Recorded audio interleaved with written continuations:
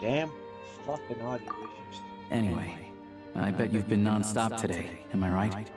Any idea how Paimon's doing? What's wrong? Who's Paimon? Her travel buddy hasn't been feeling well. She caught a cold right after they got to Snezhnaya. Sounds like she's important to you. I can't believe you've been dealing with this on top of everything you've been doing to help the people of Snezhnaya. It's definitely true.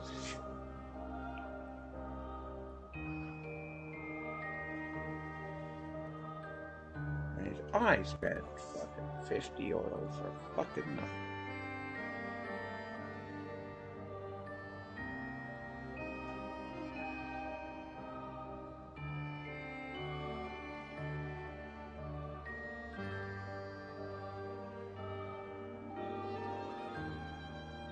I've got nothing going on right now, so I'll join you. I want to see how she's doing. May I come too? I have some candy that someone gave me back in Svietlolaidovka. Plus, I know a little bit about relieving cold symptoms. All right then, let's go.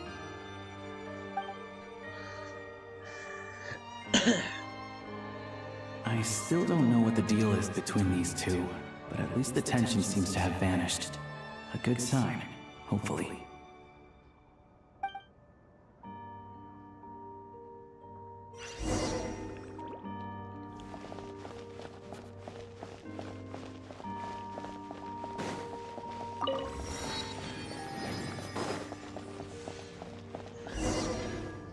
The fuck? Oh, come on!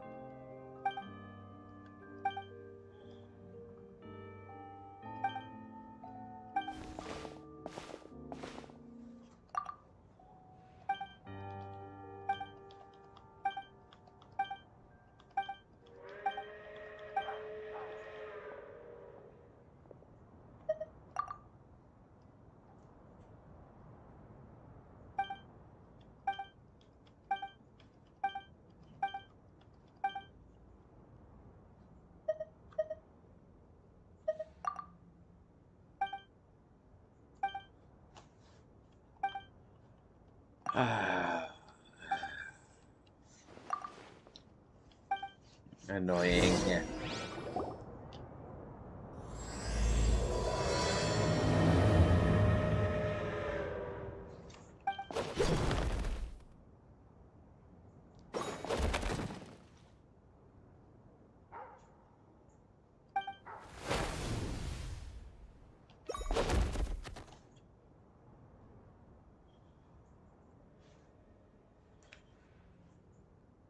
No, please, by all means, continue to fucking...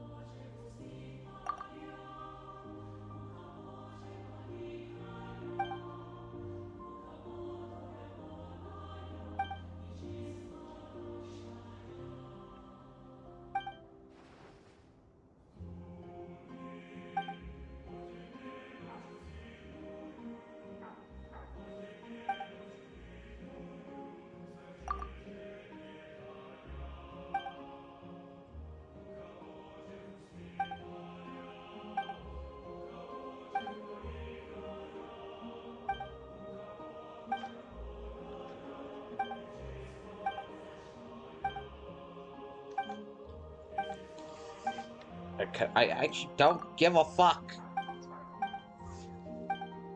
I did not want to walk into this. No,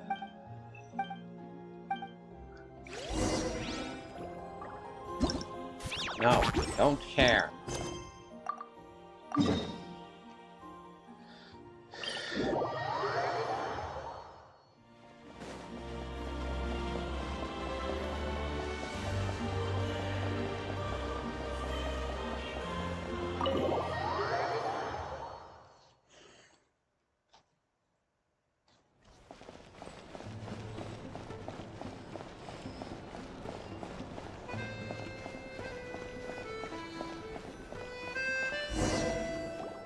Hello. Sorry, but there's a sick person recovering in this room. Can I help you? This is my fucking What room. happened? Oh, please, excuse me. Are you the Traveler? I am indeed. Could I take a quick look at your Adventurer Handbook? Master Child said I should verify your identity.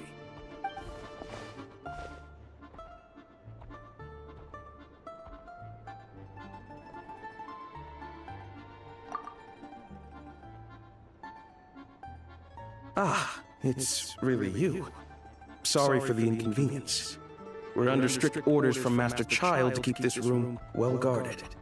At the same time, we can't interfere with Podvoye Restaurant's business.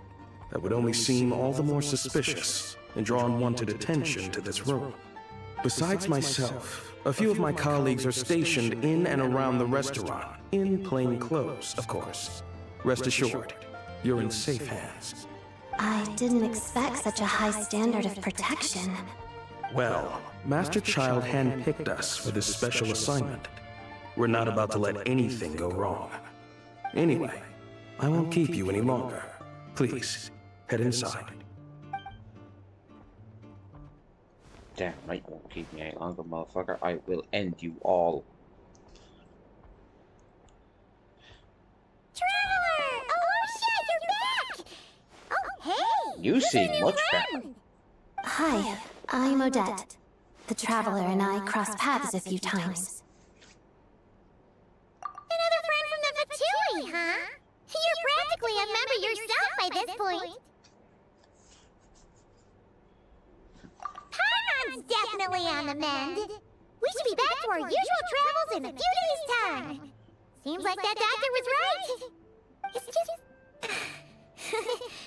Paimon's limbs are still feeling a little chilly. I have just the thing. Whoa! What's this? Is that a flame inside an ice cube? Wait, is this real ice? How's it not melting? And how does the fire keep on burning? All keen observations. You're right. This is called core ignis.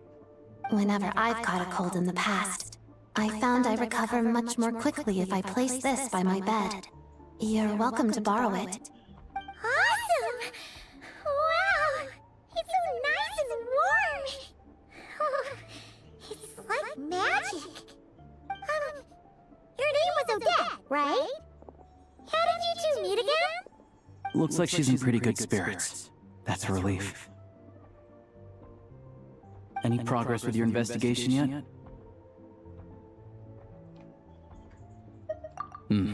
No surprises there, I'm sure. They're not likely to let anything slip.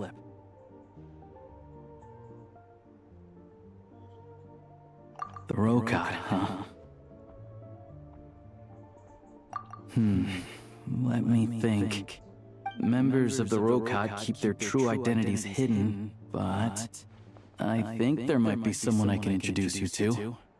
Leave it with me. Meet me at the Korolyevsky troop tomorrow, and I'll tell you how it goes. Would anyone like a drink? I'm gonna head to the bar. Paimon will have... maybe some hot milk? Yeah! Paimon's in the mood for something warm. Remember the secret chat, you two? Let's catch up properly in a minute. Paimon wants to know everything that's happened today. It'll be kinda like tabletop troop. No reason why listening to a story can't be an adventure.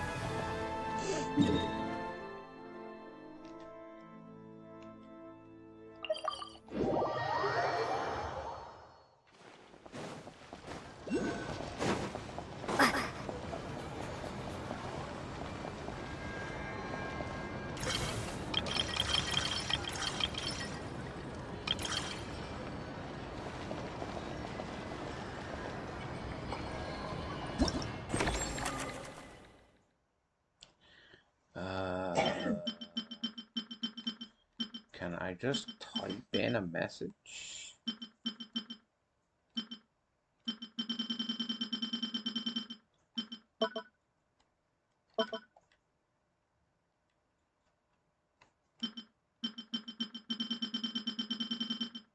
No.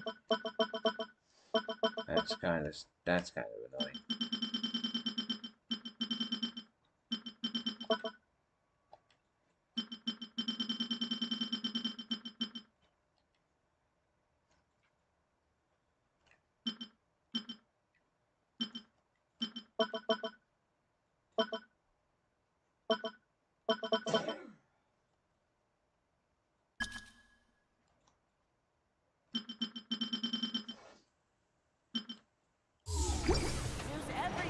That's annoying.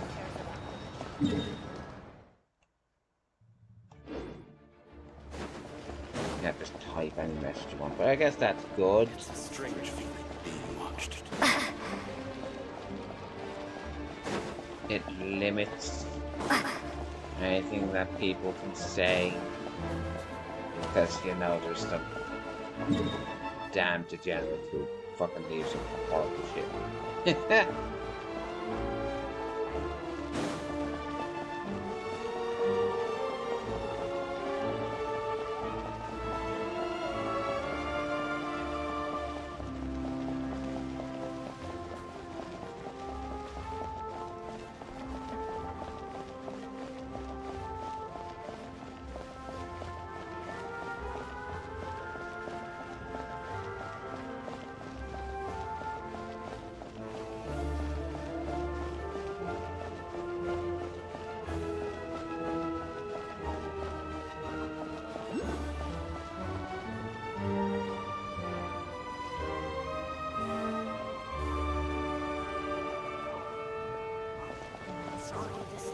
Fucking really? I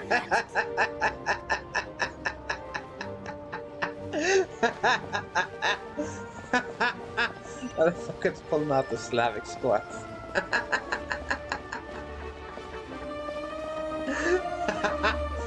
I was just, my brain can't. It's like, what?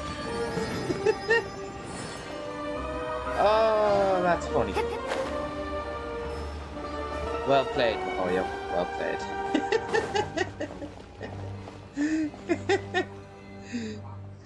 Ah, you made it. I've got some tickets, and I managed to set something up with the Rokat. It'll have to wait until after the show, though. Happy to stay and watch? I doubt you've seen the Korolyevsky troupe on stage before. Pleasure.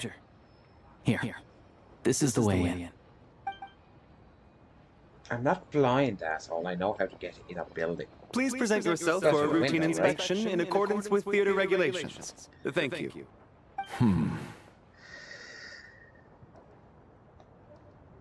Oh, you're the other 4-star. Is that guy with the fatui? Looks like he's waiting for something. Okay, all done. Thank you for your cooperation. Please proceed through to the theater.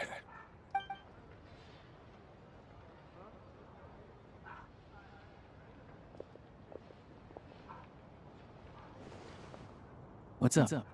Everything okay? Snezhnaya's business and political leaders are always passing through here, so it makes sense that security's tight. Still, it's a little unusual to see the Fatui's Armory Palace guard here. You saw him, right? The guy right at the back. Strong, silent type. His name's Valeri. He's part of the Special Assignments Battalion, but I only ever see him here for one thing: to look for a guy named Mitya. Supposedly a researcher, though he never seems to put much time in at the office. The theater is one of his favorite places to hang out when he's playing hooky from work. But that's not for us to worry about. Let's go. The show's about to start.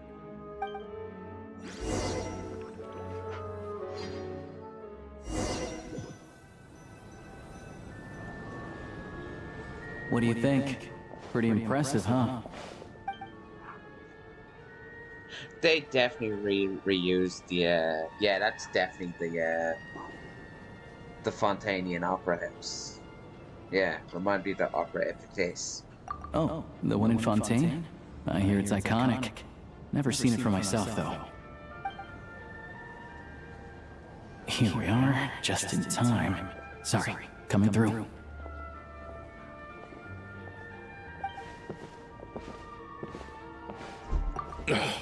If you're gonna show up late, keep your mouth shut. What's his problem? Whatever. No point arguing with people Would you like prefer that. we just walk by There without she is. apologizing? That's who I'm introducing you to later. She's the lead singer of the troupe, Vodyanitsa. Ah, the mermaid.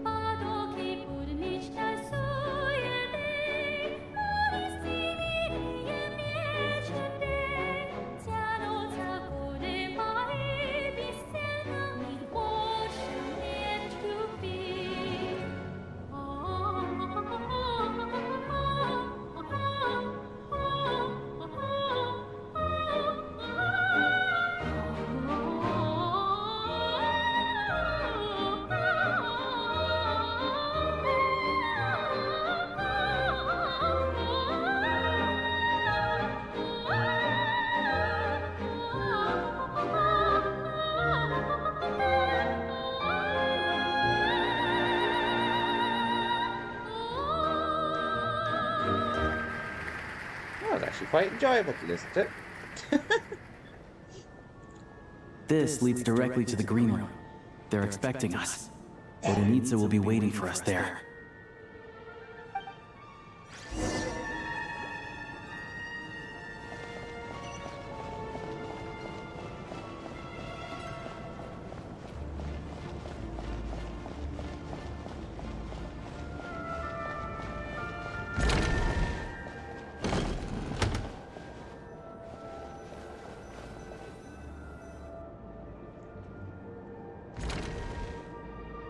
Hey there. Excuse me. Can you believe it? I am so mad right now. Come in. Oh, it's you two. Interesting. Well, we walked in on. You know each other? Oh, wait. Is this who you were telling me about? The one you met yesterday and couldn't stop thinking about? He's very anime. I never said that. Yes, you did. Why are you denying it? It was right before I went on that rant about the moody factory owner. Oh, I remember it so clearly. Might I ask what brings you two here? Oh, I just brought her here to see the show. And when it finished, she was full of praise for Vodyanitsa's performance. So I thought I'd try my luck, see if we could get the chance to chat for a bit. Maybe get an autograph? You work here. You of all people ought to know that's against the rules. It's not what the green room is there for. Oh, what's the big deal? Come on, don't be shy. I can give you an autograph. You can take a picture too if you want. Do as you please. Oh, she's not I happy. finished all my shows for the day. I'll leave you to chat.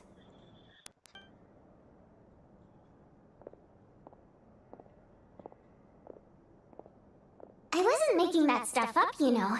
Odette's just too proud to admit it. She thinks very highly of you, and so do I. You did the right thing in Svietloladovka. We're good. Odette's out of earshot. I'll lock the door. Confidentiality, of course. The Rokat is very strict on that. So you are Whoa, part of the Alosha! robots. Not out loud! Not with an outsider here! Relax, I've taken care of it. Look at this. The President's reply sent this morning. Wait, so she's been approved to join? You told me last night that you wanted to get intel from the Rokat. Unfortunately, Rokat intel is only available to members. But ever since you set foot in Snezhnaya, we've been working together.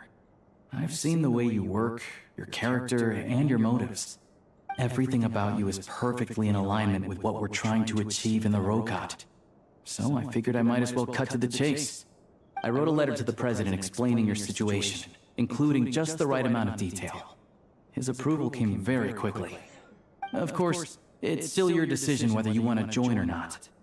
We'll respect your choice. Well, assuming Odette was telling the truth and she didn't misjudge you, I guess we don't need to worry about you blowing our cover. Still, you gave me a real fright. I didn't know that's why you came looking for me. So, that stuff you said about admiring my performance, was that just because Odette was here? Did you actually mean it? Now you're talking. That's what I like to hear. Anyway, let me give you a quick rundown of how things work. Like I said, the Rokat is a covert organization, and we hide our identities. Members typically don't meet in person or even know each other's identities. This helps us maintain a high level of independence and secrecy. Because of this, members are basically free to decide their methods without constraints, so long as the outcome of any activity doesn't violate the organization's principles. After all, we don't have any ostensible contact with each other. This way, if anything goes wrong, no one else will be implicated. Beyond the freedom to choose how you operate, it's also your choice whether to act at all. We have plenty of members who have yet to take any action. In short, joining the Rokat in and of itself won't place any restrictions on your activity in Snezhnaya. There's a code of conduct you can read if it interests you. But basically, as long as you don't plan on using your anonymity to go around doing evil, you'll be fine. I've tried reading it 5 or 6 times. Never made it all the way through. Even the most lackluster script makes for more interesting reading. Great. Then I'll go grab an official application form. Be right back. You have official application forms for this shit?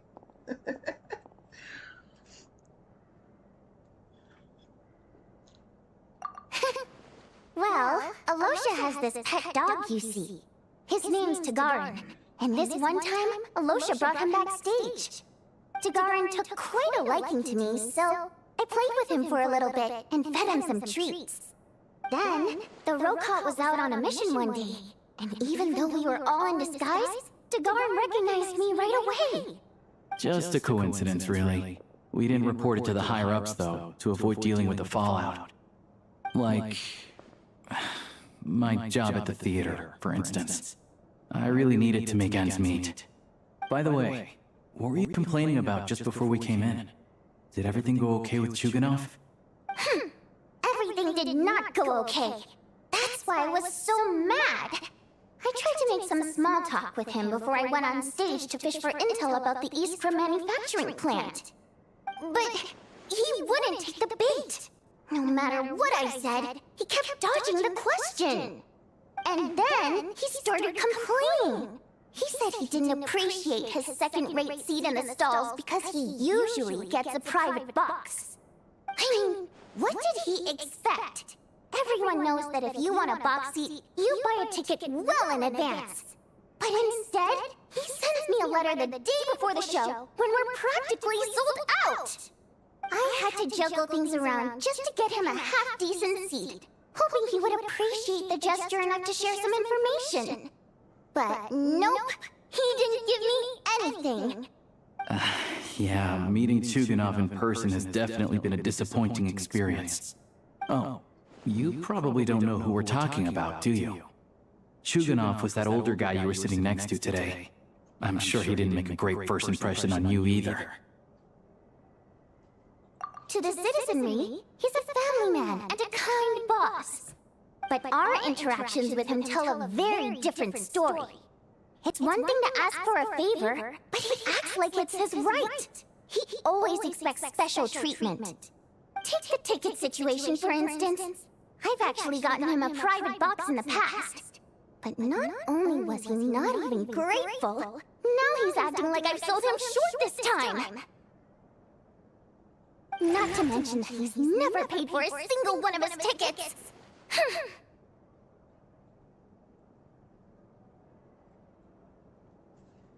And another thing, if he's such a big family man, why doesn't he bring his wife and daughter to see the show once in a while? I've never seen them here, not even once. Calm down, Vodyanitsa. If you won't do it the easy way, we'll have to try the hard way. But first things first. Here's your application form. Go ahead and fill it out. Let me read this damn thing.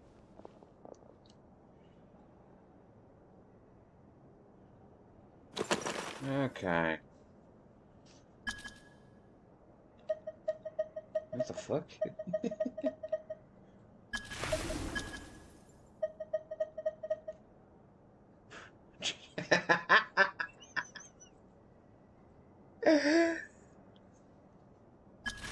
Yes.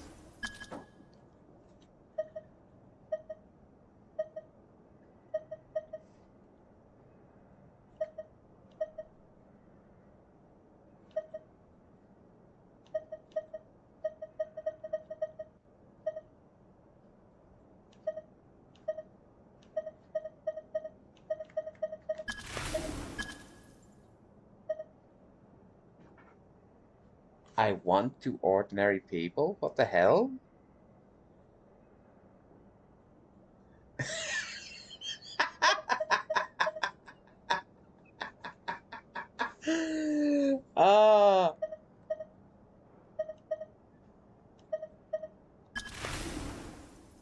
I want to... I can't get over that. Did nobody fucking spell it? Did nobody check that before it was...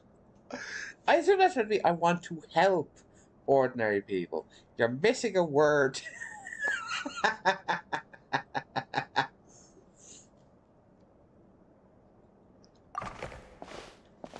Ah, that's too good. Excellent. We'll hold on to this for you. All right. Now that we're officially Rokot comrades, I can tell you. Chuganov is the target of our current operation. Recently, we've done some recon work at the East manufacturing plant, which pretty much confirms that their energy consumption is way beyond the legal limit. All we need now is some direct evidence to present to the Vitcha, so we can demand that they shut the plant down. That way, the Kresnik Crystal can be allocated to where it's needed most. I was hoping he might let slip during one of our chats, but he's too tight-lipped. We'll have to find another way. I'm meeting another regular theater-goer tonight, Mitya. But Valeri's here too, and he's probably looking for Mitya, so he may end up being a no-show. We'll see, Tom. Don't you worry. He must know how to dodge Valeri, or he wouldn't be showing up on time for every performance. Yes. Mitya is a renowned energy expert. Although we can't get any direct evidence of the excessive energy consumption at the plant, we can accidentally let the information slip to him. The authorities should take someone like him seriously. So if he starts raising questions about energy use at the Iskra manufacturing plant, there will be a proper investigation. Also, we're not allowed on site, but he has clearance. So all we need is his cooperation. Yeah, so that's the other thing we're trying to figure out. Though I think we're far less likely to make any progress on that front. Still, I hear that Mitya is a bit of a chatterbox. So, who knows? Maybe if we catch him in the right mood, he'll let something slip. What do you think? Sound like something worth your time?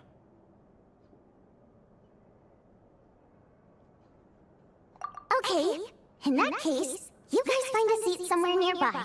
Pretend you're a couple of buddies there to eat, and keep your ears peeled for useful information. He's a huge fan, so I doubt he'll have his guard up around me. But you two need to be convincing. If he suspects anything at all, he might stop talking. Sure. Don't worry. We'll make a believable pair of buddies.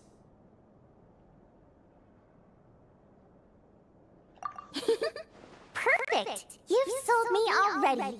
Now, help me tidy this room up a bit before we head out. Okay. What needs tidying? Everything!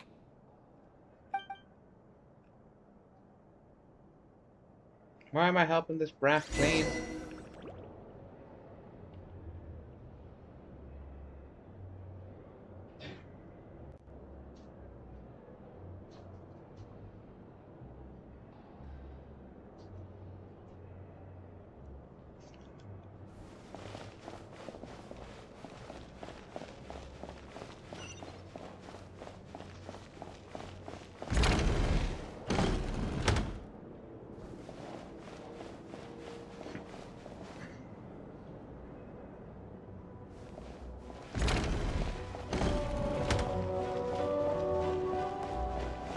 Shit.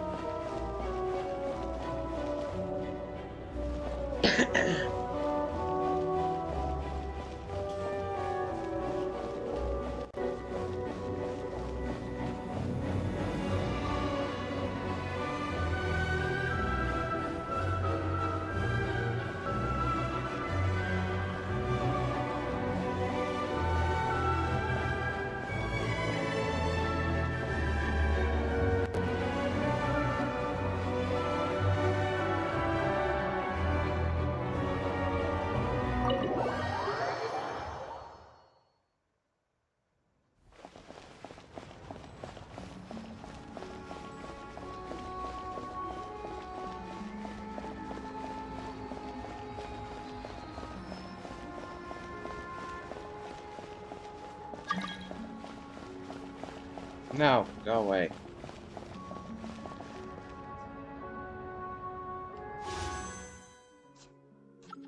You get one.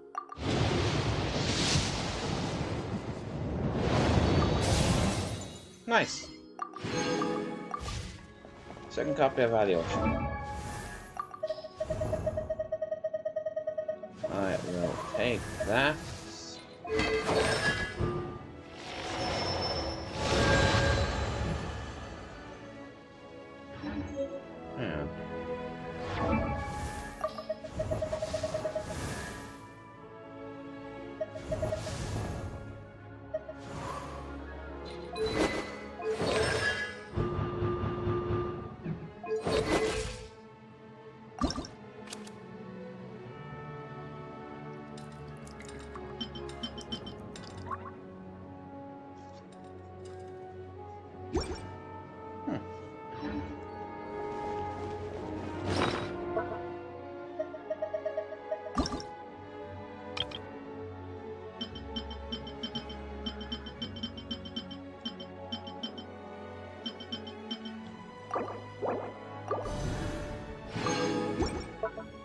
fairness, stop bothering me.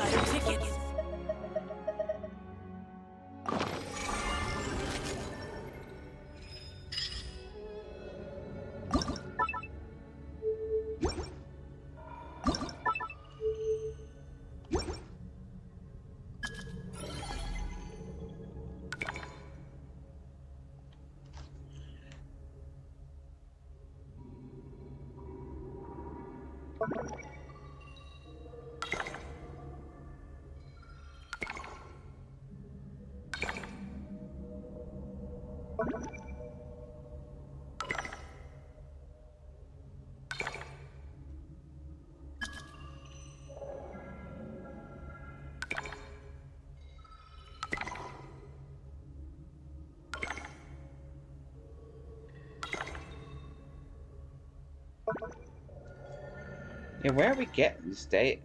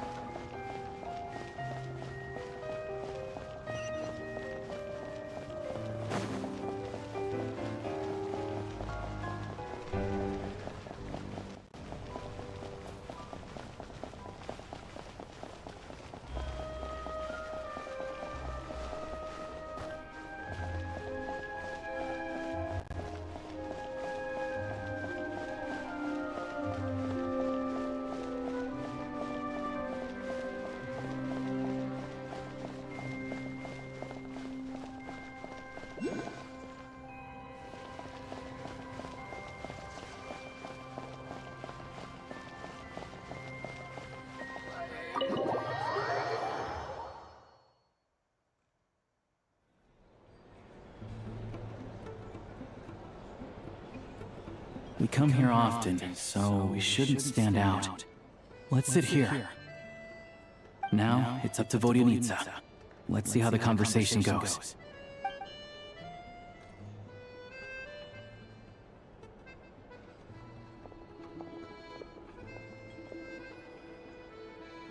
Mr. Metia! Over here! Over here! Oh, sorry. I got a little held up on my way here. Now we have even less time than we planned.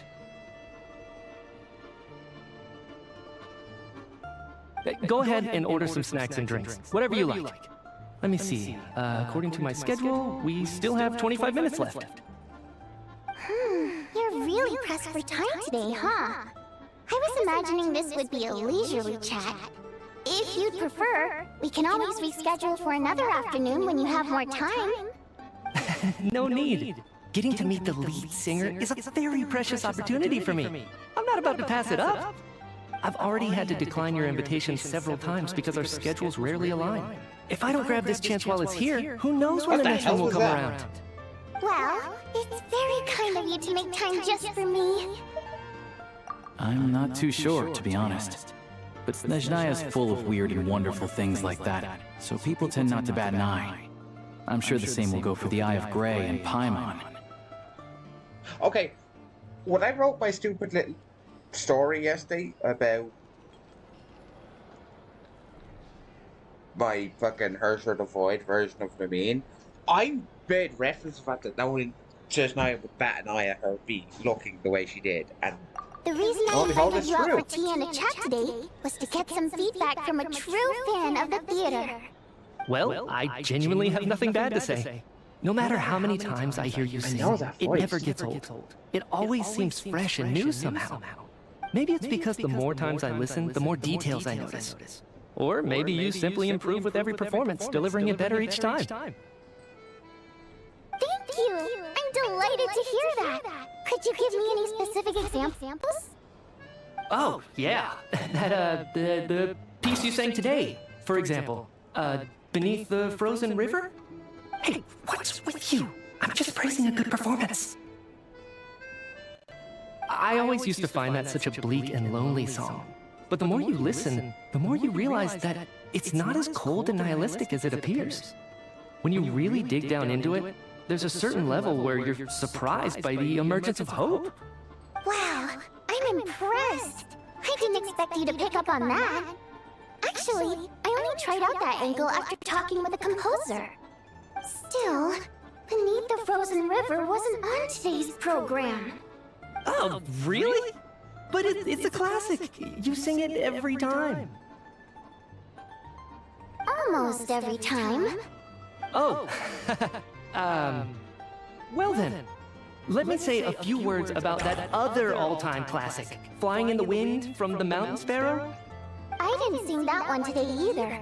My voice wasn't quite up to it, so I switched it out at the last minute. Oh, but, Sorry, Mr. Mitya, but you were at the theater today, yes? Of course I was. Remember? I said hello to all the troupe members before the show started. You, Odette, and the others. So what did Odette sing today? Elegy of the Snow-Winged Goose, of course. Correct. I see. I see. You find my singing boring, don't you? That's why you don't remember a single song. Looks like I'll need to cut a few from the program next time. No, that's not it. I swear. All right. I'll be straight with you. I'm sorry. My mind was wandering as you took the stage today. I enjoy watching your shows because the exquisite performances stimulate the mind. It always sparks some inspiration for my research. So, whenever I get stuck at work, I come to the theater for a change of pace. Odette's dance during the Elegy of the Snow-Winged Goose today was simply incredible. It got me wondering what she's been going through recently. That look of sheer defiance in the face of utter tragedy? It was so inspiring. I started scribbling in my notebook right away. Not that I made a ton of progress in the grand scheme of things, but I still think it was productive. By the time I snapped out of it, the entire show had finished. So what you're saying is, you didn't listen to my singing at all? Unfortunately not. I'm sorry. I don't know which is more disrespectful. The fact that I don't always come for the show itself, or the fact that I missed your performance. Seems like things are getting a little awkward. Mitya just stepped into a conversational minefield. If there's one thing Vodyanitsa doesn't like, it's people who show disrespect for her performance. This meeting was so hard to set up. Don't tell me it's already falling apart. It's fine. I suppose this is I'm curious, is affirming that in its own way. her At actual least, mic it shows that our singing? performance really touches people's hearts, right? Or does she actually Don't let it need bother them you. to speak? It certainly doesn't bother me. She's showing a lot of restraint.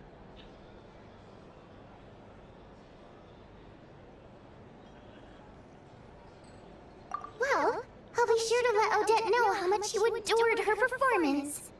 Please don't say that. I always love your performances too. It's just that inspiration struck at the wrong time today. I'm usually all ears. I know, I can tell. That's why I value your opinion. I'm sure some people can't stand it when others praise their coworkers right to their face, but not me. No, sir. Fair enough. I still feel kind of bad though. But you know what I really can't stand? People who only show up to the theater to pretend that they're cultured. Makes me sick to my stomach. Oh yeah, 100%. There are too many of those people around. By the time they're walking out the door, they've forgotten all about the show. What's wrong? You look furious. I don't know if you've heard about the boss of the Eastborough manufacturing plant. He isn't even a theater investor, but he always demands the same privileges as actual investors. Box tickets only, premium drinks, even the right to request specific songs. Well played, Vodyanitsa. Seems like she's harnessing her rage to steer the conversation back on track. Now that you mention it, I've interacted with that guy before. I gotta say, everyone holds him up as an example of a benevolent businessman, but I don't know. I don't see it. Yeah, he couldn't care less about what's happening on stage. He's just there to flaunt his social status. I hate that I have to prepare programs for guys like that. What's the big deal with that factory he runs anyway? I asked around a bit and heard some pretty shocking stories. Sounds like he's just another greedy capitalist. Oh, really? Yep, the things people are saying are pretty damning. Low wages, insanely long working hours, equipment running around the clock. And as if that's not bad enough, he also strictly forbids his employees from giving any kind of interview. Project Stuzha has now been extended so many times, we're at the point where crystal rations for the common folk are barely enough to survive on. Yet he even wants to get his greedy hands on them, just to boost his own profits. If the rumors are true, he's in serious violation of the law. Interesting. So you've heard about it too? What? So it's really true? Who knows? I've only heard the same rumors you have. But there's no smoke without fire. The Rooster's been coming down on us hard lately, demanding that we track and trace every single batch of Crystal. My coworkers in the Department of Energy have been tearing their hair out over it. The Rooster? I didn't realize he cared that much. Yeah. Even though there are no restrictions on Crystal trading, the poor will wind up freezing to death if we let the rich buy as much as they want. That's clearly unfair. Looks like we'll need to arrange an investigation into the Iskra manufacturing plant as soon as possible. I never knew you kept up with current affairs beyond the theater, Miss Vodyanitsa. You really have a heart for the common person. Most Fae in your position have long been indifferent to the plight of humans.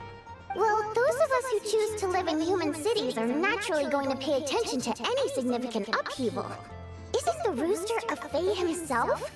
I'm just surprised to learn that even someone with as much experience as him is getting so stressed out over Project Stuzha. What is the end goal of this project anyway? This is it. We're finally going there. I'm sure Mitya can sense on some level that she's fishing for information. Oh, easy. Since their conversation is so relaxed, she might just let something slip. The shade of death. It's stressing me out too. If I'd only made better progress with my research, things wouldn't have dragged on this long. Oh, so your work is related to Project Stuzha? That's right. The Armory Palace needs a brand new energy source. Not the power of the Light Realm and not elemental energy. Right now, the only thing that meets the requirements is the power contained within stellar linchpins. But harnessing that power is costly. Each step of the process requires enormous amounts of Kresnik crystal, from extraction to quantification to attempts at conversion. Progress has been painfully slow, and the team is getting burned out as time goes by. Sometimes, I see people staring into space as if in a trance. Could it be That this new energy source has side effects? No, it doesn't affect us, because the energy is used for... Okay,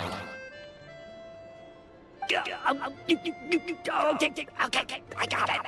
Stop choking me. I like him. Sorry, I can't talk about that. I think we're all just exhausted. We've been working ourselves to the bone for so long, with so little progress to show for it. It's no wonder people are struggling to stay motivated. Seems like I owe you an apology. I shouldn't have gotten so mad at you for not paying attention during the show. Don't worry about it. I count myself lucky, to be honest. I don't envy the people who work closely with the Tsaritsa herself. I'd much rather be in my current position. At least I don't have to shoulder any major responsibilities. So they're trying to develop a completely new kind of energy. Yeah, censored by a scarf. Who would have thought? Oh, dear. It looks like my time is up. I'm afraid I have to leave. I'm so sorry. We ended up barely talking about the theater. That's okay. It was a pleasure chatting with you, really. Let's make up for it next time. Yeah, hopefully once the work pressure eases up a little, I'll be able to focus more on the performance, and then we'll have more to discuss. We touched on some confidential issues today. I'd be grateful if you could keep it between us. That could have gone worse. Nice job. Why was Mitya in such a hurry to leave, though? Why do you think? Sorry, routine inspection. The bear's here.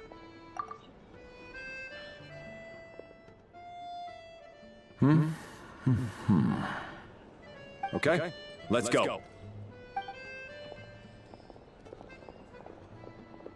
So he wasn't rushing to get back to work. He must have calculated that Valeri would find him here in exactly 25 minutes. That's frighteningly accurate. One of the main duties of the Special Assignments Battalion is to ensure that important figures stick to their schedules. All right, time for us to get going too. Excuse me, check please. We'll settle our check too, then. Hello there. Mr. Mitya paid the check before leaving.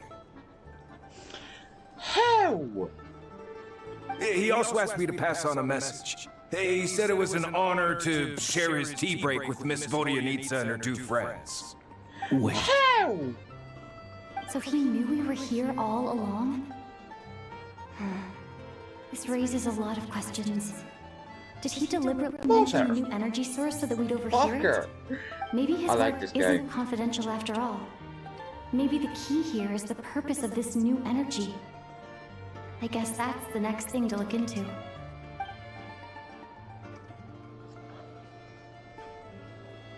Vodyanitsa and Alosha have both left. Time to head back and call it a day. Motherfucker.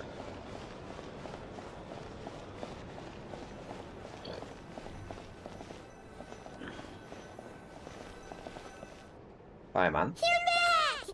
You're pretty early today. Paimon was just gonna mention that. After she woke up today, Paimon felt like her temperature was completely back to normal. But her strength still hasn't returned. Still, there's some good news. Paimon thinks she might have figured out the source of the problem. It's like there's some kind of mysterious power affecting Paimon. Paimon's never felt this way before during any of her travels. She only started feeling this way since we arrived in Snezhnaya. That's right. The Armory Palace needs a brand new energy source. Could that have something to do with this? What is it? You're making that face again. You know, the one you get whenever you have a light bulb moment?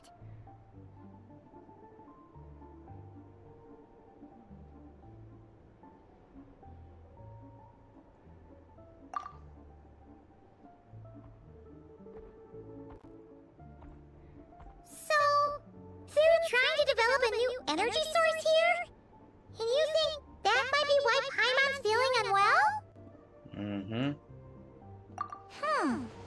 Well, Mickey denied that the energy they're researching has any side effects. Although, he did say that people working on the project have been having issues with their concentration and short-term memory. And even so, those are completely different symptoms from Paimons. It's pretty faint, so it's kind of hard to tell. But if anything, it seems like it's coming from roughly the same direction as the Armory Palace. Sure, Paimon's with you there. But how, though? The robot only has a limited amount of intel.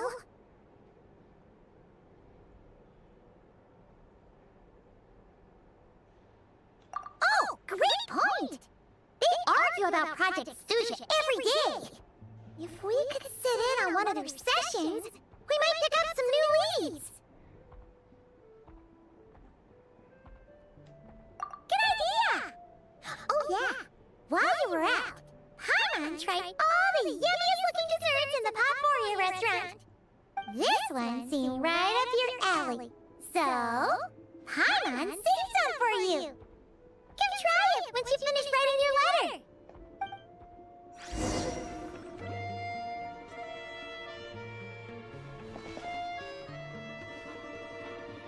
Very square.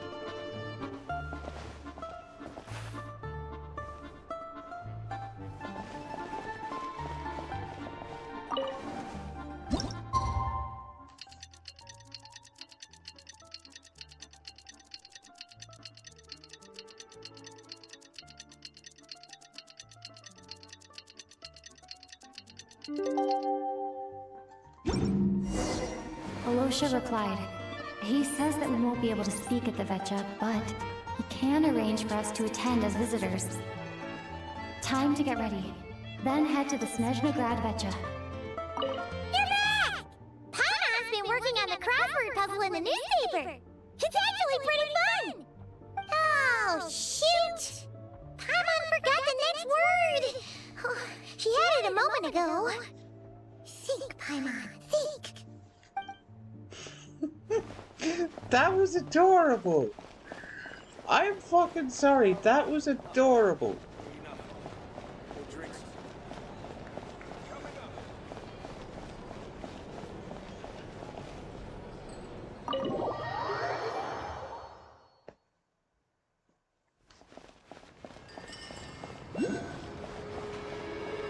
Think, Paimon. Think.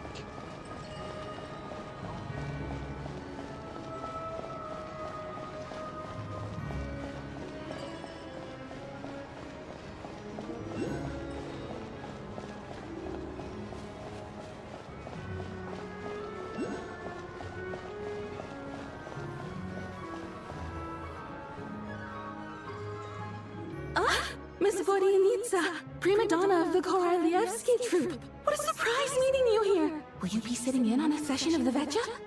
Sorry, I'm not taking interviews today. Oh good, you're here. The session's about to begin. Let's get inside. Please wait, Miss Vodyanitsa. Could you introduce me to your new friend?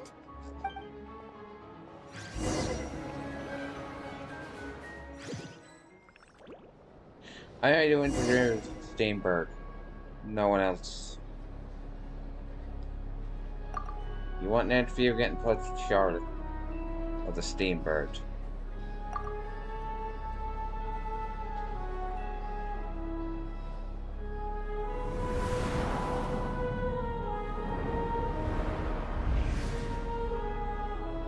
In summary, the energy management commitments made for the outgoing period have been delivered upon. Furthermore, both the production and consumption of Kresnik Crystal show clear signs of stabilizing. The relevant agencies have assessed the present circumstances and determined that the status quo can be sustained until the next period. For detailed statistics, I would refer you to the industry reports that have been distributed to all persons present. It should also be noted that while the recent blizzards have led to a significant increase in people's energy expenses, this is strictly a short-term phenomenon associated with a remotely located monster. Her Majesty the Tsaritsa is giving her full attention to this matter. We should have every confidence that it will be dealt with swiftly and conclusively. A financial report on disaster relief is also present in this report, courtesy of Pantalone.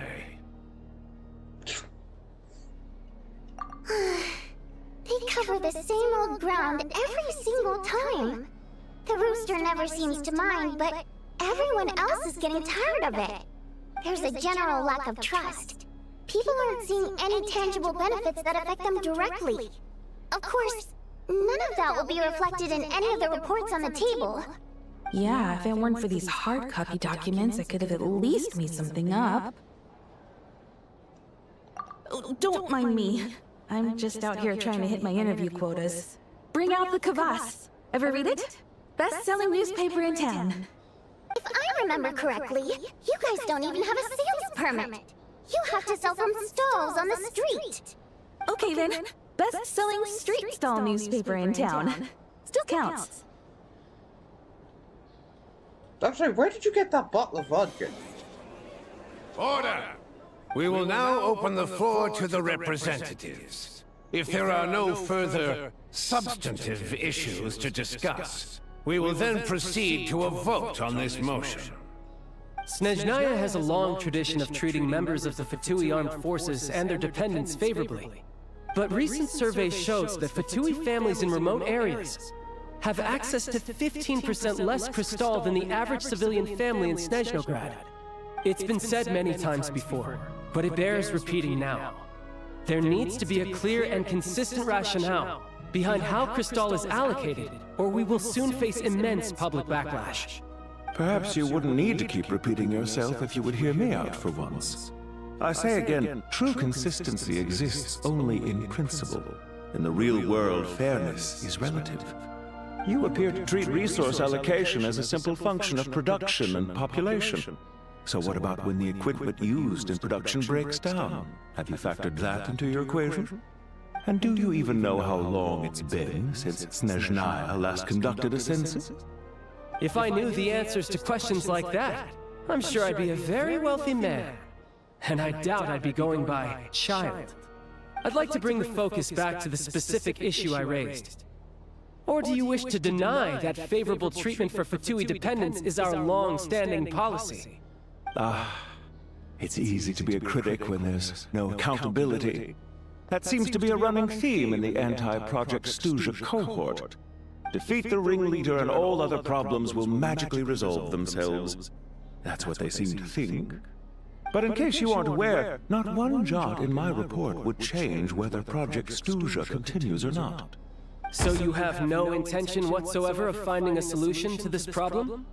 On the contrary, I'm the only one here who ever brings solutions. Child opened by speaking up for the armed forces. Regraders struck back with style and a war of words ensued. The hell? What the fuck was that? Our reporter was live on the scene to get the audience's reaction as it all unfolded. Who do you support? The people have spoken! Child received raucous applause from the crowd as he pushed Regrader onto his back foot with a relentless barrage of questions. It had to be seen to be believed. Now you see why they don't have a sales permit. Bitch, I don't fucking care. However this reporter wants to spin things, I haven't forgotten that Tartaglia was representing the Northland Bank when we first met in Liyue. So, surely their relationship can't always have been this strained. You two are getting off topic. Let's focus on what the data is saying. Mr. Pantalone, may I speak on your behalf? Oh, please do. I'm more than happy to save my breath. Crystal distribution policy undergoes modifications with each new period. The ultimate goal being to find the most reasonable method of allocation, which I believe is what Mr. Tartaglia also seeks. But I fear many may have been misled on this topic by extremist activists. To clarify, Project Snezhnaya is not the root cause of the problem. It is merely a framework for resource distribution. The most recent reports all point to Snezhnaya's resilience and adaptability during this period of fine-tuning, and give clear indications that a distribution framework is improving with each iteration. To make drastic adjustments without first considering the risks would likely do more harm than good. It would be a waste of the hard-won experience we've gained to date. Renowned scholar of finance, Arapov spoke up to clarify the fiscal logic, clearly alluding to social organizations like the Rokad in his words. With the notorious Lelek still active to this day, should the Rokad be held responsible? No, there is someone else to blame.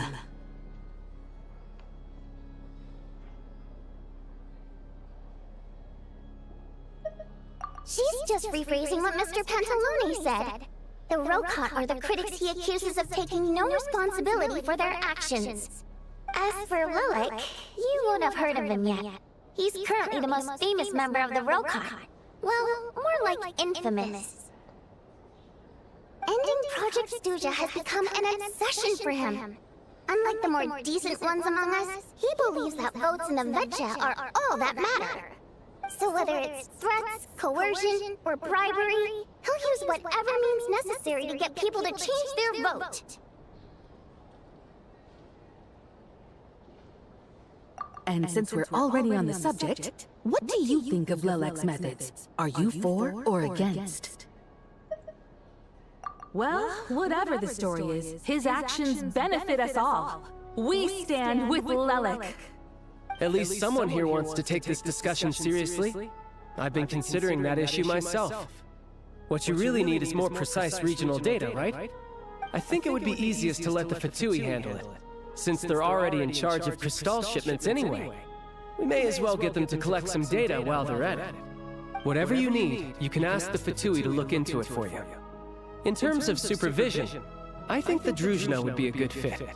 I had hoped to discuss this with Miss Vesna, but sadly, she's not present. I will be happy to take a note of your suggestions and present them to Commander Vesna for a decision upon her return. The Commander has always taken a keen interest in Project Snezhnaya. However, given the Druzhna's demanding workload, I'm afraid it may prove difficult for them to provide any practical support. Let us refrain from jumping to conclusions until a concrete and actionable plan is in place. My apologies, Lord Rooster. There are numerous issues to address here, including manpower, time sensitivity, and reporting lines. Nevertheless, I support drafting a proposal. Follow the usual procedure, and it can be raised as a new motion for all parties to evaluate at the appropriate time. In that case, I'd like to share one thought before the proposal is drafted. The issue of time sensitivity was raised just now, which I presume relates to the official reports. In fact, the Energy Commission already collects regular statistics on each urban center and its surrounding area. Would these be of any use? That's a good idea. I read every issue of Svietlo Lydovka's report, and although my focus is mostly on the section about equipment operation, the energy consumption statistics also yield a lot of insights. Be that as it may, does no one see an issue with using local data to determine Crystal quotas? In the long term, it seems like a very risky solution. Not if they are used purely for reference. So long as we have the report from the Northland Bank's headquarters to corroborate it, no one will be able to fool me. Very well, then. It appears that this arrangement is acceptable to all parties. Yeah, sounds good to me. The members reached a provisional consensus on the issue of improving treatment for Fatui soldiers.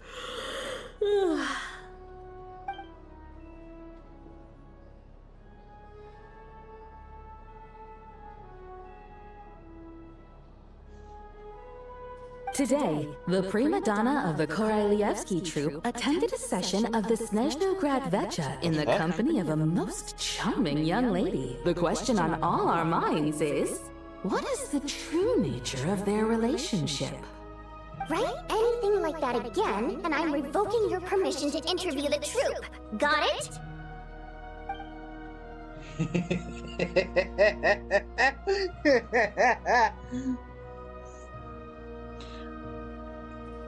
If you do anything to piss off my girlfriend, and I will kill you. Pretty much that's what that was. Like, I do not need Odette pissed off at me. Do not write that.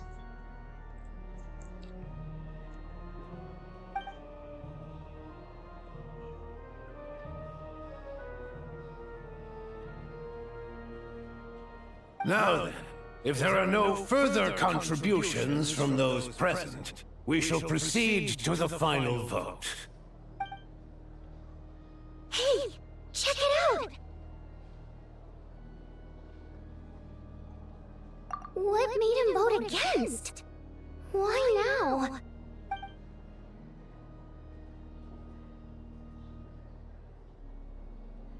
The votes have been tallied.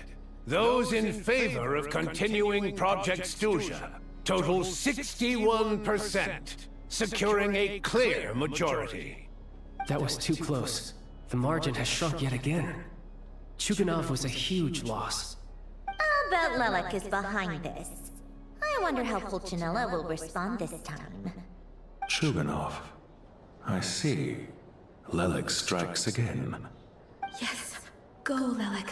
Once Project Stuzha is defeated, our unwavering support at Bring Out the Kvass will finally pay off when we make our comeback. I can taste our victory already! In accordance with the result of this vote, Project Stuzha will remain in effect until the next Vecha period. Finally, may I remind us all, we debate only for the greater glory and solidarity of our nation.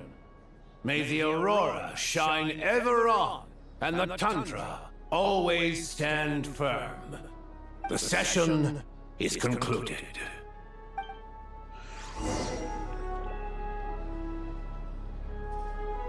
That was actually kind of interesting, I'm not gonna lie.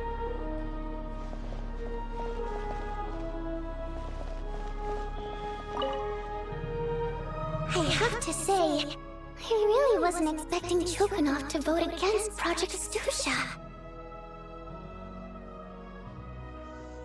Well, in principle, Snezhnaya's business and political elites ought to be the ones least likely to oppose it.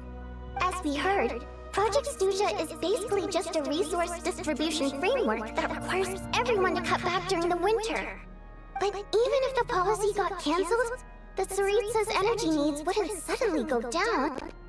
The extra demand from the public would have to be filled from somewhere. So logically, the factories would have to take the hit. I got a letter from Mr. Mitya just before today's session. He said he's confirmed that there are issues around overtime and excessive energy consumption at the Eastford manufacturing plant. In a situation like this, once the Rooster receives the report, he'll order the factory to halt production and submit to an investigation before issuing a penalty. But that's a week-long process, and thus didn't make it onto the Vecha agenda this time. I don't think he suspects anything so far. Exactly.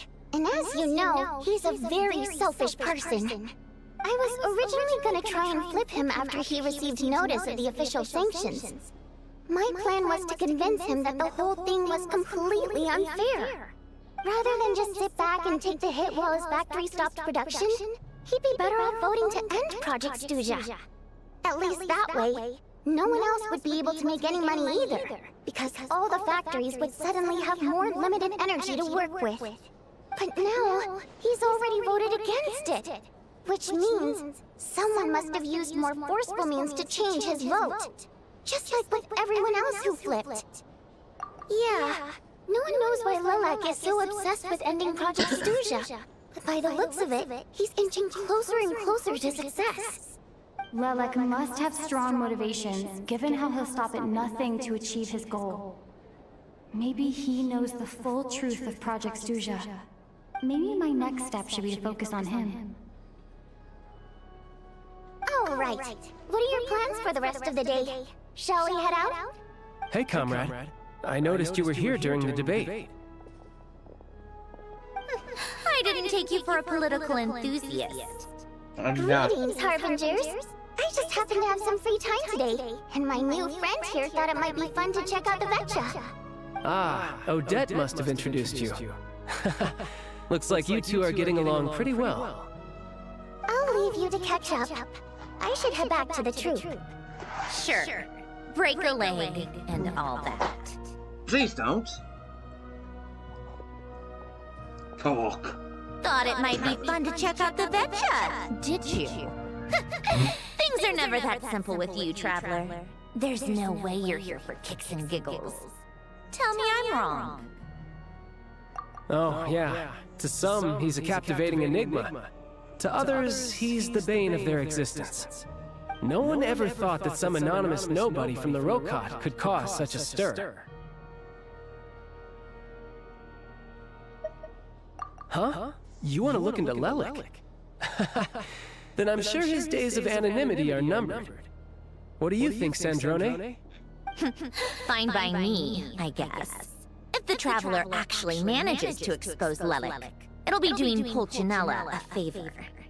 In return, it seems fair to let her in on what we've learned so far. My thoughts exactly. Sharing is caring after all. Head back to Glupov and grab the files on Lelik. It's easier to just pull the records than go through the rigmarole of getting the Traveler a visitor's permit. As you command, child, sir. In that case, since we're going to be waiting anyway, I'll have someone brew a pot of black tea.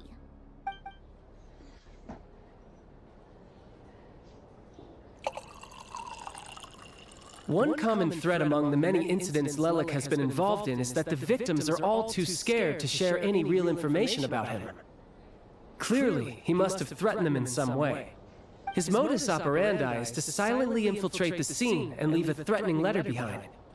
But neither the letters nor the crime scenes ever yield any clues to his identity. So all these files have to offer are short statements by the people affected. They don't give us a lot to go on. If nothing else, it shows we're dealing with a trained professional who's versed in counter surveillance. Yes, and to that point, he often strikes in highly secure locations. The victims are high-ranking and influential people who take their personal security very seriously. Somehow, Lelik slips right into their rooms without making a sound. There's never any eyewitnesses, nor the slightest trace of a break-in. If he can get in and out undetected, it means he can strike without warning. Not that that's ever happened so far, but the thought is enough to scare these people sleepless.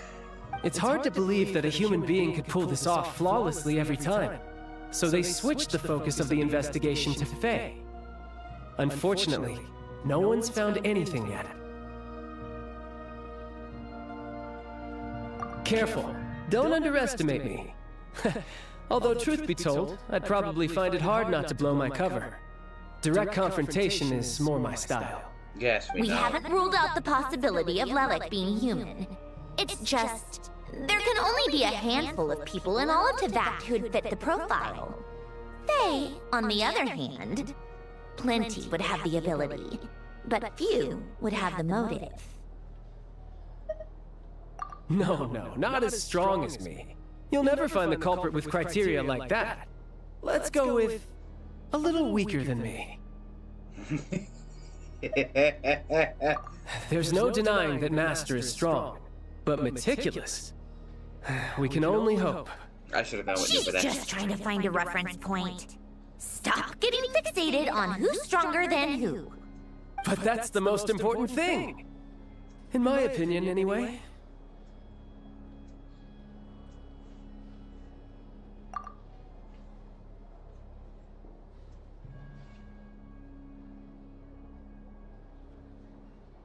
Odette? Yeah, that seems about right. Her skills are solid, and she's always calm under pressure. Except she's Fatui, so the likelihood of her working against us is pretty low. But yeah, much more accurate than your previous example, at least. No, wait a moment. Maybe we should interrogate that assumption. What do you mean? Which assumption? Her Fatui identity doesn't necessarily exonerate her. And when you think about it, the Rokot would be precisely what she needs to conceal her identity. Plus, she wouldn't need to be such a pro at covering her tracks. She'd already know where the Fatui will be and when, so she could choose the perfect time to act. Oh, yikes. I was just thinking out loud. Why is this starting to sound like such a convincing theory? Still, what reason could Odette possibly have for trying to call off Project Snezhnaya? Arlecchino would be the best person to ask. She knows Odette best. Unfortunately, she isn't back yet. Rosaline used to open up to her in private about her struggles with Odette. As I'm sure you can imagine, Arlecchino is quite a lot better with children than Rosaline was. She gave her some tips on how to handle the situation, and Rosaline managed to reach a settlement with Odette before leaving. So I suppose there were at least no lifelong regrets left behind. Beyond that, I don't know the details about that side of things.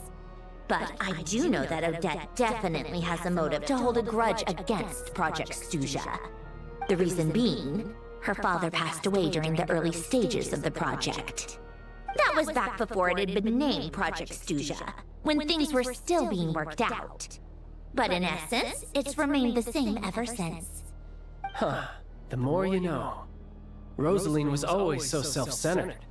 I never understood why she started paying so much attention to Odette.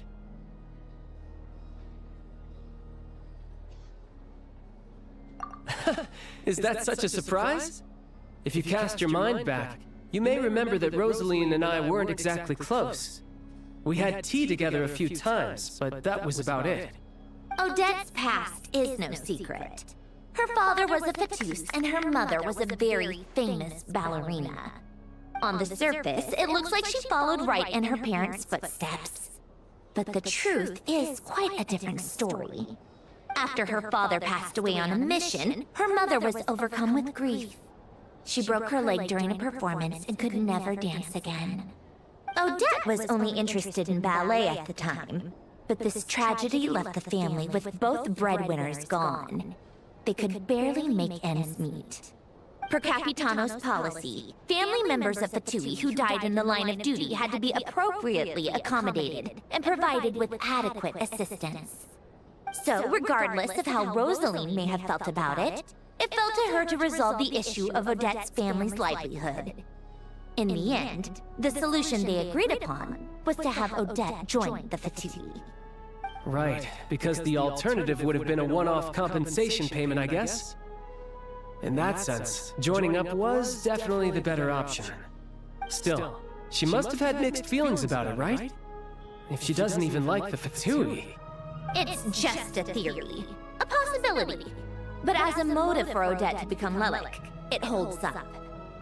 That said, I have no idea where Odette's head is at right now, or what her conflict with Rosaline was about. Plenty of people were on bad terms with Rosaline. I have no intention of trying to figure it all out. Yes, but there's not much point in discussing that now. Yeah, back to Lelik. Since our investigations so far have turned up next to nothing, we've got nothing to lose by trying a new angle.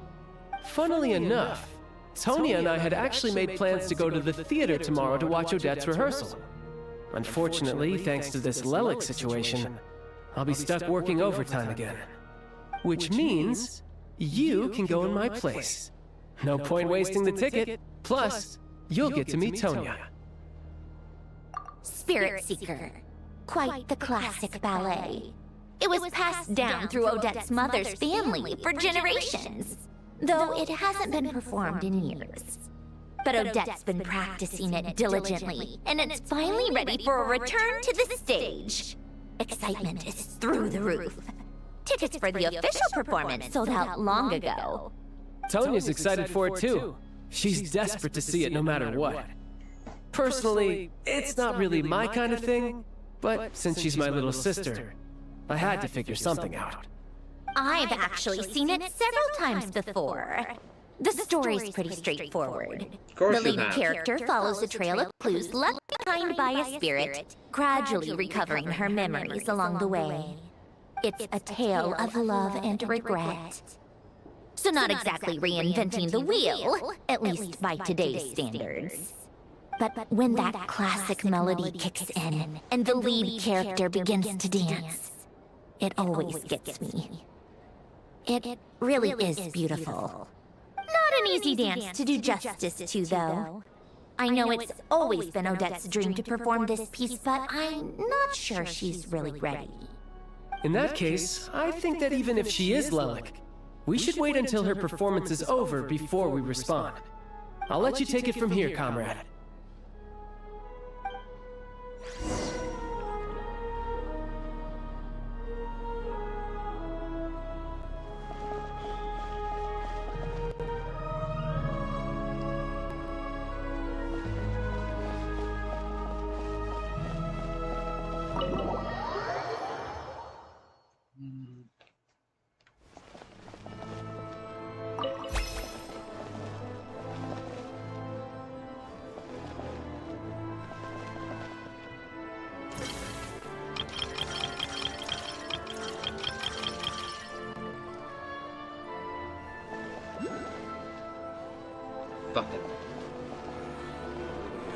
Fucking the boo-boos.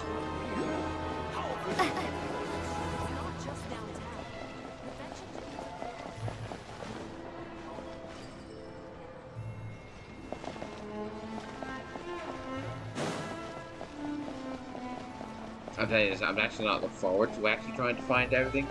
Like 100% this map. This map looks fucking cancerous to try and 100%.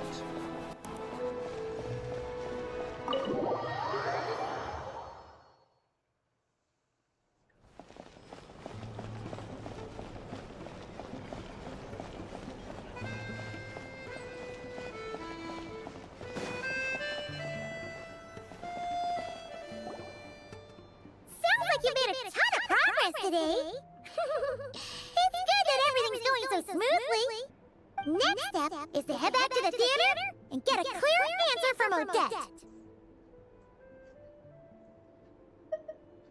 Either way, Paimon doesn't get the sense that she's a bad person. Sure, she might have done some pretty extreme things, but Paimon bet she has her reasons. We don't Maybe this is know going she's too the far, actual. but with everything she's managed to do so far, wouldn't it make more sense in theory to be even more, you know, heavy-handed? Why even let her when she could, well, we know there are plenty of other ways to keep people in line, right? The point is, she could have gone further, but she didn't. So, if it is her, she's got some principles at least.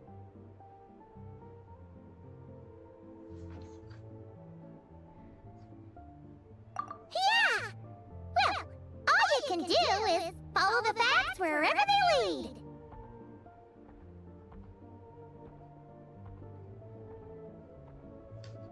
No change, really. But that thing Paimon told you about yesterday? Paimon feels like she can sense it more clearly now.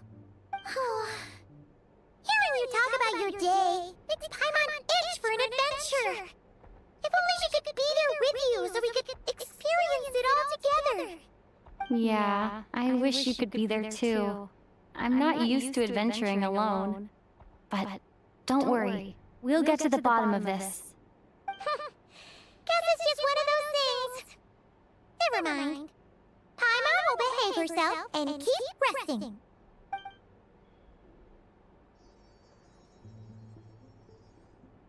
If Odette is Lelek, she may well have inside information on Project Stuzha. Her father was involved with the project's early implementation and tragically died in the process. Now, she's dedicated herself to bringing it to an end. It's hard to imagine she could have gotten this far without knowing anything at all about the Tsaritsa's true intentions. When she spoke to us as a member of the Fatui, how much did she let on? And how much was she hiding? Only time will tell. Maybe tomorrow everything will be answered. Hey look! It's snowing! Could be a tough day ahead! Make sure you wrap up warm tomorrow!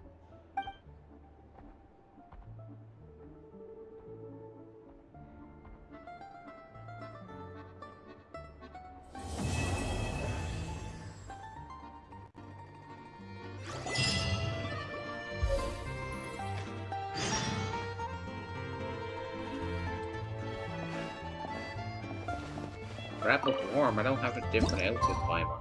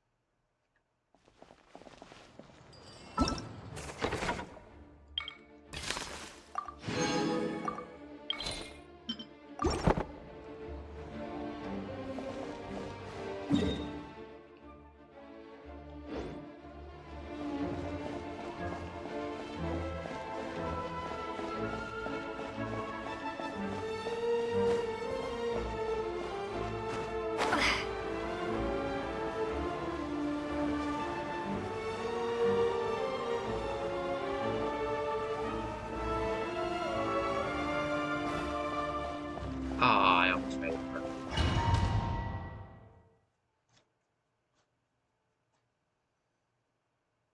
What the hell?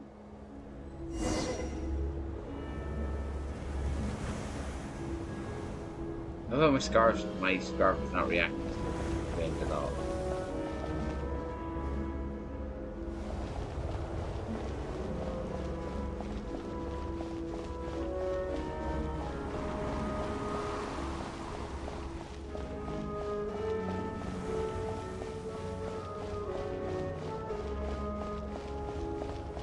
What the?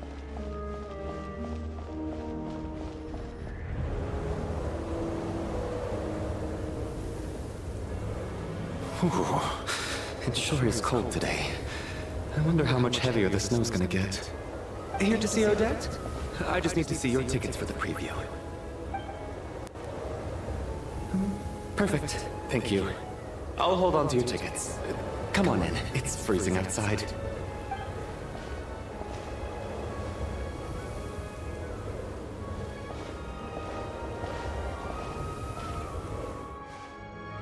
Yeah, the traveler had no reaction whatsoever.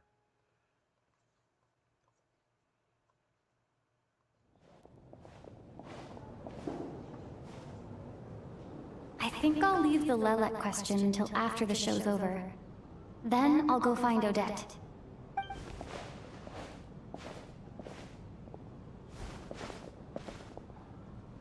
Child said he was originally going to come with Tonya.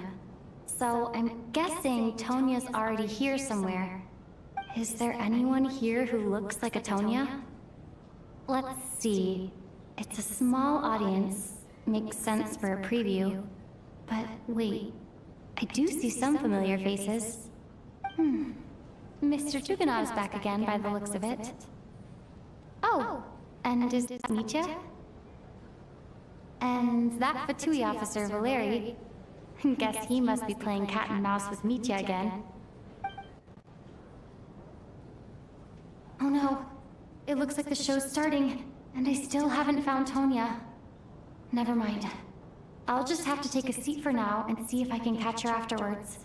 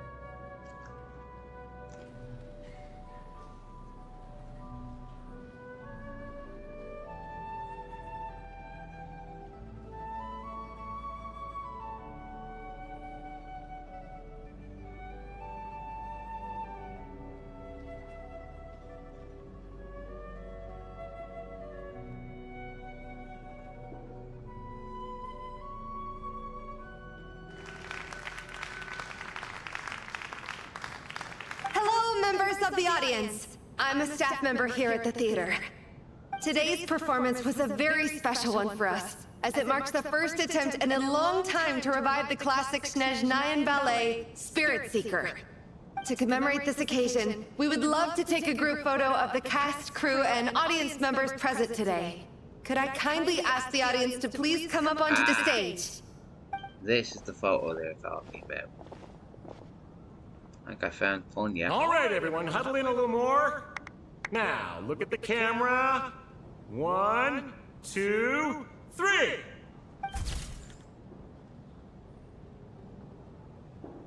I love the fucking scarf. Oh, I love him. Are you quite satisfied, Mr. Energy Scientist? I rather hope you don't have any other escape plans to add to my workload today. What are you talking about, Sarge? This was simply my way of inviting you to watch Miss Odette's new show with me. And wasn't the performance spectacular? In the future, I heartily encourage you to take a leaf out of my book. Find some soul-nourishing pastimes to enrich your time outside of work. It was indeed a fine performance, but I must correct you on one point. This is not time outside of work. These are working hours. Working hours and non-working hours are just a social construct. Human technology can never advance if we're too rigid in our thinking, Sarge. May we leave now? Already? I mean, I was kinda hoping to soak up the atmosphere for a little longer, but... No? Okay, guess I'm pushing my luck. Didn't seem like too much to ask, but fair enough. Off we go then, Sarge. Back to the land of working hours. Lead the way. You're Mitya. You're Tonya. That has to be her. She's the only person in the audience around Tonya's age. Excuse me? Are you Tonya? Huh? Your brother's busy today, so I took his ticket. Don't worry about him. He's fine. Oh, okay. Sorry for the trouble. What's wrong? Are you sick? No, I'm fine. It's nothing. Maybe she caught a cold on the way here because of the weather?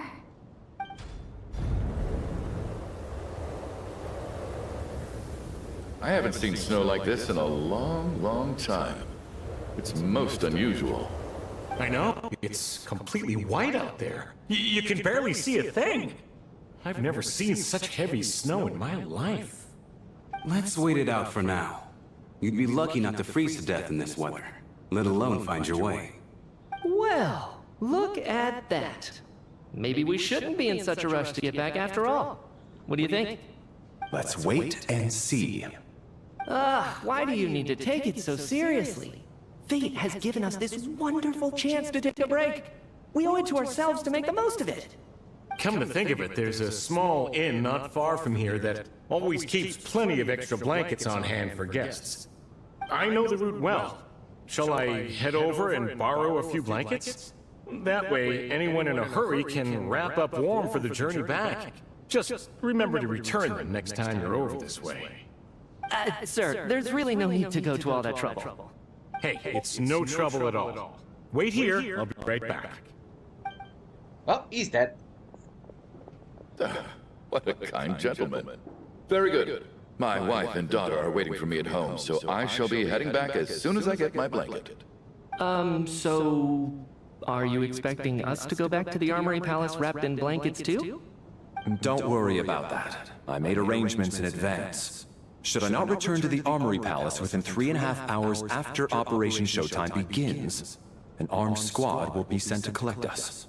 They will escort us back. You are one of our key military personnel, so any weather-related risks must be eliminated. Operation Showtime? So, wait. Every single time you drag me back to work when I sneak out, it's a whole official operation? I gotta say, you've really turned this into quite a moral dilemma for me. It's snowing pretty hard out there. I think you should stay here for now. You seem a little under the weather. Sure. My brother might might come pick me up in a bit anyway. Time to get to work. I should head backstage and find Odette. I need to look her in the eye and ask her about Lelek. Excuse me, are you looking for someone?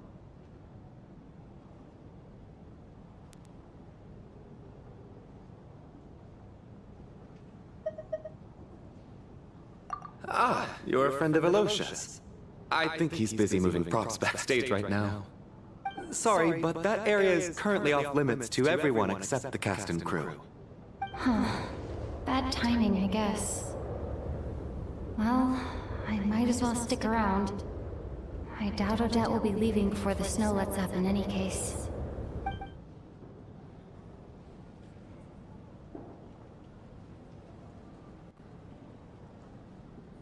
What happened to the gentleman who went to fetch the blankets? How has he still not returned? Oh, he's dead. I was thinking the same thing. It's still snowing very hard. Do you think something might have happened to him?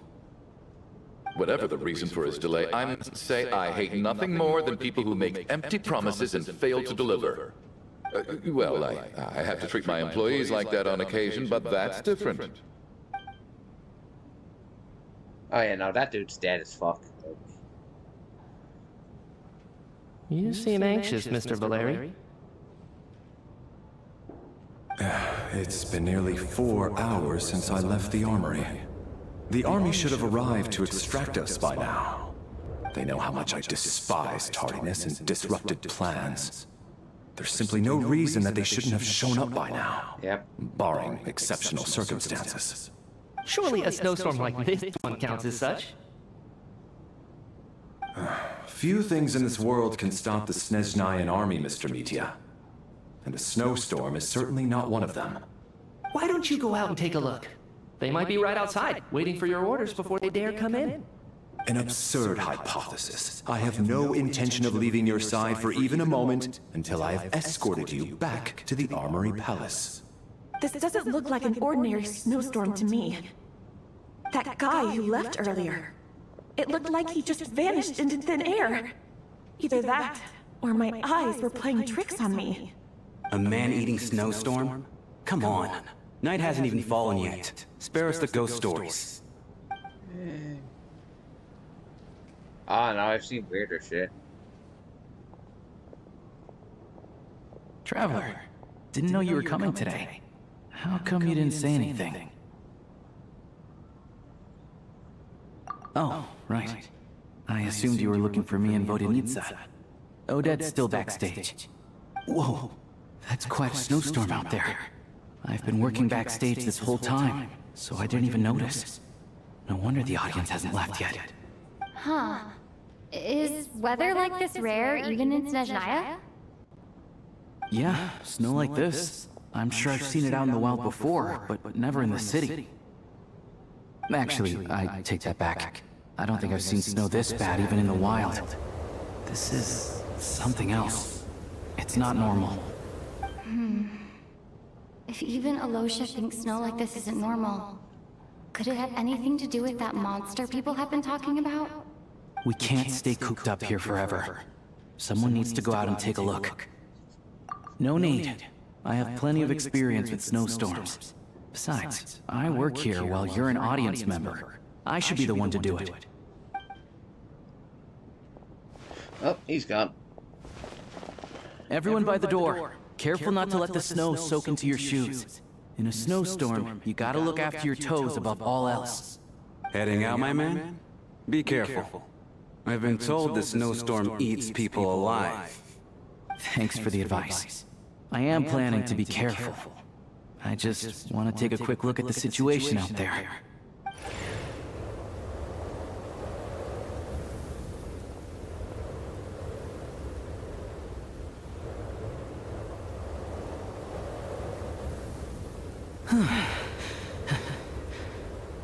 He's back! He's back! How was it? What's going on out there? Did you see any soldiers patrolling the area? Something about this storm isn't right.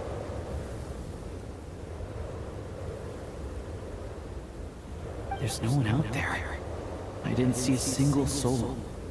And something in the air gives me the creeps. This isn't your average snowstorm. I suspect it might be related to recent events in our nation. I strongly advise everyone to stay here until the snow dies down.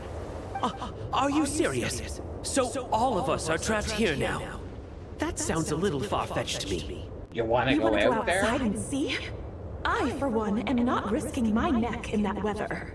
Yeah, this to her. This just turned from a minor delay into a major hassle. We can only hope that our friend who went to fetch the blankets just ditched us and went home. Is it really that bad? But my daughter, I won't be able to read her a bedtime story tonight. Fuck, cabbage. What are you all still doing here? Whoa! It's snowing hard! Yes, we know. So now we're stuck here? Oh, this is terrible! Luckily, it was just a dress rehearsal today, so there aren't too many people here. On the bright side, the theater's always well stocked with supplies. If the snow still doesn't let up as we get into the evening, you can spend the night here, everyone. At least, I assume that's alright? Odette? Fine by me. This seems like a sensible backup plan under the circumstances. My thanks to the theater for being so accommodating. What are you staring outside and praying for, my man? You anxious to get home too? Oh, your majesty the Tsaritsa, I beg you, please do not let tonight's snowstorm stop. This is a golden opportunity to spend the night under the same roof as the two top stars in all of Snezhnaya. Kill him. It's a once-in-a-lifetime experience. I think I've changed my mind. Sir, if you so much as look at us funny, you'll be seeing stars in a whole other way. Behave yourself, or you'll be begging for a blizzard. It's getting colder. We need to keep the indoor temperature up. Close the door and lock it tight. Let's head somewhere warmer. Or a mermaid or a fucking shark. Jesus.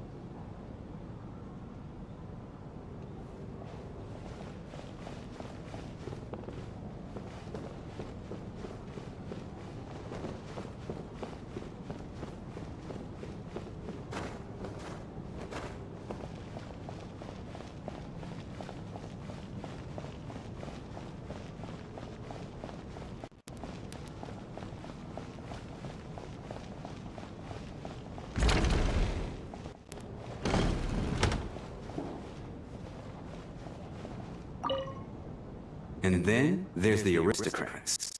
Easiest of all to deal with. You don't need to use any force whatsoever. All you have to do is show them the rope you plan to tie them up with. Do you know why? I don't. Do tell. Because nothing horrifies them more than the thought of a cheap, coarse rope leaving creases on their precious million Mora coat. They'll do whatever you ask to avoid that fate. Unexpected, but funny nonetheless. Tell me another one. Oh, look at that. I got myself a new listener. Hey there. Let me introduce myself. The name's Shram, and I'm a mercenary.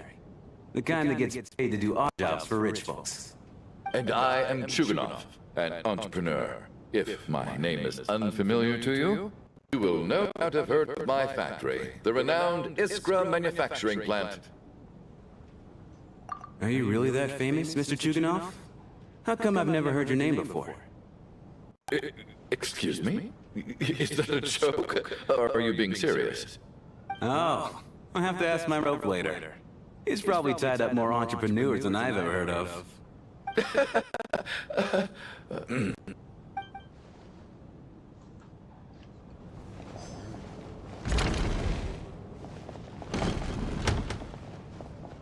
My husband has major trust issues.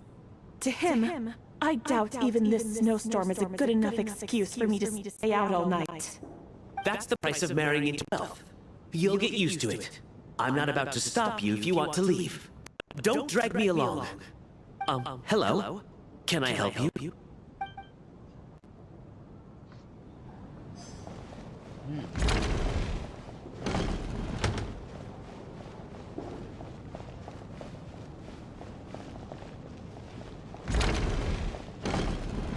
How are you feeling, Tonya?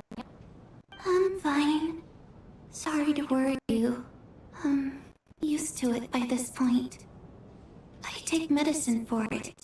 My brother usually helps to get it ready for me. Chad must take great care of his sister. He's never mentioned Tonya's illness, though. You know, I actually find this whole thing kind of exciting.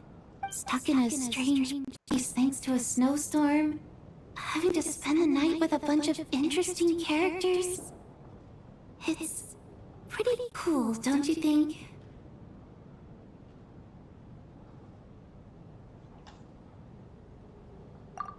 Exactly. It's like one of those stories where an ordinary school trip turns into a magical adventure. I've always wanted something like that to happen in real life.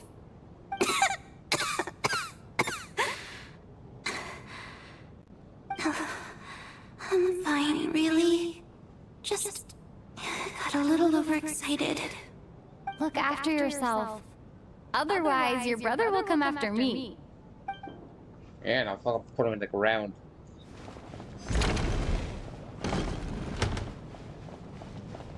Bring it on, bitch boy. This is highly irregular. A delay of over an hour during an operation like this theoretically warrants a Harbinger-level response. I wonder what the issue is. The storm, or something else. Sarge, the day you learn to let go and just enjoy moments like this is the day you'll finally understand the meaning of life. Ah, why, hello, ma'am. I believe you were the one sitting at a nearby table back at Podvorye Restaurant. Any friend of the theater's star performers is a friend of mine. It's a pleasure to meet you. I'm Mitya from the Energy Commission. Greetings. Major Valeri, head of the Special Assignments Battalion. Armory Palace Royal Grenadier Guards, 1st Regiment. I am here to ensure Mr. Mitya's personal safety. Please let me know if I can be of any assistance. Miss Traveler, I cannot help but notice that Miss Odette is stealing glances at me. Any idea what that could be about? I've racked my brains, but I can't think of anything I might have done to offend her. Perhaps she noticed me spacing out during her performance? So, Mr. Mitya, is your work related to Project Stuzha? Yes, that's right. The higher-ups in the Fatui transferred me from the Energy Commission to the Armory Palace because they wanted me to... Really? I can't even talk about that? Pretty sure it counts as part of my private life. All right, I won't say anything. Sorry, Traveler. As you can see, I'm afraid this pleasant chat will have to end here.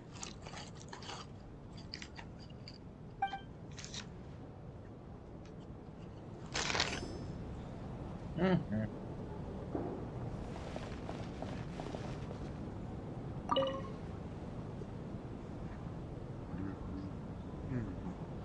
don't think it's ever been this lively backstage before. I didn't know you were coming today. Hey, have you seen Chuganov? I heard he was coming today. Have you spoken to him at all? I'm with you. This could be just the chance we need.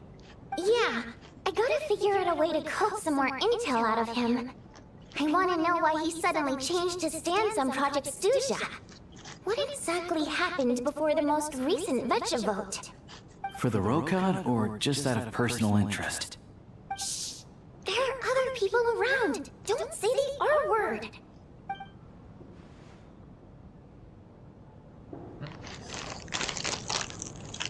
Hello. I'm good. How are you? I have to say, even though today was a rehearsal and there were some hiccups along the way, Miss Odette's performance was one of the best I've ever seen, even compared to an actual show. Oh, I couldn't agree more, especially considering the weight of the subject matter. It takes a truly seasoned professional to do justice to a theme like love and regret. Yeah, I have a snack here. Do you think we were coming on too strong? Odette's ignoring us again. What about you? What did you think of today's performance?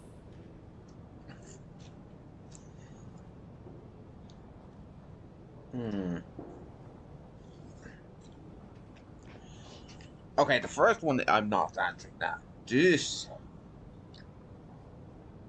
I think the middle option. Huh.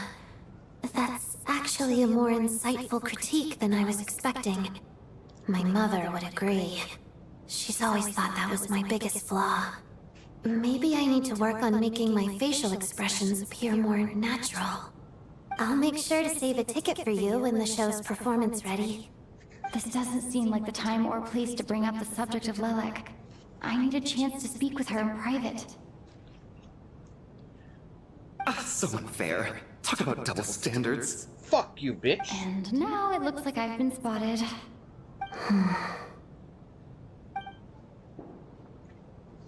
You know Mitya too? No, I don't. I just have a feeling that he might be dangerous. He is.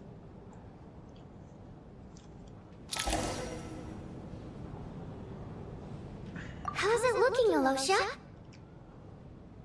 No change from this afternoon. Heavy snow with no sign of slowing down. May I have your attention, please? The storm is unlikely to stop tonight, and it'll be even more dangerous outside at night than it was during the day. We at the theater owe everyone here a duty of care. Therefore, we strongly suggest that you stay on site overnight and avoid going outside unless absolutely necessary. In a few short moments, we'll give you a tour of the theater's various quarters. You can choose to sleep in the VIP room, the office, or backstage. Or on the stage if you'd prefer. We won't mind.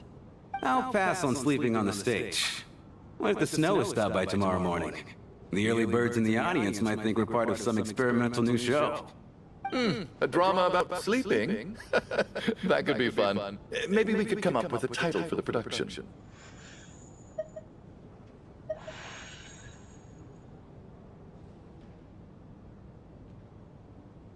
I'm so tempted to go for the second option, but I'm pretty sure that that is a no. Not bad. Clear selling point at least. Could be a big hit. Anyone who doesn't wish to sleep on the stage, please follow me. I'll show you to the rooms.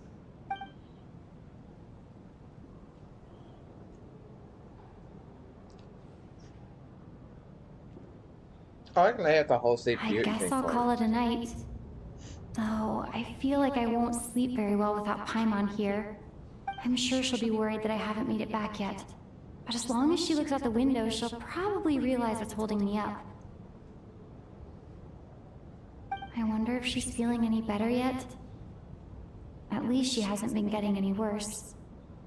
Still, I should try and get back first thing tomorrow morning.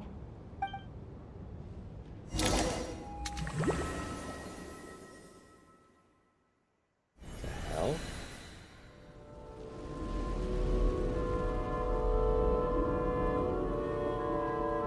I'm fucking sorry, where the hell am I?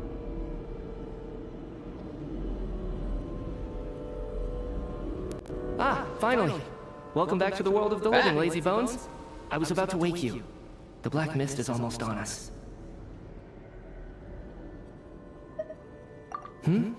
Still waking up, huh?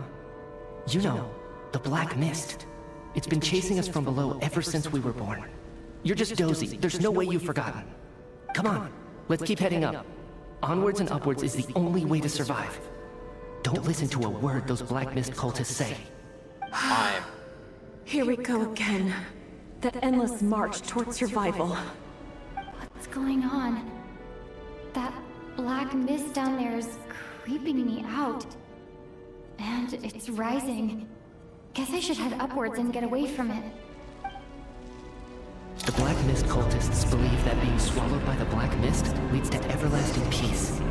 But if you ask me, they're just lying to themselves. We're the only heretics left, the only ones who refuse to give in. We have to keep going. But how do you actually know that they're wrong? Dangerous question there, Torgov. The moment your faith wavers, you start a chain reaction that ends in the collapse of your will. Put the question out of your mind. Stay strong and believe that the Black Mist means certain death. Okay, but it's not my mind that's the problem. My body's about to give up on me. It's already starting to falter.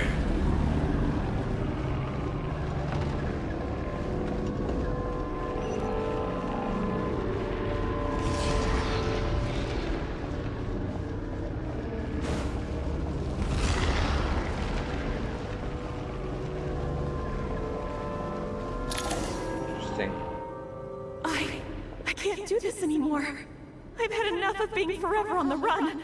What's the point of it all? All this will pass eventually, I promise. Keep fighting. It will be worth it. You accuse the Black Mist cultists of being liars. But you're lying too. There is no end to this path. It keeps going up forever. There was never any hope to begin with. The cult of the Black Mist has poisoned your mind, Sobolova. Are you thinking of giving up as well? I am. I think I'll take my chances with the Black Mist over this perpetual torture. As much as I detest the Black Mist cultists, I'm just too weary. Then I bid you both farewell. Let me put my personal opinions aside for a moment and say, I hope that you both find peace within the Black Mist. Fate always appears so impossibly complicated. But at moments like this, its raw simplicity is laid bare. Their fate was sealed from the instant they entertained doubt. From then on, the outcome was both inevitable and irreversible. Let's go. Oh my god. So, okay, so you can have 3 King Proteas on screen at once. That's Torgov and Sobolova are gone. I never thought the day would come when even they would be swallowed by the Black Mist. It's just you and me now. Yes, it looks like it's satisfied. For now. This happens from time to time. But it won't be long before the Black Mist starts chasing survivors once again. No one knows how to stop its advance for good. Well, we should make the most of the precious moments of rest that those two bought for us.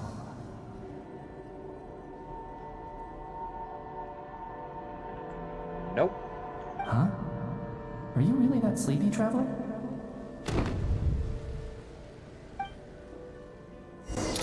Yep, let me up, let me up.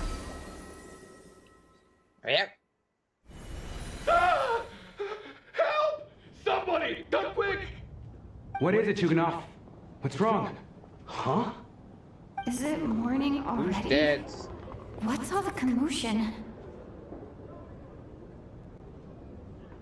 Who's Sounds like it's coming from next dead? door.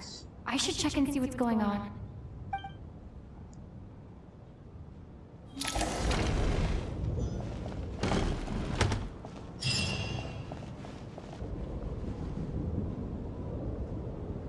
Alright, who died?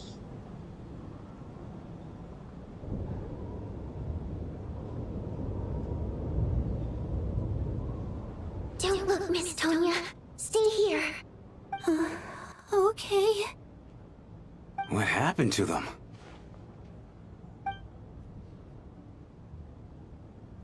Ah.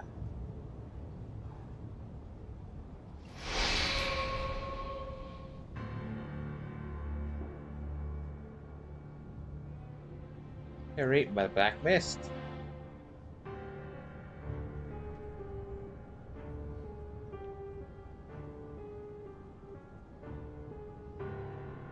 These 2 people have passed away. And the strange thing is that somehow I knew this was going to happen. I knew that they would be the ones to die. Have I seen this moment before? Or did I have some kind of... Let me take a look.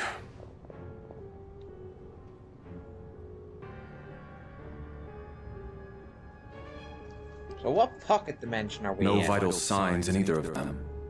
They're dead. The cause of death, however, remains unclear. No wounds on the bodies, no signs of a struggle, and no skin discoloration caused by the buildup of toxins. But just last night, they were chatting and joking away. This is so sudden. Could they have had pre-existing medical conditions?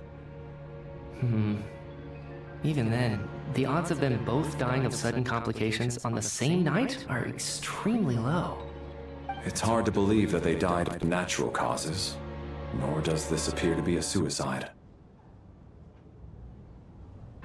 Who was the first to discover the bodies? It was me. But these deaths have nothing to do with me, officer. I got up early because I wanted to see if the snow had stopped.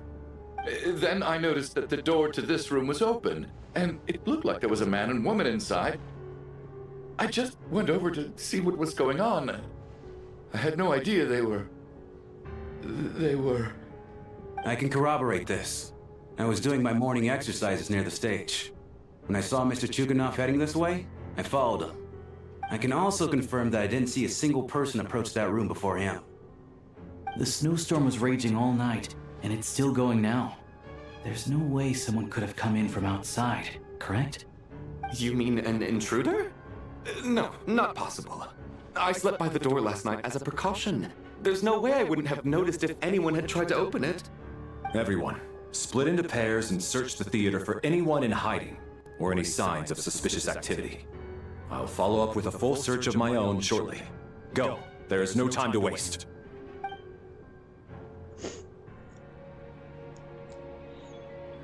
This is curious. Nothing on your end either? Backstage is clear. No signs of suspicious activity. We checked the basement. Also clear. I don't think there's anywhere here that a living person could hide. Are we certain that the theater doesn't have a back door? Or any tunnel or passageway wide enough for a person to fit through? No, there's nothing like that. If people were sneaking in through some secret tunnel to avoid buying a ticket, we'd have sealed it off ages ago. I also checked the windows. All of them are locked from the inside, and there's no sign of anyone entering or leaving. It sounds like we can safely rule out the intruder theory. If anyone came in during the night in this weather, there'd be no way for them to avoid leaving footprints or water stains. This can only mean one thing. It's like one of those murder mysteries you see in novels and plays, isn't it? The ones where the kill... We can't quite jump to that conclusion just yet. Could he be right? It's hard to imagine something like that happening in real life. Set in a theater during a snowstorm, a murder takes place and the killer is among us. It's such a classic trope that it seems unbelievable. Looking at who the killer targeted, and the clean entry and exit... My money's on with you. It all adds up. I know what this is. It's obvious. What is? What have you figured? Both victims were wealthy, well-known local merchants. And the door was deliberately left open, so I would discover the bodies and witness the crime. Such ruthless methods. This was your doing, wasn't it? Lelik. Lelik? You mean Lelik is among us? And he's the killer? Lelik. I know this code name. Member of the Rokot, anti-Project Stuzha. Always works alone. I've read the... Walk me through your reasoning, Mr. Chuganov.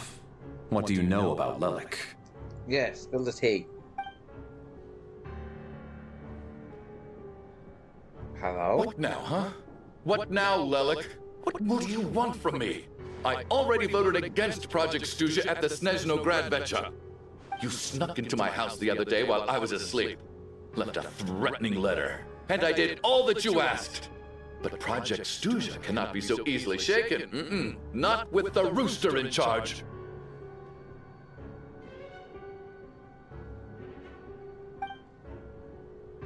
So he really was threatened by Lelik. That makes sense. And now you're resorting to murder to threaten me. Isn't that right? I knew it. The Roka despises the rich. The lives of the wealthy are but refuse in your eyes. I think this motherfucker has lost the plot. Show yourself! Which one of you is Lilac, Tell me! I'll do whatever you want! Just stop playing these mind games!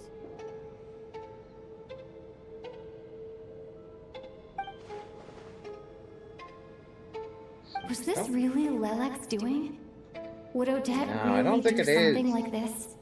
If Odette really is Lelek, this seems out of character.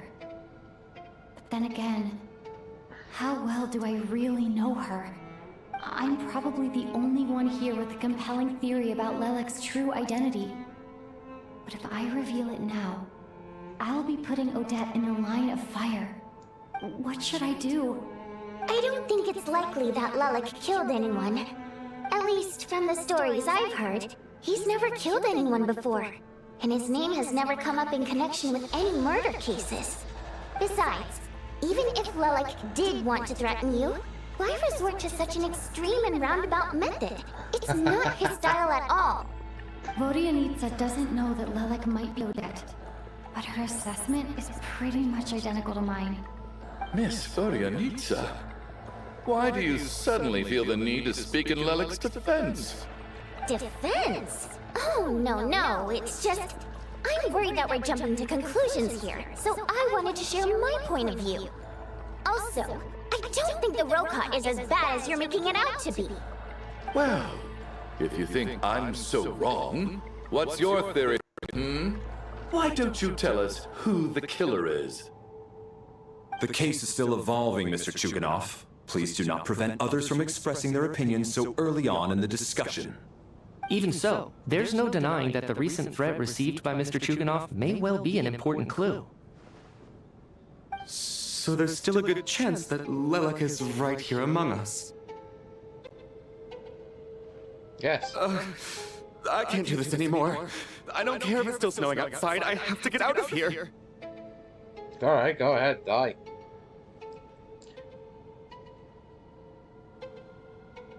Whoa, take a beat. We all know it's far too dangerous out there. Even the soldiers can get to us. Go out that door, and you might not live to tell the tale. And whoever this Lelek is, they're surely not going to murder anyone in broad daylight. Be sensible, my man. You're safer inside. As much as I regret having to say this, I'd like everyone to cooperate and refrain from exiting the premises until further notice. Because as things stand, every one of us is now a suspect. Unless anyone has further information to share, let's adjourn for now. Feel free to keep searching for clues, but make sure you don't go off alone.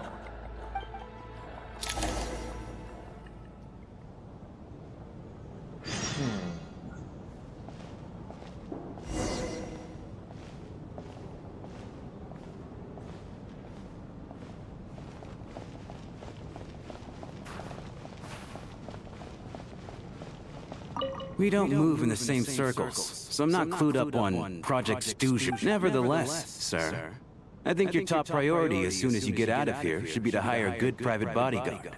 Such as... Such as my...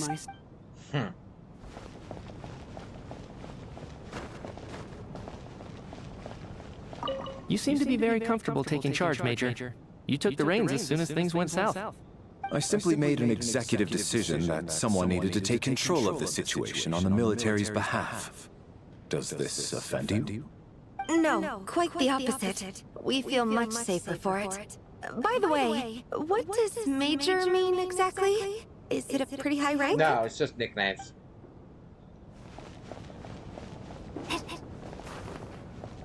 He keeps giving him nicknames. First it was Starge, now it's Major. Call him Capitano, I will break your knees.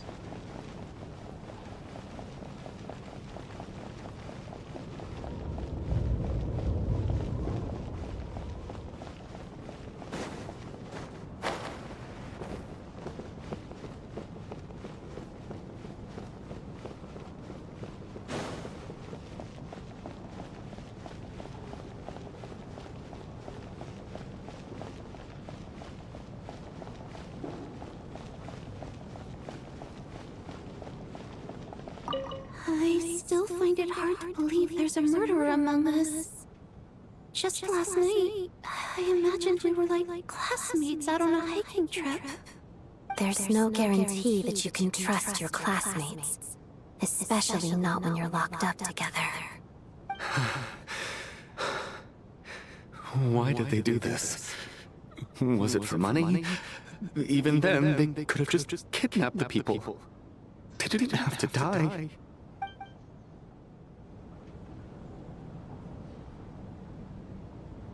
Unfortunately, a lot of people didn't have to die. They did.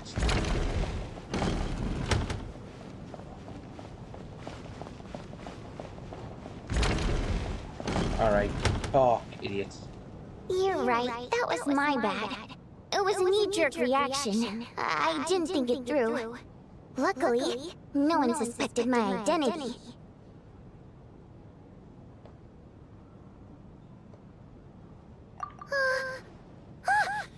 Oh, phew! It's just you! I thought someone was eavesdropping. Since Vodyanitsa and I were on the same page earlier, I think I should share my thoughts with the Rokot members first.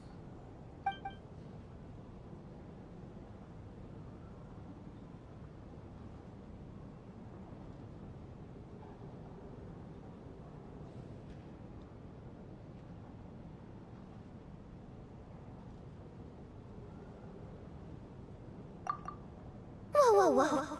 Are you serious? I don't know if this counts as gossip, but it's definitely on track to be the juiciest this whole year. Odette? Really? Odette? Oh god, how dumb does this make me look? Lilac has been right under my nose this whole time, and I didn't notice a thing. Actually, it's exactly what you'd expect. Sometimes, hiding in plain sight is the best strategy. And now that you mention it, the more I think about it, the more sense it seems to make. It all adds up. What are we up to now? 1, 2, 3, 4...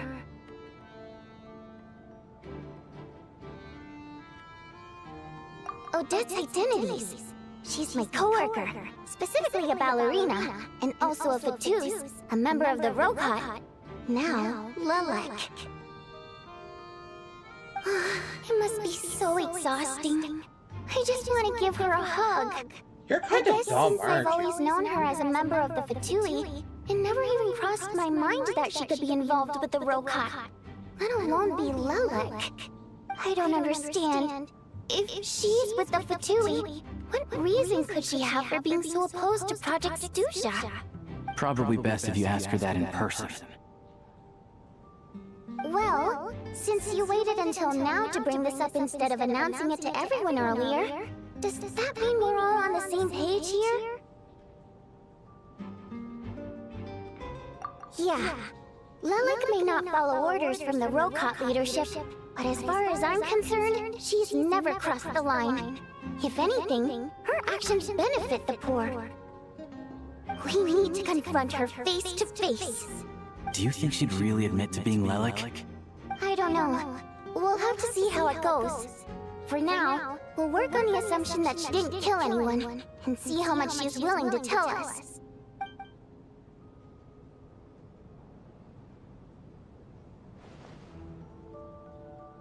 Now's our chance. Odette's alone. Let's go. Hey, Odette! What is it, you guys? Shh! Keep your voice down. We need to talk. So, you're Lilac, aren't you? Alright, fine. You don't have to say anything or explain yourself. Just hear me out first.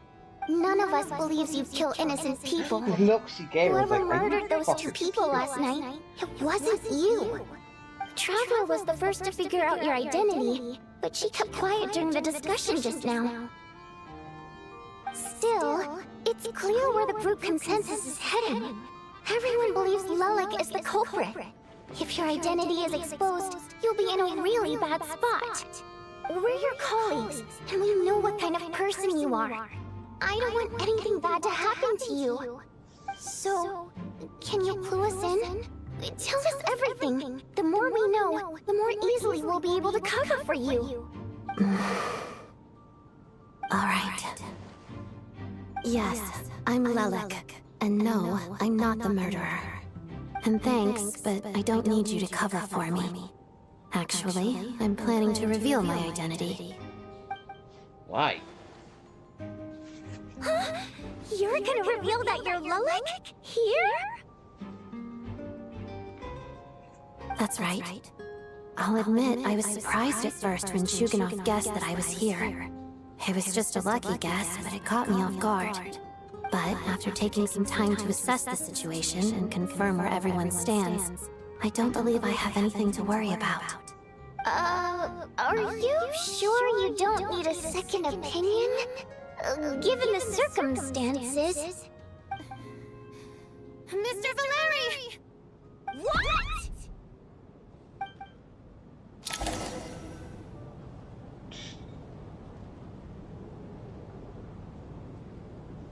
What the fuck? He just fucking just...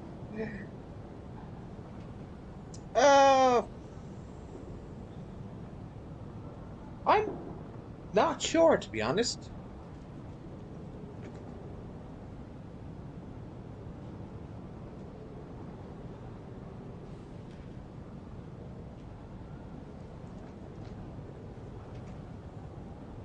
Not sure, to be honest. I like it. He's funny. And his scarf. I'm not sure, to be honest.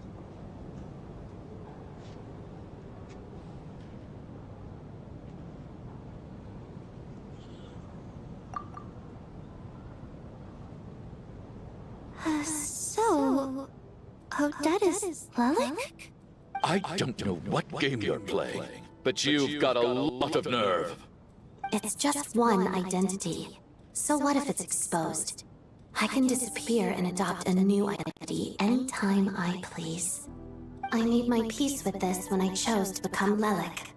But more importantly, I promise I am not the murderer. Which means that someone else is.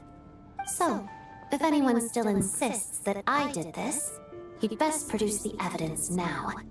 Otherwise, I suggest that you bite your tongue. Ooh, tell me. Because if you really believe I killed 2 people without making a sound or leaving a trace, pointing fingers at me would surely only make you my next target.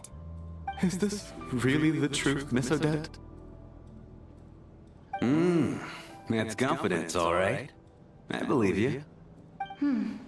A real no-nonsense attitude. I can see why Marionette said that she's on track to inherit the title of the Fair Lady. Are you seriously buying this? Hey, officer! Yes. She just admitted to being Lelik. Aren't you going to do something about this? I do have one question, Miss Odette. Why have you chosen this moment to come forward and reveal your identity? If I didn't say anything, everyone would be focusing all their efforts on finding Lelik. And that is exactly what the real culprit wants. I don't want to be the scapegoat who lets the murderer get away with this crime. Despite all the accusations, she made the smart choice. A remarkable display of rational thinking under pressure. I know that. Clearly, point. Odette's talent extends far beyond the art of dance. She thought so far ahead. Why do I always feel like I'm one step behind her in everything? You've convinced me.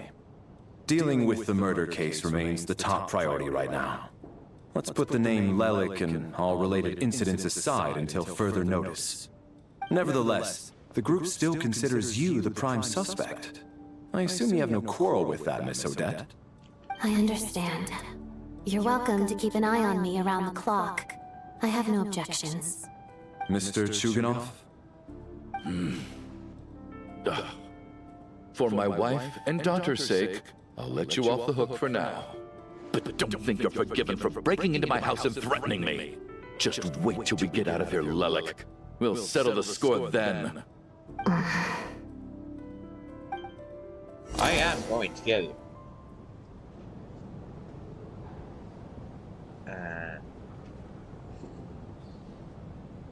That many nights we're gonna be here, so let's Good say work, Lelik Guard Team.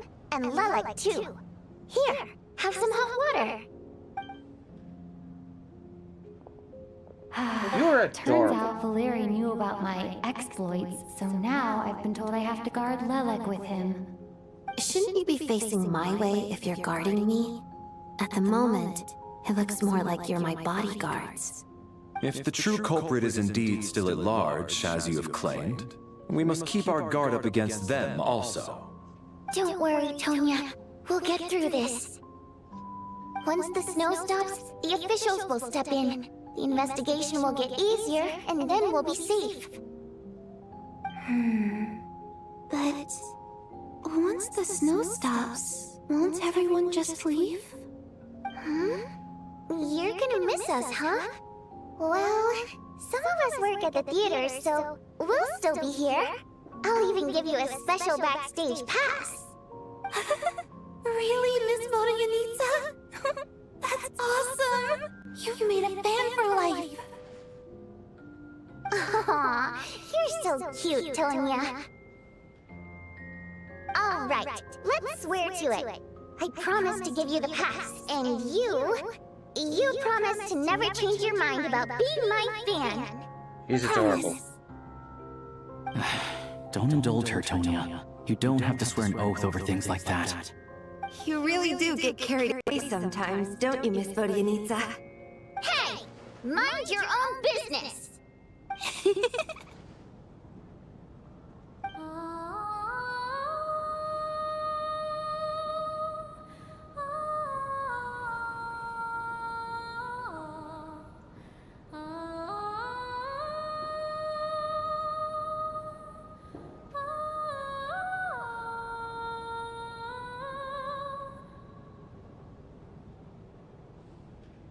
Don't be nervous, Miss Water Imp. Everyone's here. There's nothing to be afraid of. Excuse me? Do I look nervous? Don't be ridiculous. No. You sound nervous, lass. Oh. Wait, but how? Okay, plenty of people know that I'm a water imp, but still. How come you understand our primary mode of expression? Primary mode of expression. I've not come across that concept before. Do enlighten me, Vodoyanitsa. Well, it's just... We water imps tend to communicate our emotions to each other by singing, rather than facial expressions. The emotions we convey through song take precedence over our facial expressions. So, we think of it as our primary mode of expression. I'm impressed, Shram. I didn't take you for a man of culture, but you're clearly rather learned. It's not about being cultured or not. The thing is, this mode of expression can usually only be understood by other water imps. It's not a simple case of a song sounding happy or sad. And yet, you're clearly human, Mr. Shram. It's really not the big deal you're making it out to be. I think I just have a knack for it. Plus, I have a... very close friend who's a water imp. A delightful lady. But keep that a secret. Anyway, we spent so much time together that before I knew it, I noticed I could understand her expressions. Oh, I guess that makes sense. Still, the fact that you have a water imp friend is even more surprising. I'd better watch what I'm singing when I'm around you from now on. Hey, what are you implying? You're not secretly insulting the audience in your songs, are you? Heavens, why would I do a thing like that? I would. It's getting late. We should discuss our sleeping arrangements for tonight. To guard against the killer, someone needs to keep watch. I suggest that we don't sleep in separate quarters tonight. It will be safer if we all stay together. As long as some keeps an eye on Lilac, I'm quite sure we won't have any trouble. I hope Are you you saying die. that you wish to bet your life on Miss Odette being the killer? Nonsense. Of course not. Then I propose the following arrangement for tonight. The Traveler, Odette, and I will form the Night Watch. We'll sleep in shifts, but two of us must be awake at any given time. An excellent idea. This allows us to handle the night watch while also keeping an eye on Lelik. Meanwhile, the rule of taking shifts in pairs resolves the other issue. Namely that we can't necessarily trust the Traveler or Valeri either. I expect that plan took you quite some time to come up with, didn't it? Actually, our field combat manual outlines a similar approach. Although the scenario there involves guarding prisoners overnight during field operations. That being said, I must clarify that I harbor no disrespect towards you personally, Miss Odette. In fact, Lelik's numerous covert operations make fine textbook examples for military agents. I care less about respect and more about the fact that you just robbed me of 2/3 of my sleep tonight. I'm calling dibs on being the first to rest. Good night. Damn.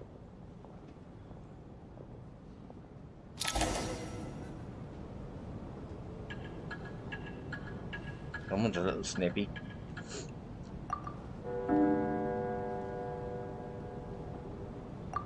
It's almost time. We should wake Odette.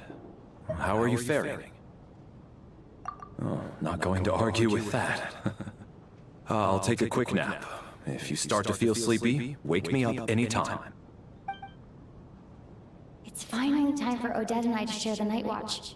I should wake her up.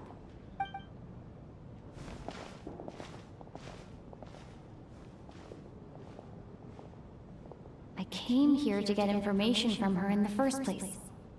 Maybe I should think about what questions. How long are you gonna keep staring at me? Couldn't sleep. My mind's been running haywire. Plus, there's something I've been meaning to talk to you about. I had a hunch that you wanted a conversation too. Let's take this chance to clear the air, shall we?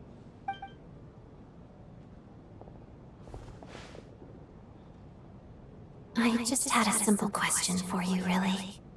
It's, Rosaline. In her final moments, did she have any last words or anything? Oh boy.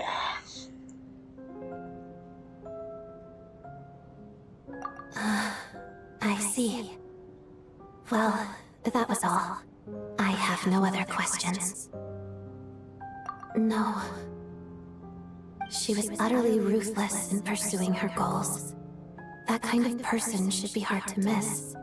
And yet, even though I never approved of her methods, and she was an abrasive person, the fact remains that I am indebted to her. Oh, she told you. I guess that makes sense. I think she and Rosaline were on pretty good terms. Yes. Rosaline wasn't the kind to gossip about this sort of thing. Not that it's any huge secret to me, though. When I was a child, I had to join the Fatui for the sake of my mother and me. I trained under Rosaline. It was extremely grueling, and it didn't exactly come naturally to me. All I could do was try to ignore the biting cold and practice. I was a newcomer who'd managed to make a good first impression on a harbinger. There was pressure to live up to her expectations, to be worthy of the fair lady's reputation. Every day was a struggle against the cold, pain, and fatigue. And most nights, I struggled to fall asleep. After enduring all that, I've become almost immune to the sensation of pain. I suppose that was the cost of survival. No, Surely, actually, that is any the child who had opposite to of experience survival. that would grow to hate her lot in life, don't you think? So, I put an equal amount of effort into my ballet. Because in my young mind, that was the only way to defy my fate. I'm fucking sorry. Not being able to feel pain is a The very Fatui's good way demands and your to expectations of me die. are not what I wish for. One day, I will leave. I think she probably blamed my poor performance in training on my passion for ballet. She knew my heart wasn't in it. One time, when I was secretly practicing a dance at night, she suddenly showed up. I knew she was there to catch me red-handed. I told her, "You don't deserve to watch the dance I learned from my mother." She looked stunned. I guess she was surprised that I lashed out first, before she had the chance. But strangely enough, on that occasion, she wasn't fierce with me like she was during training. Instead, she fell silent for a moment, and then left. After that, she never interfered with my dancing or asked me how it was going. She never came to watch me dance again either. Not even once. She was. But even now, whenever I take out this core Ignis, I can't help but think of that night. Of the look on her face. Oh. Sort of. Although gift might be too kind a term. This is her flame sealed within ice. A symbol of her favor, yes, but also our way of keeping an eye on people. She knew the location of every piece of Core Ignis. If any recipient started acting suspiciously, she'd be up to them immediately. Trust her to make even a mark of approval feel suffocating. So, when news of Rosaline's death reached Snezhnaya, many people immediately crushed their Core Ignis. It gave them a profound sense of relief, like they'd broken free from her shackles. But I kept mine. With my sensitivity to pain being as dull as it is, the warmth from this Core Ignis is one of the few things I can still feel clearly. I still wonder, did she really come to stop me that night? I wasn't sure, but I was scared, so I said some really awful things. I guess she didn't leave anything behind. Not that I expected her to. It's fine. It's just a bit of a shame that we couldn't settle our differences before the end.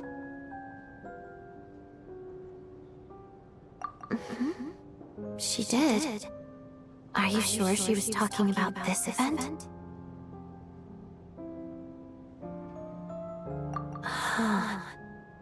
No, she didn't. I didn't even find out that she'd gone to Mondstadt until a while after she left. Wait, in that case...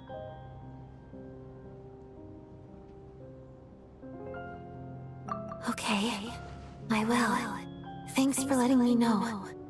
There's something I'm trying to figure out. I'm beginning to suspect that Paimon's mystery illness is being caused by the energy research behind Project Snezhnaya. Paimon's very important to me, so I have to get to the bottom of this. I figured that since you're Lelek, you might know something about all this. The ultimate goal of this energy experiment is to create a weapon for the final battle. The weapon's construction was completed in Nodkrai.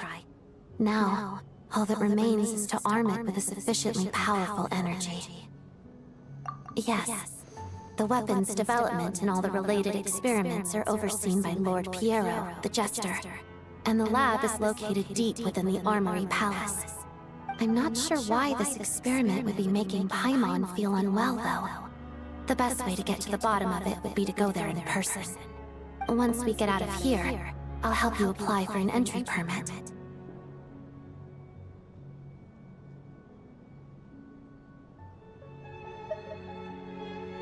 And I'm hardly the organization's proudest member, as you know. You answered my question about Rosaline. I want to do you a favor in return. It's That's that fair. simple.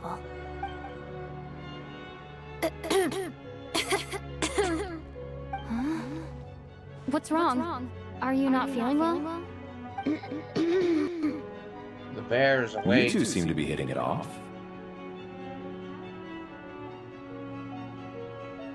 I thought you were sleeping. Of course I was. In the military, one learns to fall asleep quickly, even in the most inhospitable environments. It's vital to staying alert and energized. Why? Is something wrong? Even if he was awake, he can't have overheard us, right? Well, thank you both for keeping watch. Traveler, I'll take over for now. It's your turn to get some sleep. Sure. I mean, technically, I don't think Trevor needs to sleep.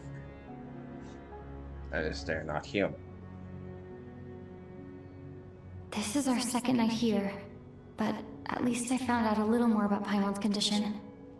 I hope she's been sleeping well the past couple of days.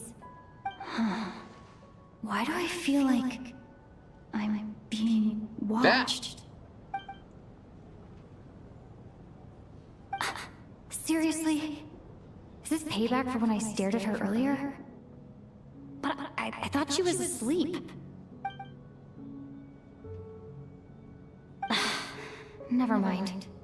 I'd better try and get some sleep myself. She just stood there. We're back here again. Hey, what are you spacing out for? Are you reaching your limit too? How long have we been walking for? Time's lost all meaning. A star key? Or key star? Anyway, the person who named it was swallowed by the black... Whatever it's called, but it seems like... Well... Time to go. I know. She's dying next. Let's move.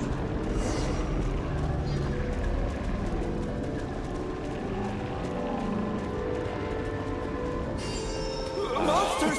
Watch out! Not again! Lost count of how many times we run into them!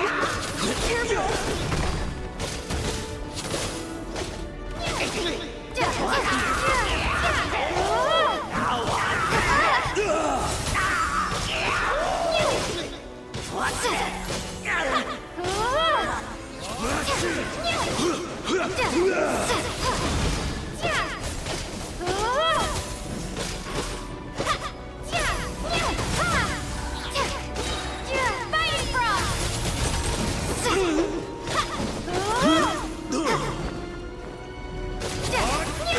Shut up! Run faster.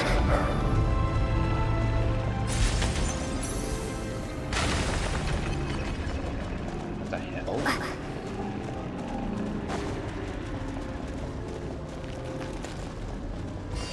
Here they come again!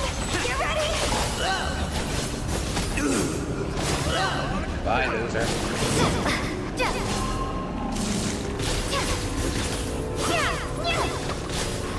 What the? What the?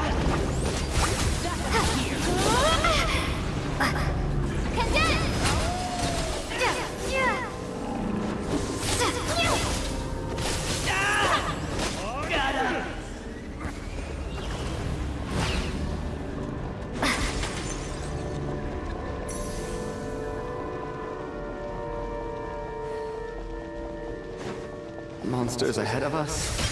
The black mist behind us? It feels like there's more.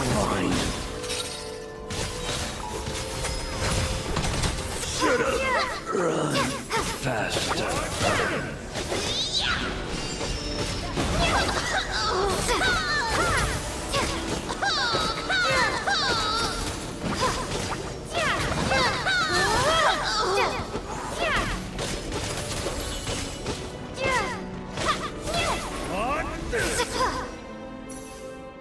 Alright, you two just gotta die.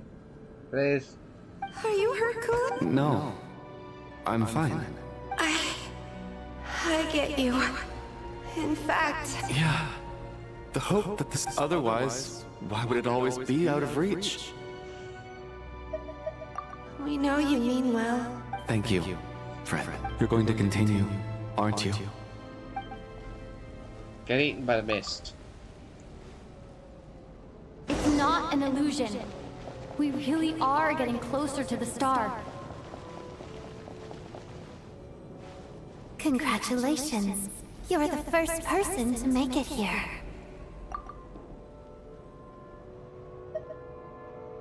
I'm the star's envoy. The black mist has stopped rising. Its hunger is satisfied for now, having devoured your two companions. This is a good opportunity. I'll let you get some rest before we continue. What do you mean, leave? The star represents the starting point. It's the waypoint for the beginning. Congratulations on reaching the starting point. Once you are ready, we will head out and walk upwards. I will be right by your side the whole way.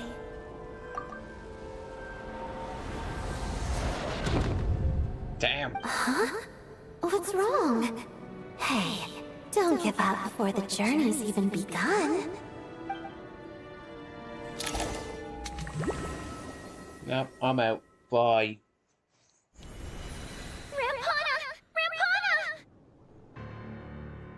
Is that... Fuck this shit, I'm out. Please wake up!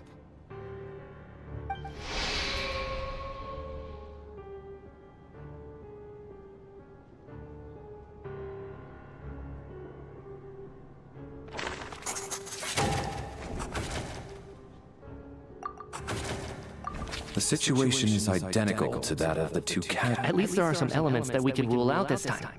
They slept on the stage with everyone else. So I suppose the surrounding environment can't be a relevant variable. Rampana. Weren't some of us keeping watch last night? 3 of them. I'm as confused as you are. Certainly nothing... Likewise, and from what I've observed so far, both Miss Odette and the Traveler can be trusted. To be honest, I didn't get a wink of sleep last night. I couldn't help it. I heard the Traveler and Lelic chatting, but otherwise... Me too. Then, what could possibly be causing this? I worked closely with Rampana and Coolish for so long. I never imagined that one day they'd... 4 victims in just 2 days. And we still... I need to get to the bottom of this as soon as possible. And above all, keep Tonya safe. I'd never be able to look Child in the eye again otherwise. Still snowing? Very little interaction between you and Tonya. Yes, I just checked. Still no sign of anyone outside either. So we only have ourselves to rely on. If you ask me, this killer can clearly strike whenever they please. The Night Watch. Lelic must be an expert in poisoning. Here we go again. Listen, I was already thinking to myself last night, was Lelic's reason for revealing she's been playing us for fool? That's a hideous thought. One that only a hideous mind like yours could dream up. How dare you! That's enough! Yesterday, you named Lelic as a suspect because the victims were both wealthy, but today's victims were just ordinary people. Not to mention that they were colleagues of Odette and mine. Who knows? Maybe you don't know her? I implore you all to ask yourselves. Lelic is well known to be a ruthless operator, and now she... Everything you've said so far is still just conjecture, which doesn't constitute a concrete... How can you defend her, officer? What? Maybe I shouldn't be so surprised. All so you can get your grubby paws on our hard-earned fortunes. Then tell us to fall in line. The Fatui... Don't you... Sir, but... You were the one who told us not to stop other people from... 4 people have already died. Turning against one another is the last... Little girl. Even if Mr. Chuganov, he's still one of the victims... I had no intention of resorting to violence. In any case, I believe Mr. Chuganov has called... I don't think there's any need for that. What is there to discuss? Did you have an idea, Mitya? You're the... I've been mulling something over. All the leads we have so far concern things from outside the theater. Miss Odette's alter ego, the threats Mr. Chuganov received. But then there's the 2 double murder crime scenes themselves, which have given us absolutely nothing to go on whatsoever. That's highly unusual. Even with the most careful killers, there's always some evidence left behind. So what are you suggesting? I think this could be a supernatural event. It isn't characteristic of human-on-human homicide at all. Correct me if I'm wrong, but aren't you supposed to be a scientist? That doesn't sound like a conclusion someone like you is supposed to make. I got into scientific research because of my insatiable curiosity. But if the present situation defies all known scientific explanations, I don't mind shifting my curiosity toward the paranormal instead. Now that you mention it, I remember when I first came to the theater. Haunted? Yeah, I think I heard the same thing. Well, this has taken an unexpected turn. A haunted theater? If Paimon were here, she'd probably be hiding behind me in fear right now. Why don't we take this opportunity to look for clues again with a more open mind? Maybe a different perspective will help us see something different. Very well. Whether it's criminals or... Well, like... No, ghost first.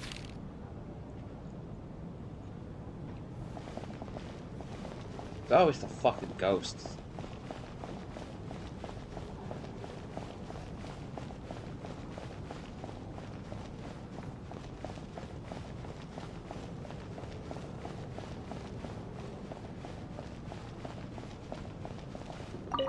I need to think very hard about whether there's anything that ever needed hiding.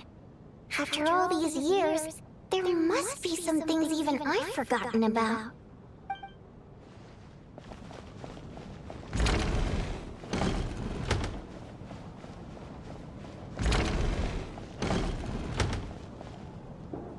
Tonya? Did you find anything? Not yet. Still looking. So... Are we supposed to be looking for something paranormal? I think I'd prefer teaming up with you than looking around on my own. This looks like somebody's notebook. Shall we read it together?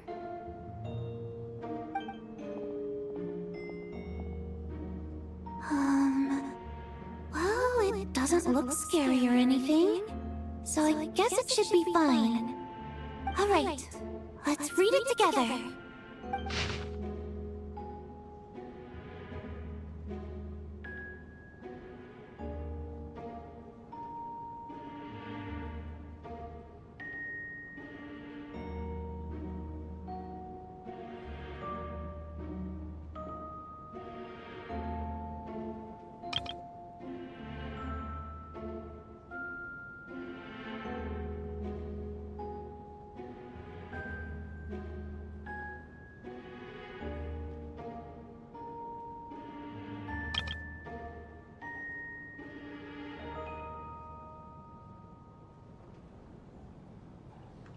Huh. This has to be Vodyanitsa's writing, surely. Maybe it's a little rude for us to peek at this. I feel like I just read someone's secret diary by accident. It sounds like she's writing this for her parents, right? I don't understand. Why put this stuff in a notebook instead of mailing it in a letter? Because her water imp parents belonged to the aristocracy, who were driven out of Snezhnaya by the Tsaritsa long ago. And now they live somewhere new, where the postman can't get to. We're sorry! It's fine. My fault for not storing it properly. I can't leave things lying around and expect them to get ignored when everyone's scouring the place for clues. Why did you write the mail? Give me my notebook back. I'll take over the investigation in this room.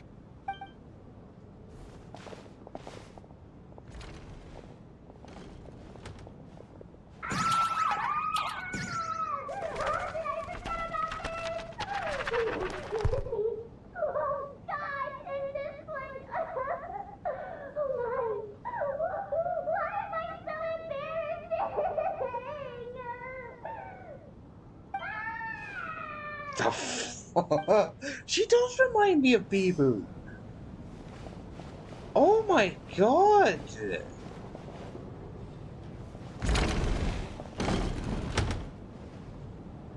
Valeri, come take a look at this. You too, Traveler. Some sort of notebook. What is it for? It's the on-duty logbook for the theater. Kulish was the main person to use it. He mostly used it to record any unusual incidents during a show, audience numbers, exit times, and so on. Yes, he'd always have this logbook with him when he checked tickets at the entrance. This should confirm a lot of key details about the recent show. So, Find anything unusual? Yes. The number of people. I've checked and double-checked, but the numbers just don't match what's recorded in the logbook. Apparently, we have an extra person among us. Are we certain that logbook is accurate? Could someone have sneaked in without buying a ticket or something? Unlikely. Coolish took his duties very seriously. I've rarely seen any errors in his work. Not to mention that this was a dress rehearsal, meaning smaller audience numbers and tighter ticket restrictions than usual. Everything would have been well within his control. We no longer have our tickets with us, do we? They got collected on entry. I assume there's no way we can check them again. Unfortunately not. The theater recycles tickets. Once people are in the door, they don't tend to leave until the show ends, so we collect the tickets at the point of entry. Still, I'm inclined to believe that this discrepancy in the head count is significant somehow. Did an extra person just materialize out of thin air?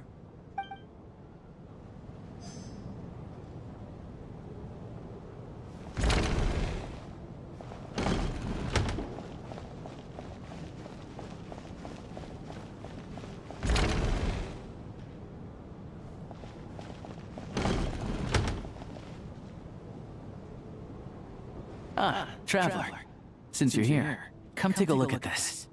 Alosha found it. We're both curious to hear your perspective. It appears to be an investigation report. And the focus of the investigation was the rumors of haunting we heard about earlier.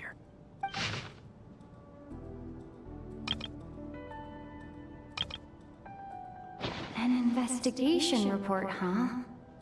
Looks quite old. Huh. This person's name looks to be of Sumeru origin to me. Was the investigator from Sumeru? The theater manager must have hired an investigator once specifically to look into this issue. But it doesn't look like anyone ever looked at the report. Presumably, the manager wanted to know if the supposed haunting was dangerous, while also being fearful of word getting out in case it affected the theater's business. Anyway, the bottom line is, the haunting is actually real after all. It's caused by an obstruction in the ley lines. Is there any chance this is the key to finally making some progress with the murder cases? Ley line problems are pretty unexceptional to me by this point. And while it certainly offers an explanation for the ghosts, it's hard to imagine what connection it could have to these two murder cases. Some of the language that appears at the very end of the report caught my eye. Angel civilization, ley line renovation? My area of research doesn't touch on any of that, so it's completely outside of my wheelhouse. Huh? A piece of paper just fell out from the report. It landed right by your feet.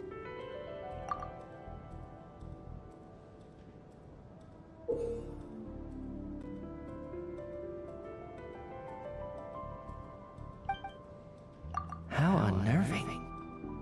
It was tucked inside the report, so it must be a note left by the author. Death is near. Is that supposed to be what's going on here? With us in the theater? But if so, how did the author foresee it? Could he predict the future somehow? Maybe things are more complicated than we thought. No, wait a second. If we take the report and the note at face value, they completely contradict one another. The report definitively concludes that the hauntings in the theater are harmless and cannot affect the real world. But the note seems to be warning of potential danger. The question is, what exactly does the note mean by death?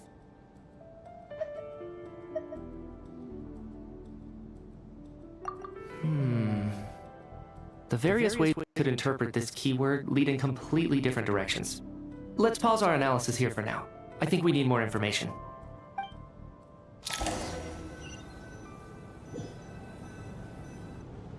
If we take all this together, it's not impossible, is it? If anything, it's the natural conclusion. Oh, I beg to differ. This sounds to me like a product of a researcher's vivid imagination. And perhaps it's because I'm still... Does it really sound that far-fetched? Alright, well, let's treat that... Good. Okay, now that we...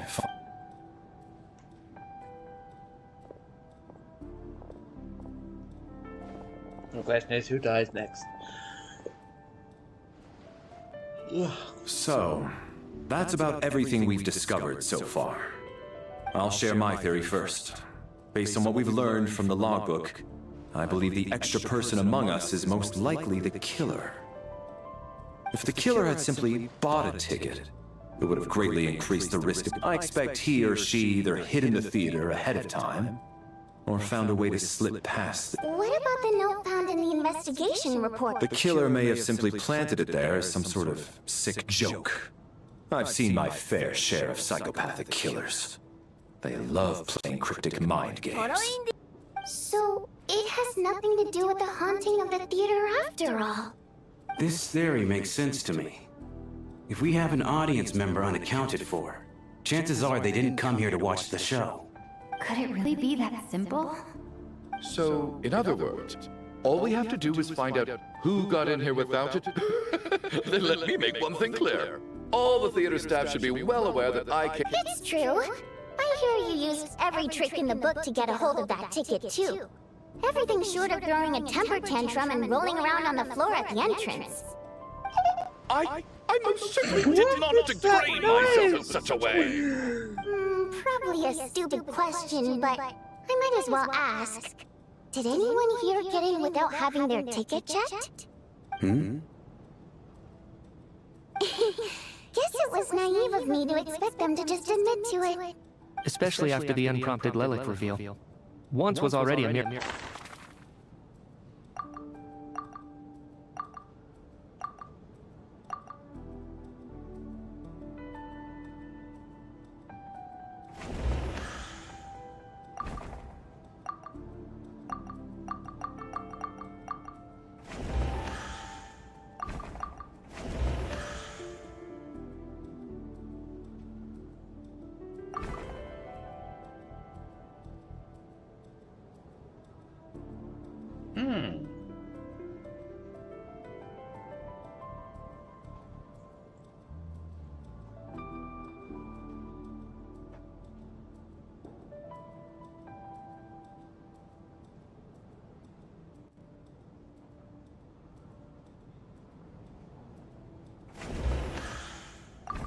I got my ticket from Child.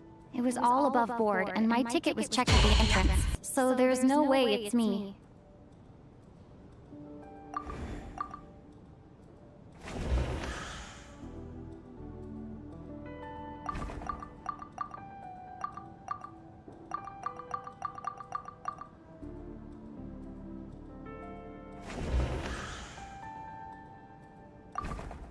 I don't believe any of us here knew Shram before all this. If no one Mr. Shram? Did you really go through the ticket inspection to get in here? Huh? Me? Why am I— It's not that you stand out as suspicious, more that everyone else has been ruled out as trustworthy. Okay. Well, we spent the best part of 2 days together now. Yeah, I have no doubt that you're a good person. But the problem is, none of us here actually know you, so no one can say for sure that you are who you claim to be. Although, actually, what was it you said last night? Yeah, last time I checked, there were barely any of us remaining in Snezhnaya, since most of the water imps left. Could you tell me a little bit more about your friend? There's a good chance I actually know her. And I suppose it's also kind of a way for everyone else to get to know you a little better.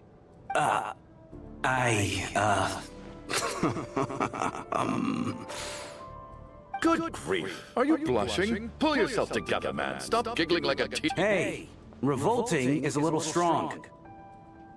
I was just the bodyguard hired by our family.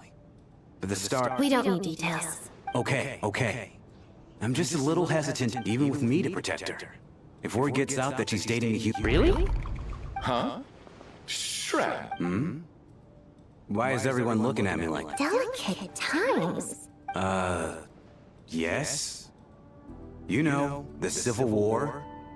Last time I checked, If I'm not mistaken, the last significant civil war in Snezhnayan history was over 400 years ago, when Her Majesty the Tsaritsa had just taken the throne.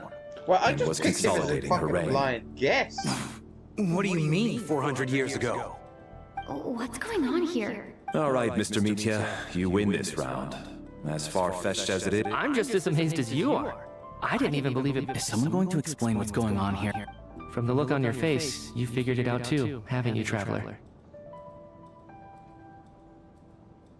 We're not in our actual time.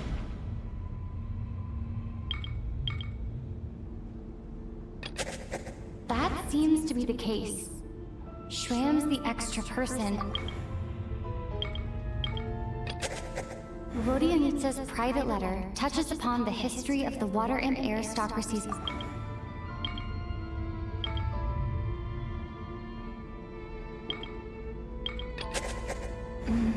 No. The theater's ley lines have been modified to block souls within its grounds from returning to them. So Mr. Shram's statement proves, and according to the investigation report on the theater hauntings,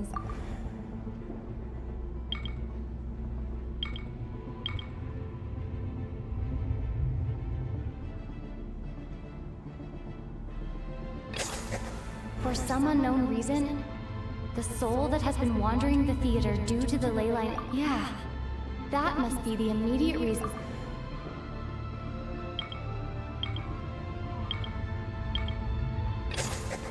The contents of the investigation report have been verified.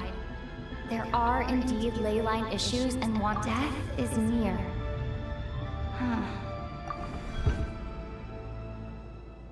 Yeah, the logic is clear now. The investigation report said that there would be... Mr. Shram must be one such soul who died in the theater a long time. So when the note said death is near, it must have been... Someone who died. In short, there's a dead person among us. You mean I'm a ghost? No. But even if I was dead, I know for a fact I didn't kill... Yeah. Even if all that's true, the report also said the souls inside the theater can't... Then what if the problem isn't the ley lines have a powerful ability to attract and devour souls? Let's say that the ley lines are like a black hole, constantly seeking to engulf souls. But the souls that don't want to return are trying... Why does... What happens when the black hole can't achieve its goal? I'm only speculating here, but what if it ended up... That could explain why we weren't able to determine a cause of death. If you're right. It does seem to explain a lot of the things... Except there's no concrete evidence.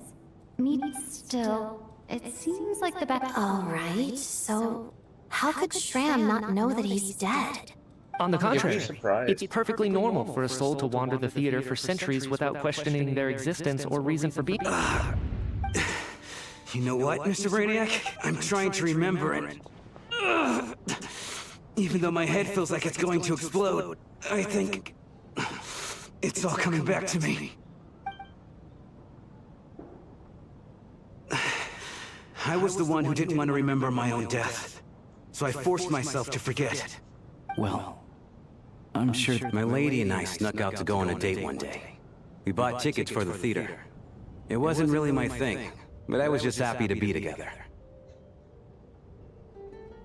All of a sudden, a group of people burst into the theater, shouting for all the water imps to get out, performers and audience members included.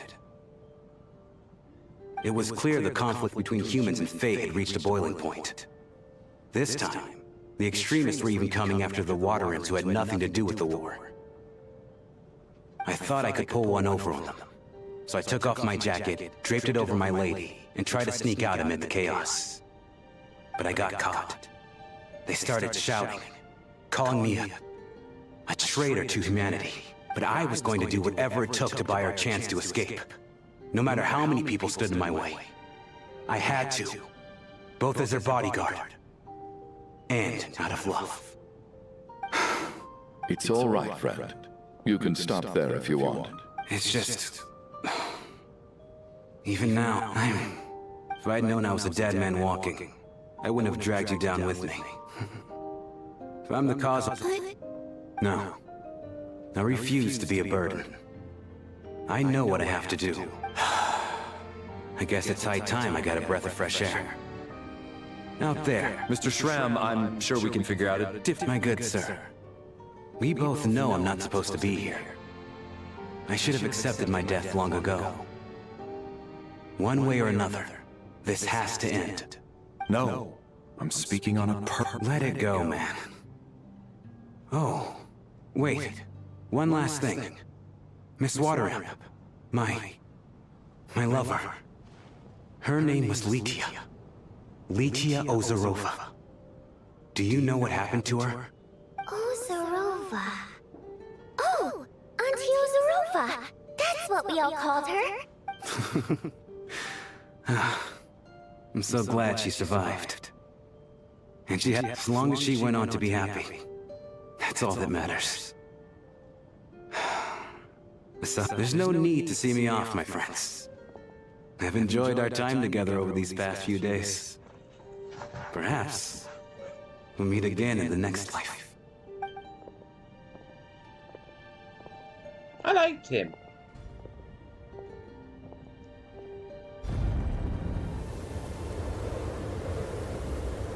Take care, my man.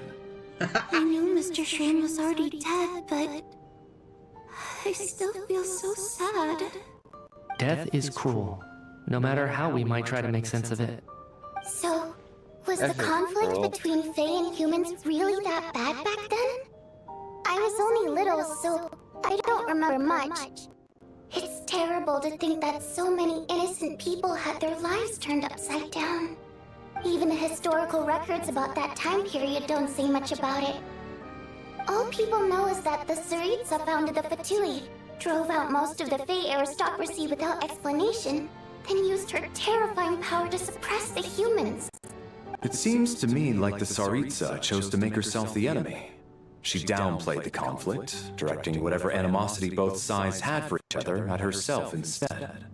That's also why, despite how brutal the conflict was at the time, there hasn't been much lingering tension between humans and Fae since. Things have been fairly harmonious for the past few centuries. So, the Tsaritsa banished the Fae to protect the Fae living in the city? I mean, she's a Fae She herself. offered herself up to be hated in exchange for peace. Maybe it's not quite as bad as it sounds. I don't think Her Majesty is too concerned if mortals hate her or not. And besides, there are very few who truly do. All this time, I had no idea. All right. If Mitia's theory is correct, then I think we can consider this matter settled. Let's all take a break. I don't think it is settled. Ugh, if only this blasted storm wasn't still raging on.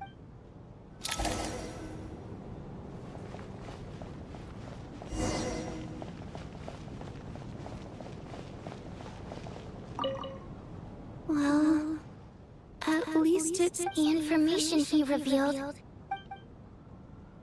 I don't think this matter is settled. Even though Shram was already deceased, his decision... This is one of the few times I don't feel at all happy to have my theory proven true.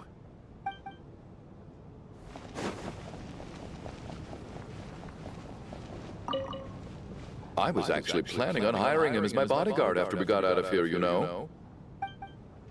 You were so contradictory. Are you an asshole or are you not?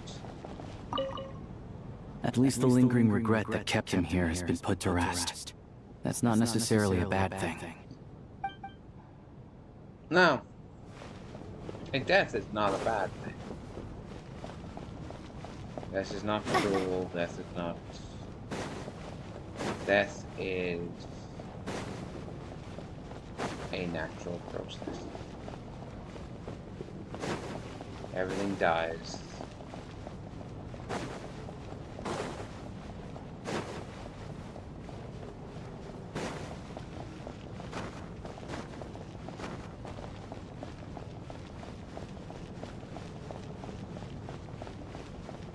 Where's Odette?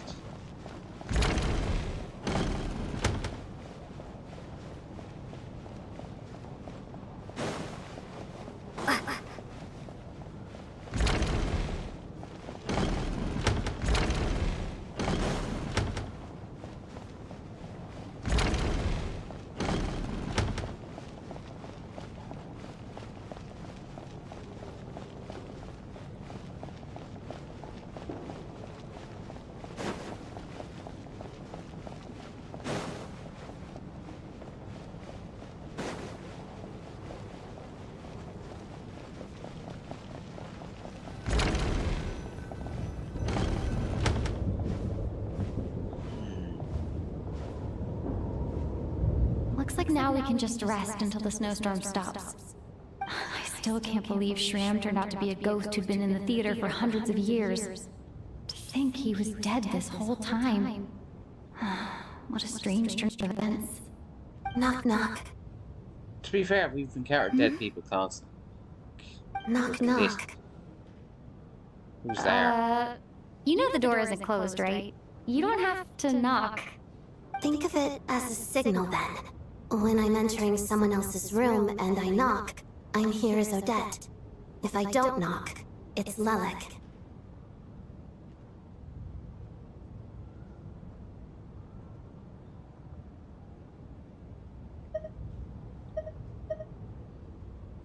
Thanks. So, why did you come to find me? Is there something I can help with? Vodyanitsa said you knew about my secret identity from the start. But when everyone was discussing who Lelek could be, you were worried that revealing what you knew would be unfair to me. So you kept it to yourself, right? Yep.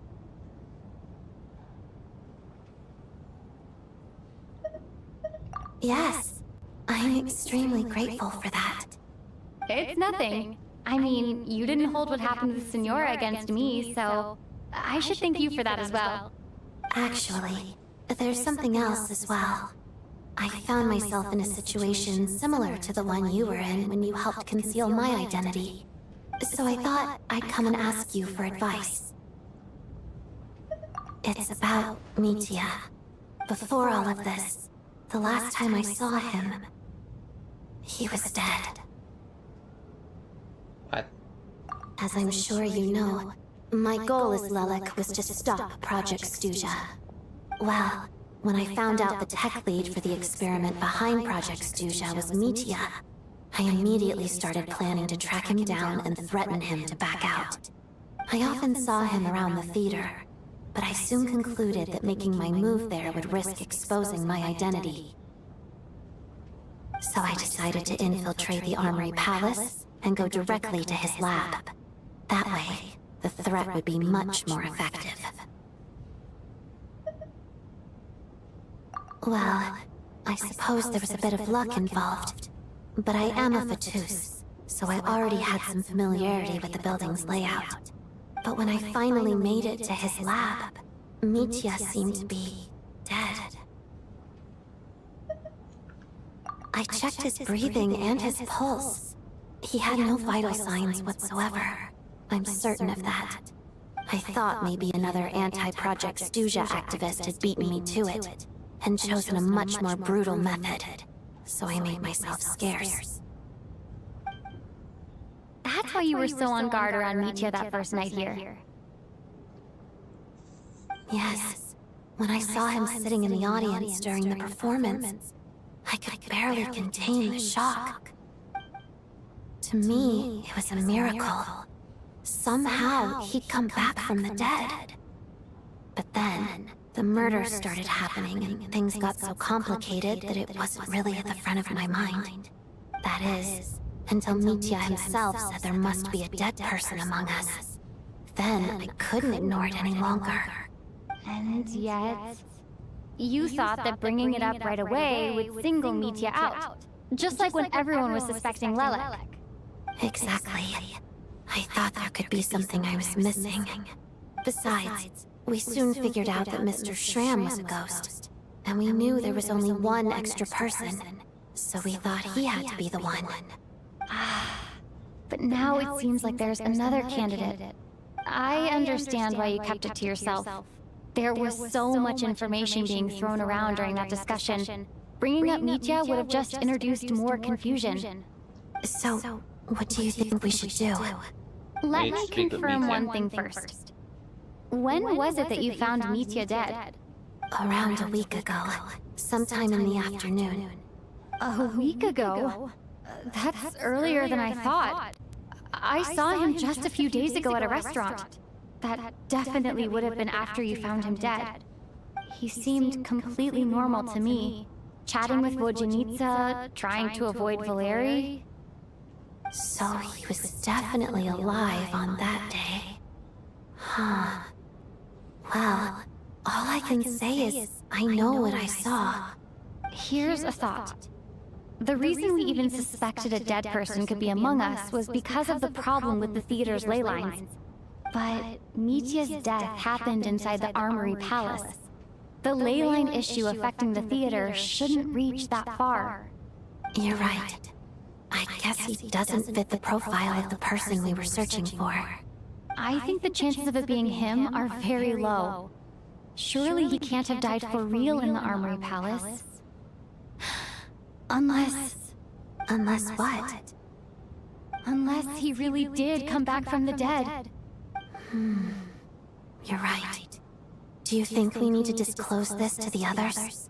Huh, what's this? A private meet and greet?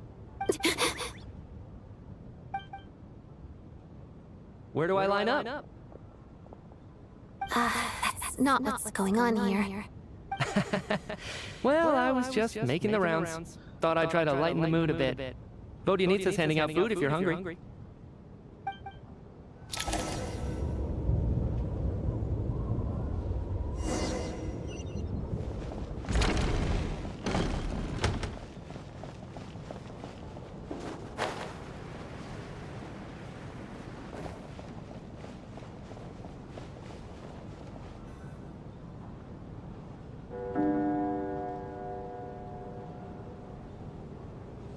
What is going on with this storm?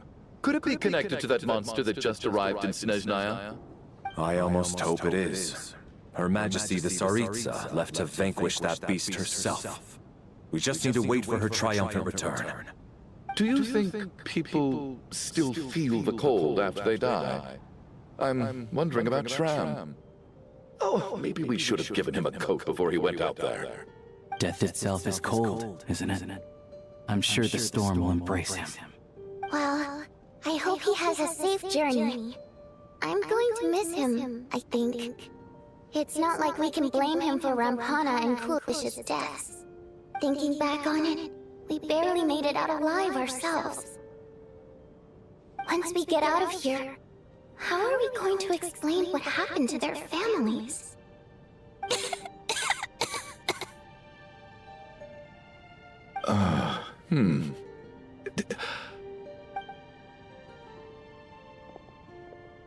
Are you okay? Here, take this. I've never used it.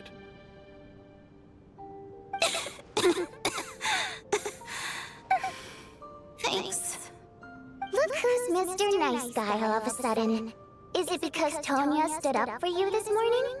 At least you know how to return a favor. Yeah, without Tonya, who knows how badly he would have been hurt. I told you already, I never intended to resort to violence. Bunch of rascals. Little girl?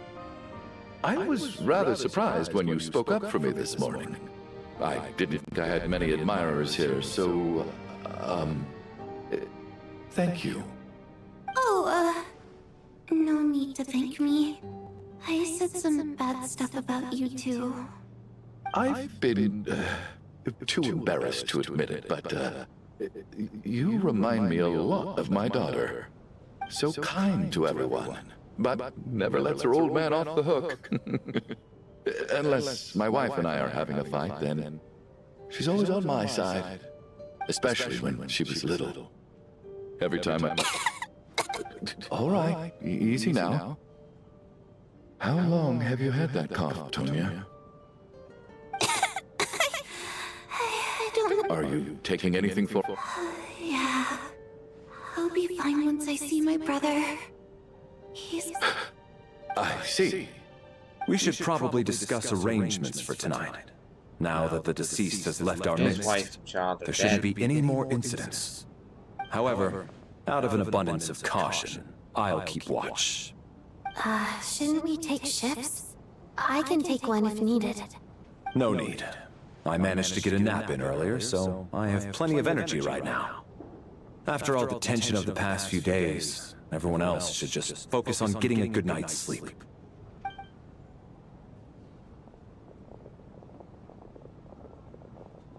They're dead. When they died, What a long day. This whole situation turned out to be way more complicated than I expected. But Valeri's right. I should just try to calm down and get some rest. The last thing I want is to give myself nightmares. Oh, fuck off. She's awake. She's awake! Get over here, you big lug, and take a... If you must call me something, call me Mr. Door. The Black Mist is coming. You need to go. Are you all right? He just seemed to come out. Curses! The Black Mist is... Mr. Door, I don't believe I've ever seen you around here before. Why is that? There's no need to try to get to know me. I'm... Mr. Door! Look at you, trouble! Get rid of them! I can just push these aside. Well, anyway, we're lucky to have you here. Thanks for saving us earlier. No need to thank me. This is where my duty lies.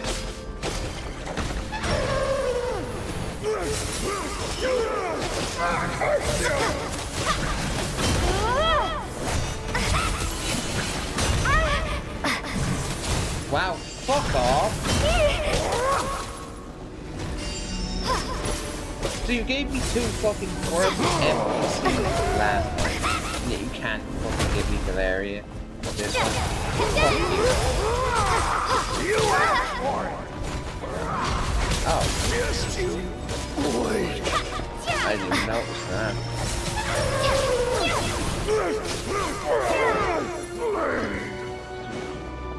Usually fucking handing out tutorials like a motherfucker now, and at this time you don't. So we're doing this first. Firestorm! Fighting Frog! Just you wait.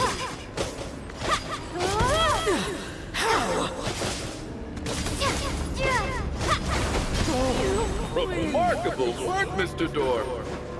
If I had your muscles, I'd do the same.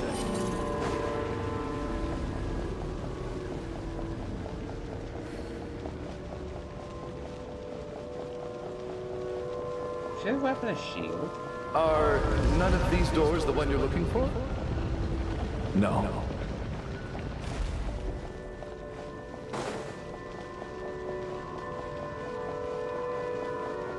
And Kate!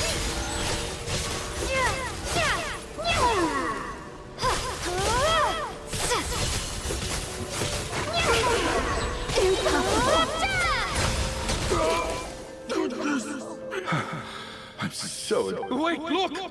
There's more monsters down there! Are they coming from within the Black Mist? No, no! They're gaining...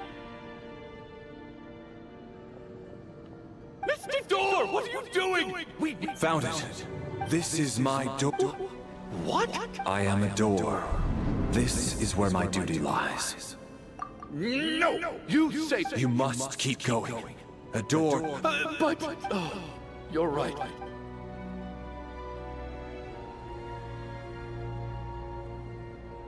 The Black Mist isn't moving anymore. Looks like I... Surely I wasn't so scared out of my mind that I hallucinate. Oh, okay, good. Getting... Oh, he's the next one to go. What time? I guess everyone's still asleep. These past 2 days. Valeri?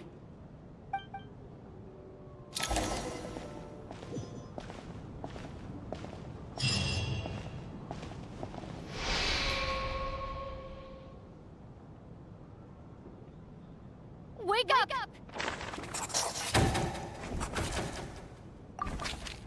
Just like the last 2 nights. No clear cause. I've been a real thorn in your side, but for me, life will be all... I just checked on her, and it doesn't seem like anything serious. She's just exhausted from the... That means Valeri was the only... If Valeri was awake and keeping watch, it would have been impossible to kill him without waking... This is so frustrating. Why has nothing changed? Actually, one thing has changed. There's only one victim this time, not 2.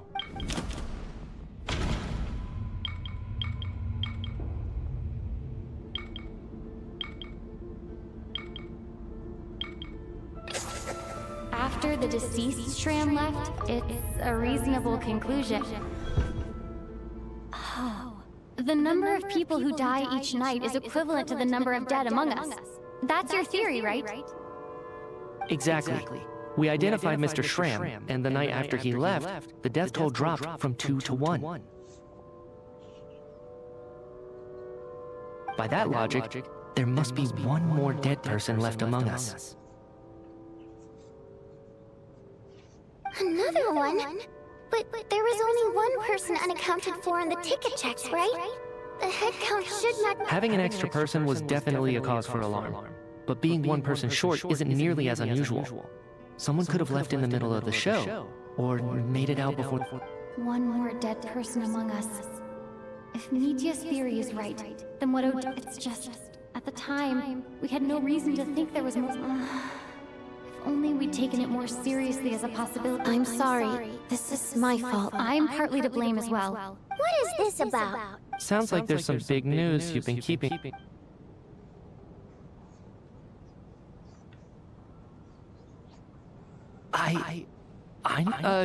Wow. Odette and I talked about it yesterday, but we thought... Yeah, I don't blame you. If I'd been there, I probably would have Let me just try and verify this.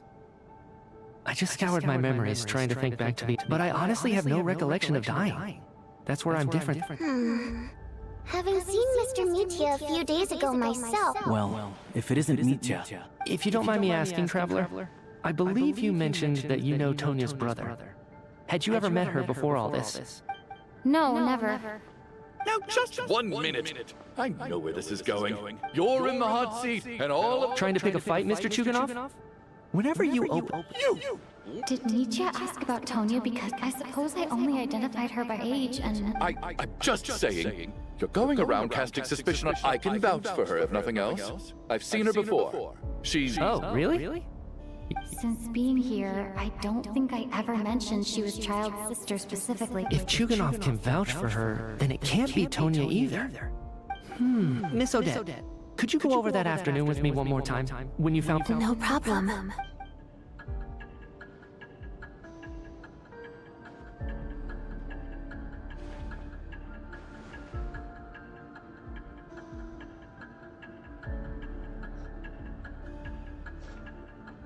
It's either... No matter how hard I try, I just can't remember anything about dying. But I do remember something else.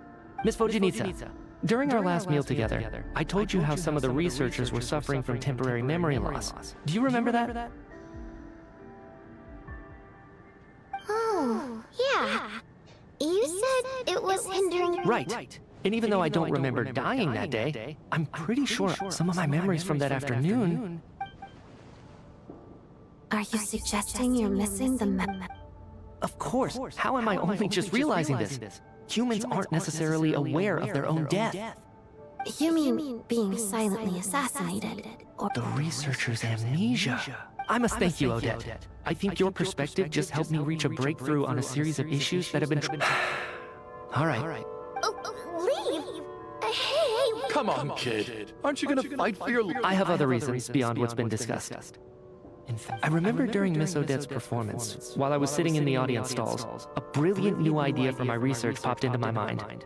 I can't remember it now at all, and I didn't take any notes. I guess that must... No. Hold on. I see where you're going with this. There's a glaringly obvious flaw in that idea, no? How can one person die? I believe Miss Odette's account. During the period where my memory is blank, I must have been all it would take is for the same thing to happen in the theater, and I would... There's no evidence to suggest that anyone other than me is a candidate for the disease. Please relax, everyone. If, on the other hand, I'm still alive right now, well... Nitya's right. This is the only thing we can try right now. What is a scientist if not someone with this snowstorm, the ley line phenomenon? But if I do get resurrected, you can be sure that I'll come back with the truth of all this.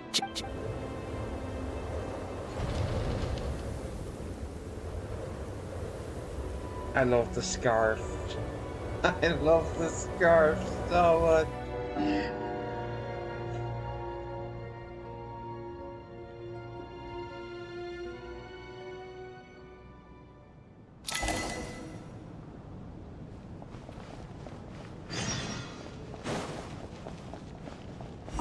Oh, that Valeri guy was packing even more muscle than I thought. Oh, curse this confounded... What do you want? I'm not...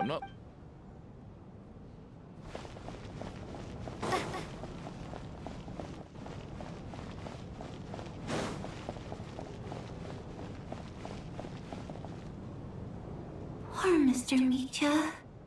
Maybe it's a good thing that you weren't there to see it. I hate goodbyes. Why does it feel like everyone around me is slowly disappearing? Not just in here, I mean. In the outside world, too. Maybe it's the realization that, at the end of life, everyone has to face it alone. Come to think of it, the main reason we're still alive right now is pure luck.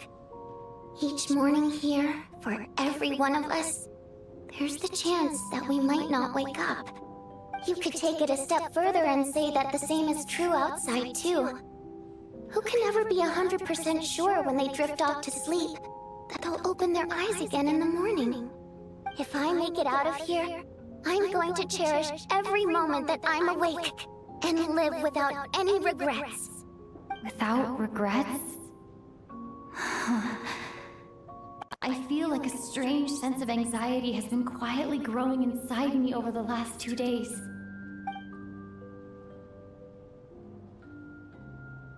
Are you okay? You look really glum. If something's bugging you, let's talk about it. There's only a few of us left here now. After everything we've been through, what's the point in keeping things bottled up? I have a travel companion named Paimon. Alosha and Odette have met her before. She's been feeling unwell recently. You're worried about her, aren't you? That makes sense. We've been trapped in here for days.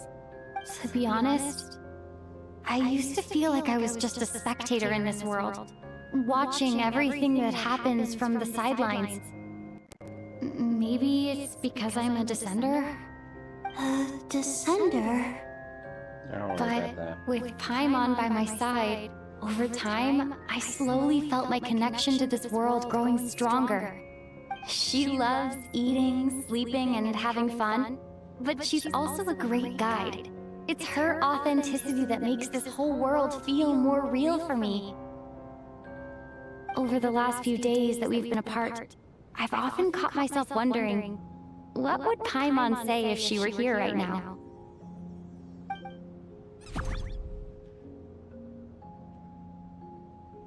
But by the time I snap out of it, the conversation has already moved on, and I'm still in my own little world. I'm trying to overcome this sense of detachment, but I really miss Paimon. I guess, in a way, she means the whole world to me. I bet she misses you when you're not there as well. Maybe you're her entire world too. I don't know if this will make you feel any better, but back when the water imps left Snezhnaya in droves, I also felt like the whole world was suddenly empty. I could be surrounded by people all smiling and having fun, and still feel completely separate from it. So, I totally understand how you feel. Later on, I started to think, maybe accepting the fact that our loved ones won't always be with us is something that takes a lifetime. All we can do is cherish their companionship from moment to moment. So, once we get out of here, you better hurry back to our side as fast as you can. You can't let your story end in regret. That's the trope I hate the most. Thank you. That's exactly what I needed to hear. But Vodyanitsa, if you hate goodbyes too, why didn't you leave with your people?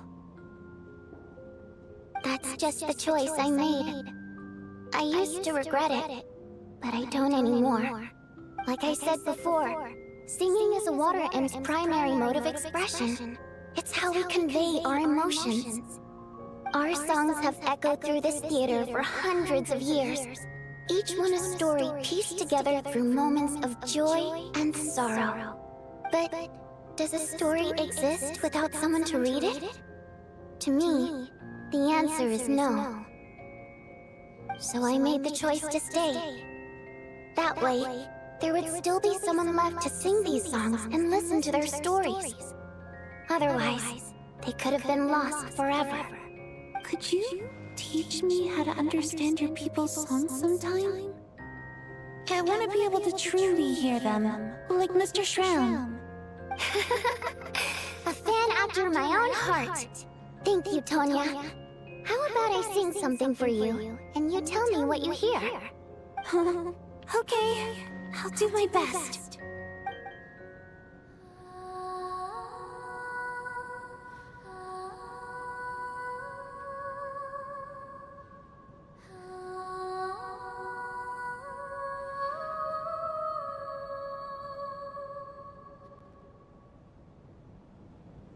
I've never heard that one before.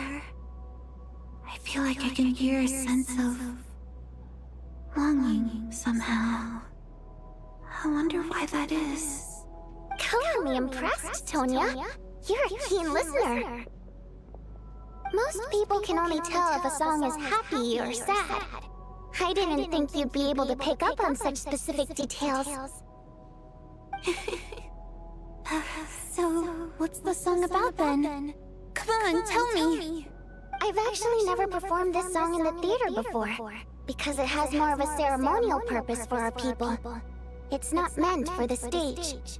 It means something like, "May those we have lost watch over us, and follow this song back home in the night, so that we might be reunited once more." No wonder I could hear that sense of longing. You sing it for loved ones who have passed away. I hope it reaches them.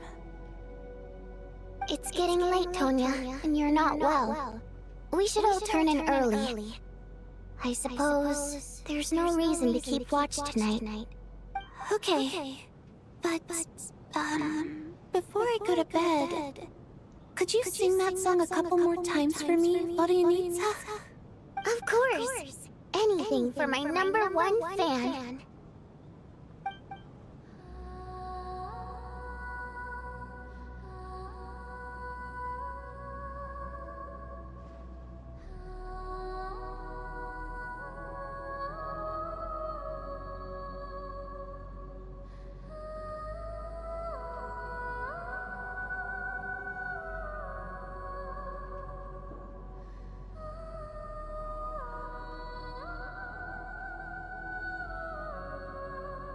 Once I get out of here, I definitely don't plan on ever coming back.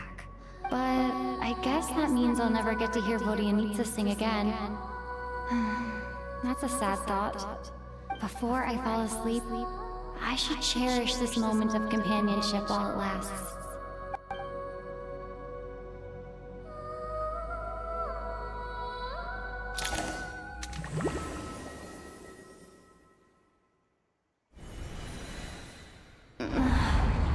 Where am I? So... Oh, this is...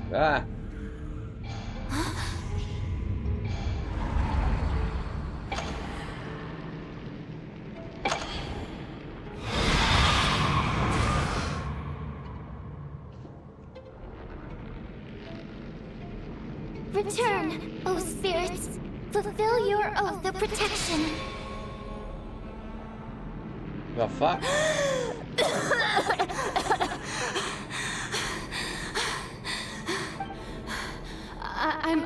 I'm alive? No time for questions. Quick, over here. Turn on the...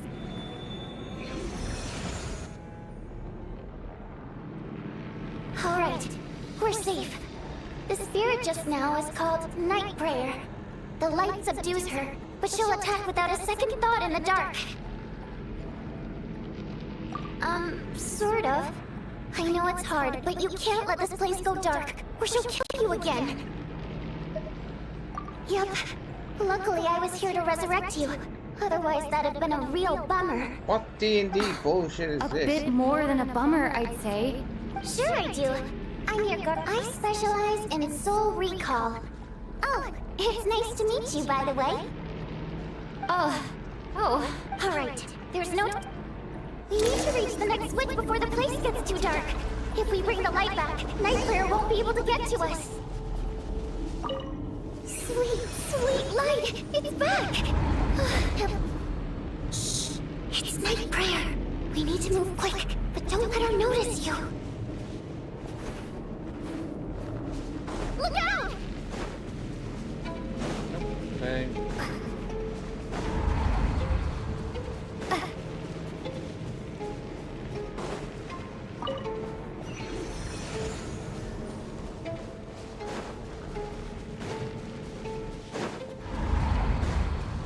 The next switch is over there.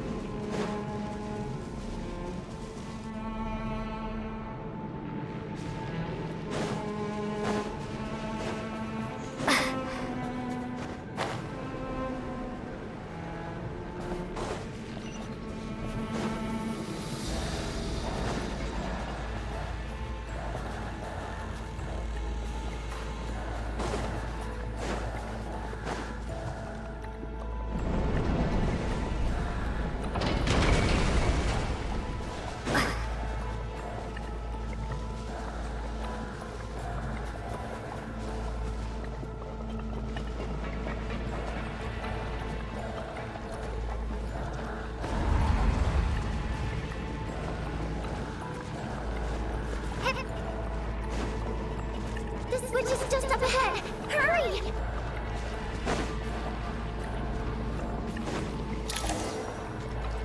It's too dark.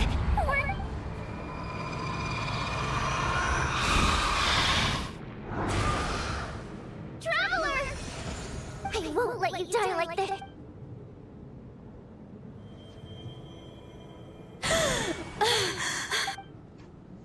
Stop doing that. Even dying is Great. Yeah. Time for you to get out of here. What about you? I can't. I've already been used up. A guardian spirit's skills are finite. I might not look any different, but I can go no further. Why didn't you tell me? Because it wouldn't have changed anything. Go. Now, before...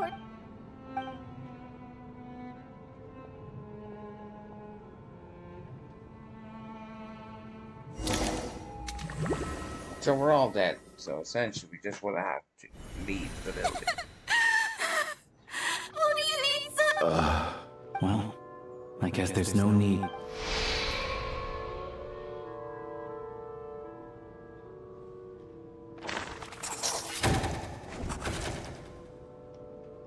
This wasn't supposed to happen. You lied to us, didn't you? Take a long, hard look at yourself. I suspected you on day one, Lelic, and now... And you, little hunter. Now you're just lashing out indiscriminate. Where was all this passion and bravado before? Is that a threat? After all the trauma of the past few days, Valeria and Nietzsche aren't here anymore.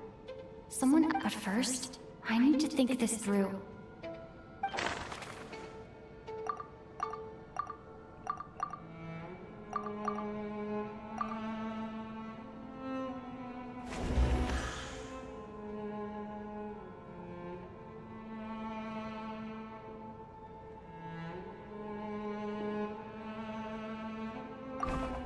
Of those who remain, the only person we've never met before is told people are easily misled by first impressions.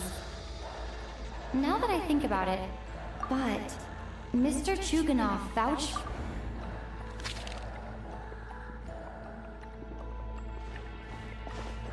Tanya, how's Tusser been lately? Tusser? Your brother Ajax must have mentioned me in his letters home, right? Did he say anything? No. And my brother's name is Razik. Chuganov, looks like it's your turn to do some explaining. Yesterday you said... I knew you were behind this, Chuganov. Everything about you is fake. Down to the wife and daughter you're owed. That night, when I infiltrated your place as Lelic, I noticed you were home alone, but thinking back on it now, that isn't... Even that was a lie? Curses! Oh, why is there no end to the... I think the reason I'm always coughing is because I got sick with frostbite. It's not a very common illness. It's partly genetic and partly caused by the cold climate, but it can be fatal. After a while, I felt myself growing weaker and weaker. Not so one day, I told my brother that I wanted him to take me outside for once, so things could be like they used to, he agreed. We got to the theater, bought tickets, and went inside. Oh, it was awesome. When I woke up, I couldn't find my brother anywhere, but there's no way he'd leave me behind.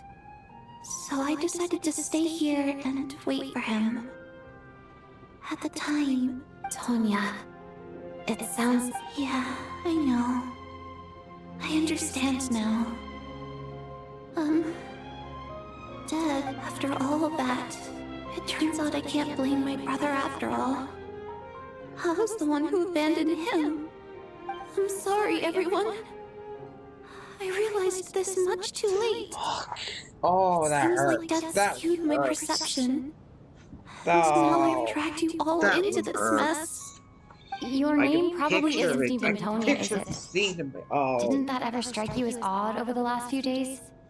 Well, when I was little, my brother and I read a storybook when we escaped from the hospital, our family in the hospital. So when you first approached me and said my brother had sent you, I thought he must have chosen a fake name that only the two of us would know. Because he was afraid of getting caught. At least your memory of death isn't... Now it's your turn, Shuganov. Talk to us. You're right. I was lying. I happen to know that the Harbinger child and his sister Tonya managed to get ticket, and... yes, the truth of the matter is... I lost them. A long time ago. I just refused to accept reality. And now I've spent the second half of my life living alone. My daughter's name was Iskra. And before you ask, yes, Iskra, as in Iskra Manufacturing Plant. She also died from the snow cough. She was just 6 years old after Iskra passed. My wife couldn't bear to face those memories either. So she chose to start a new life without me. One day when I came home from work and saw the empty room, I felt like I couldn't breathe. Subconsciously, I started to imagine that they were still there. I soon discovered that this was the only thing that made me feel any better, so... I just embraced the delusion. Nothing more than a pathetic means of escapism, I know. But at least it's not a crime. So explain your false testimony then. The night before last, when I was chatting with Tonya, she mentioned that her brother would brew medicine for her from frost fairy flower leaves. Combined with her various symptoms, I suddenly understood everything, including the fact that she was deceased. The snow cough used to be an incurable illness. I would pick frost fairy flower leaves to brew medicine for Iskra too. It took hours and hours on the stove. But the year after my daughter passed away, the jester of the Fatui announced that a cure for frost blight, also known as the snow cough, had finally been developed. It turned out that all previous treatments were completely ineffective. No better than random concoctions. That was the final straw for me. I just couldn't take it anymore. Just one more year. One more year, and everything would have been okay. So, more than anyone, I know full well that in this day and age, no one in their right mind would still be using frost flower leaves to brew medicine for the snow cough. Poor Miss Tonya, therefore, had to have been from an era when snow cough was still a terminal illness. So, you projected your daughter onto her? Even though you knew she was one of the dead? That doesn't make any sense. You knew she was already dead. What did you hope to achieve by protecting her? I just don't believe in your crackpot theories. How can you just declare a living person dead and throat Nitia's gone? My good buddy Shram's gone. The others I can make my peace with. But little Miss Tony, I just want her to live. Once I'll be damned if I'm gonna let you cast. Not again! Not this time! Mr. Chuganov, stop. By the sounds of it, you've known I was dead since the night before. I really liked Mr. Valeri, Mr. Mitya. I'm not happy about that. The reality is, you've been trying to— No! Well, at this point, I'm quite sure that I'm dead. Despite all the bad things that kept happening. Since the day I escaped that hospital, I'm very fond of you all. And that's why I'm not fond of you at all, Mr. It's them that you owe an apology to. Well then, I suppose this is it. It's time for my adventure to end. I've caused enough trouble. You're leaving already? It's still early. Don't you want to stay a little longer? No thank you. Oh, and by the way, my name is Patashka.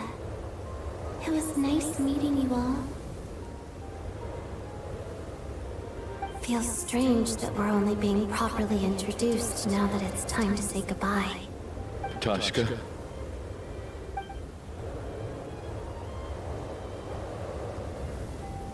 What are you doing, Chuganov? Are you crazy? Let me leave. I can't keep lying to myself anymore. He's dead as well. In your dreams. Don't think you're getting off that easy. The Fatui have honed quite an array of enhanced interrogation techniques since they were founded. Oh.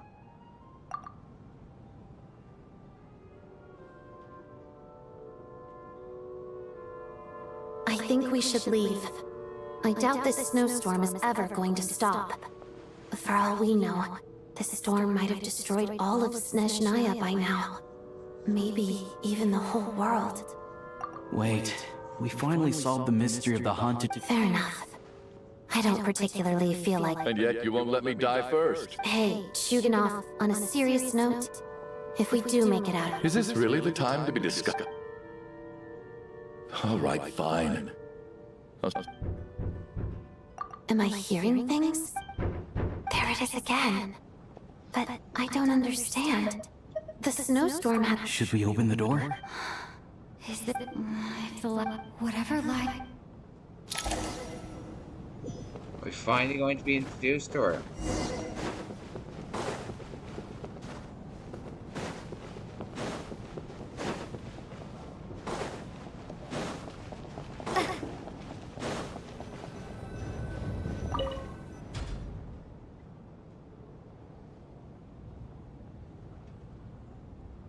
You're back.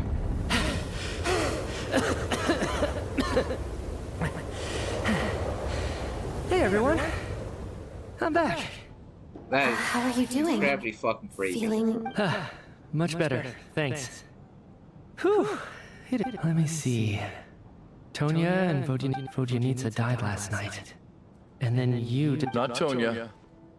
First, tell us how you made it back here. Given the—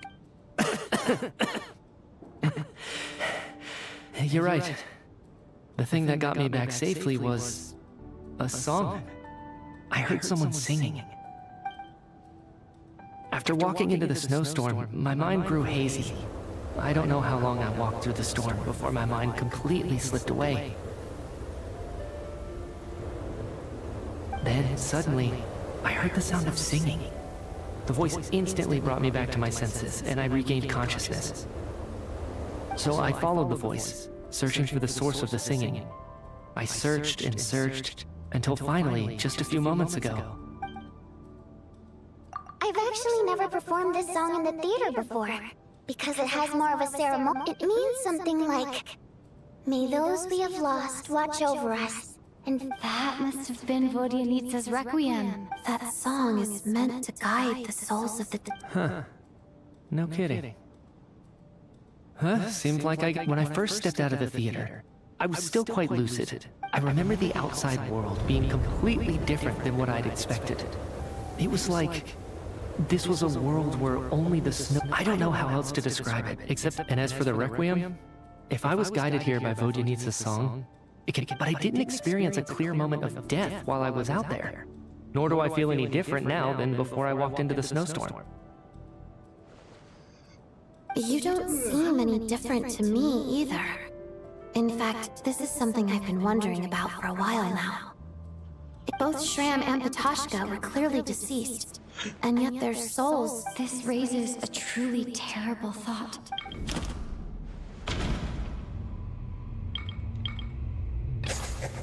Mitya's soul was summoned back by the Requiem, confirming, of course, if even the long distance, then maybe we've all...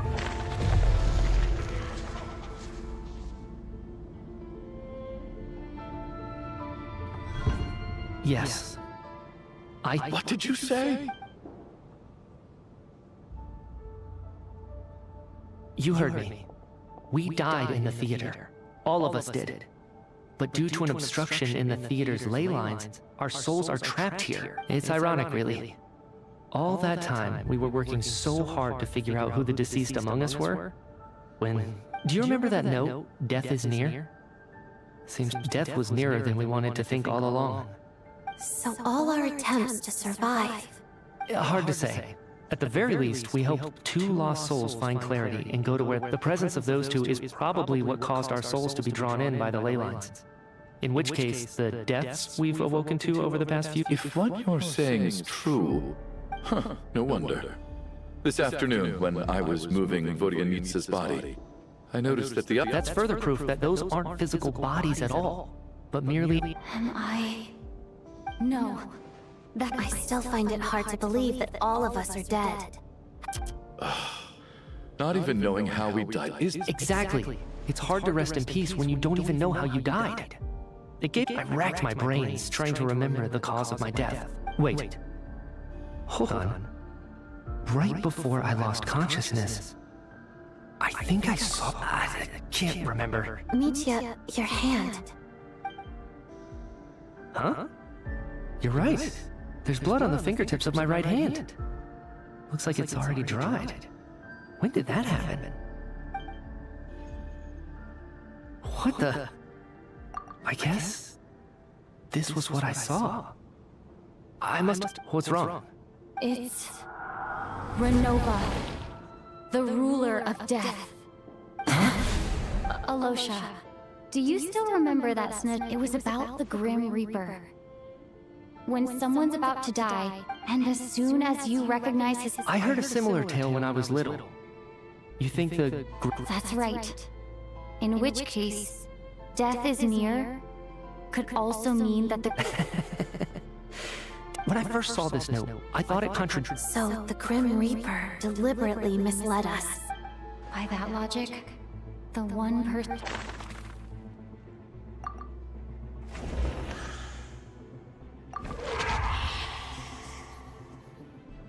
No doubt about it. Looking back at how everyone has acted over the past few days, a look...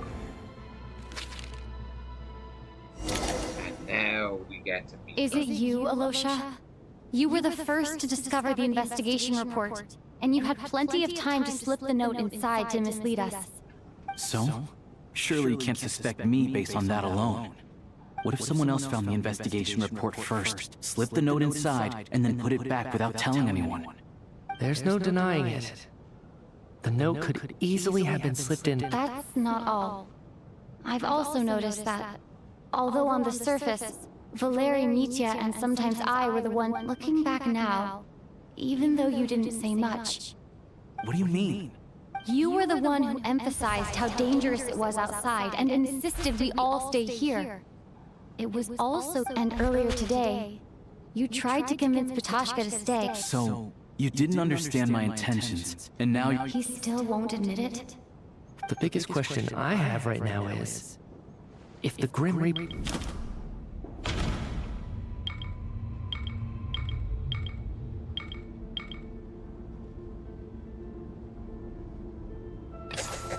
That's right. This right at the start, before any victims had even emerged. Alosha...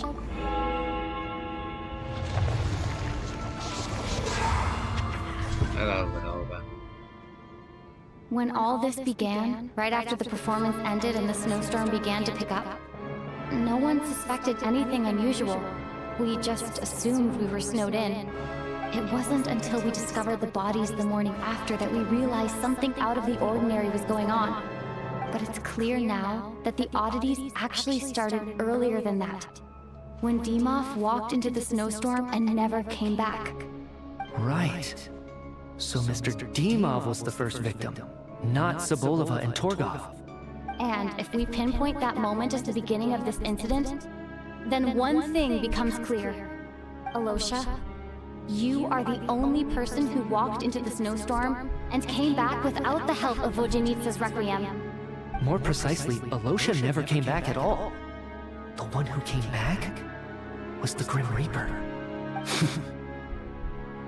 Not bad. Well, since you've backed me into a corner, I suppose there's no point in keeping up the act anymore. Alosha? Nope. You're the Grim Reaper? I am no such tired cliché. Mortals should address me as the ruler of death.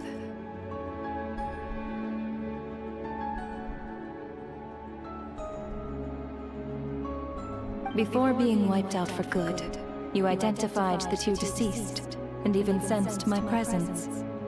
A commendable achievement. Far beyond what I expected. I heard you can ferry souls. Those deaths each night. Were they your doing? Your initial conclusion was correct. Due to the existence of the two deceased, the ley lines yearned to reclaim those long-lost souls.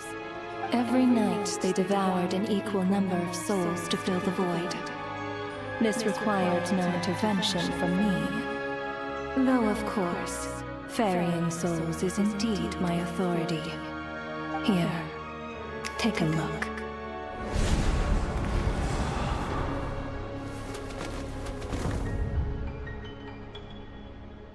What are you doing? That takes care of today's too. Don't get so worked up. You are already dead, and your souls must return to the ley lines. I know we're already dead. You murdered us, didn't you? Murdered? No. Murder is when mortals usurp my authority. Death is my jurisdiction. If I require someone to die, I need not resort to such laborious methods as murder.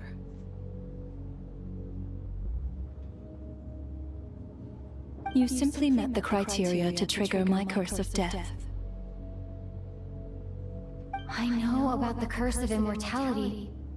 So there's another... You cursed us? When? And why would you do such a thing? So often, humans pray to me, begging to know when their death will come, and what form it will take. But few people ask why. If you must have an answer, know that death comes simply because one's time has come. So you're not gonna tell us the truth? Hold your tongue. By all rights, you shouldn't even be allowed to speak with me. Those angels from the past are to blame for the reckless renovation of the ley lines here. It's made my work on this occasion infuriatingly complicated. Work? So trapping us here, making us watch our friends die, that's just another day at work for you? You clearly have a lot of questions. Fine. As a reward for your remarkable accomplishments over the past few days, I shall answer a few of your inquiries, provided they aren't too unreasonable. After the physical body dies, the soul must return to the ley lines for that person's death to be considered complete. My work encompasses the entire process of death, including, naturally, the guiding of souls into the ley lines, with which you are now so familiar.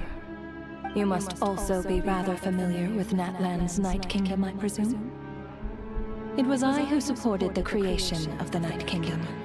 It provided a convenient means of guiding the souls of Natlan. Here, too, the ley lines connected to the theater underwent some modifications. The angels hoped to make them capable of accommodating the souls of some special creations. But this actually hindered their ability to accept ordinary souls to some degree. This effect manifested itself after you died from the curse in the theater, leaving you stranded in the afterlife, unable to achieve a complete death. But if souls who die from the curse of death fail to return to the ley lines within a short window of time, they will miss their chance for good. Then, they will remain forever suspended between life and death, no longer subject to the authorities of either. So if you don't resolve this matter soon, and see all our souls return to the ley lines before long, we'll escape your control. Nitya is sharp. This must be what Renova was worried might happen, and the reason she got involved to begin with. But if you have the authority to guide souls, why didn't you just show yourself and get it over with? Why hide among us in the form of Alosha? You seek to understand the mind of a god. Very well. I'll tell you. This is a theater, and I decided I wanted to watch a show about death. That's why I encouraged you to take the events to the stage.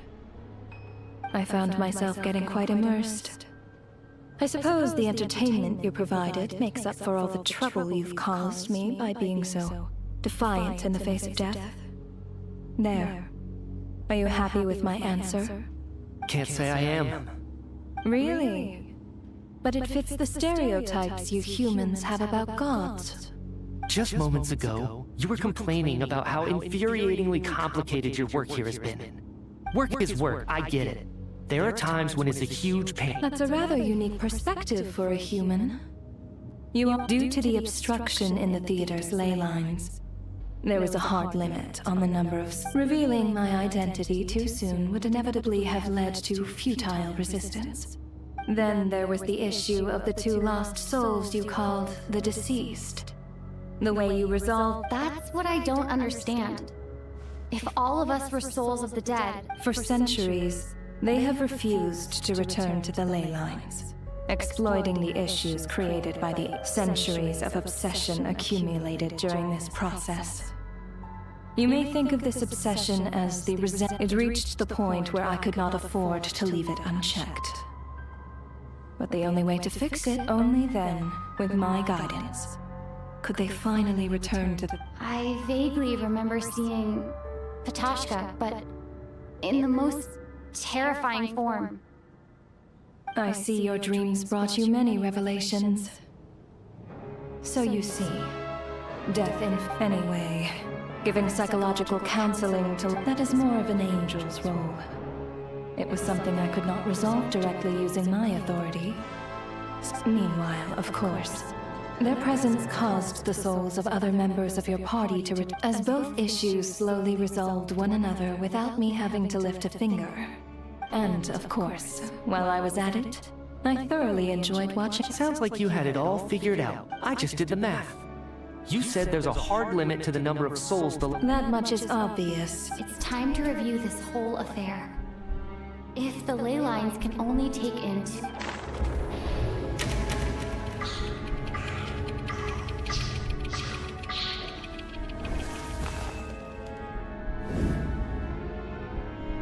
Looking back now, none of us had the faintest idea at the time. From the moment the staff member named Dimov walked into the snowstorm, the incident had already begun.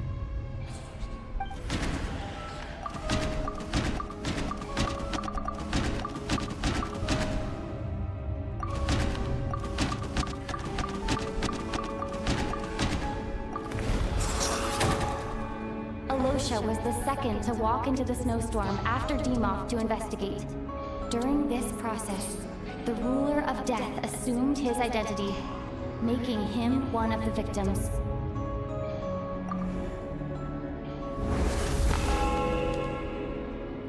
During our first night in the theater, everyone was caught up in the novelty of it all. No one could have expected there would be victims the very next morning.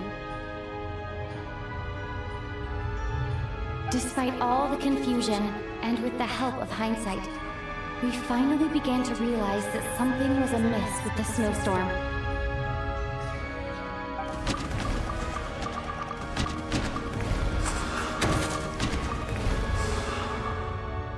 The ley lines devoured Torgov and Sybil. Odette and I spoke a lot that night. 3 people were on watch, but in the morning, we discovered that someone had fallen victim all the same.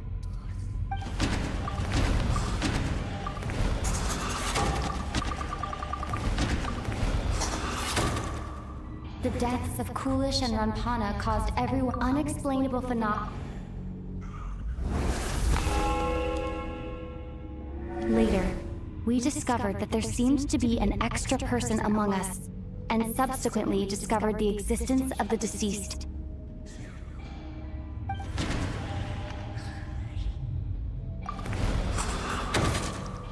Mr. Shram realized he...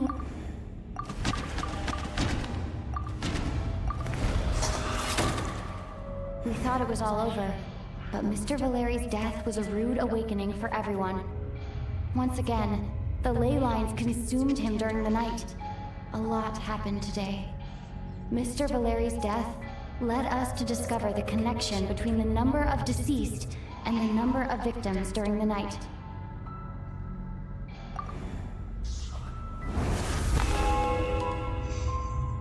The fact that there was more than one deceased seemed to bring us back to square one. Odette revealed some information she had been keeping to herself.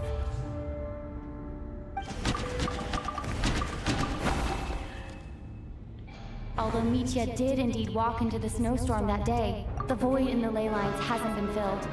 So... Vodyanitsa was swallowed by the ley lines in her sleep. As it happened, the girl I thought was Child's sister, come to think of it, Patashka was about, and Renova, unaware that Mitya would return, was concerned that her soul would overflow from the ley lines. That's why she used looking back. I suppose that was a... No one could have expected anyone who walked into the snowstorm to return. But just after nightfall, Mitya returned, bringing crucial information with him. Various truths began to surface, including that all of us were already dead, and that the ruler of death was here among us. Then, after revealing her true form, Renova callously claimed 2 souls. They're keeping her true form hidden. Why? Why are they waiting for a reveal of what she looks like?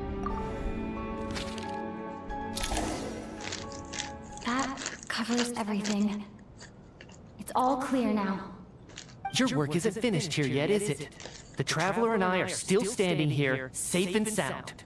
The Water Imp's song threw things off a little, but it is of no consequence. The ley lines have already anchored your soul, and the first ray of light tomorrow morning will take you back. I, meanwhile, need to review my attitude towards the Water Imp race. So the reunion in the night that Vodyanitsa mentioned, I suppose that was never meant to be a permanent reunion. That just leaves you, Traveler. My power only allows me to temporarily separate your soul from your body. The ley lines of Tevat would not accept you, and your soul is firmly anchored to your body by your will.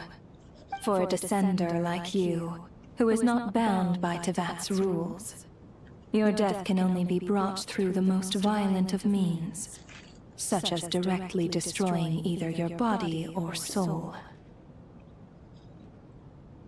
I have no interest in involving myself with Descenders, for now. Although, this may change if Asmodee remains missing, or you insist on interfering with our affairs. One last question then.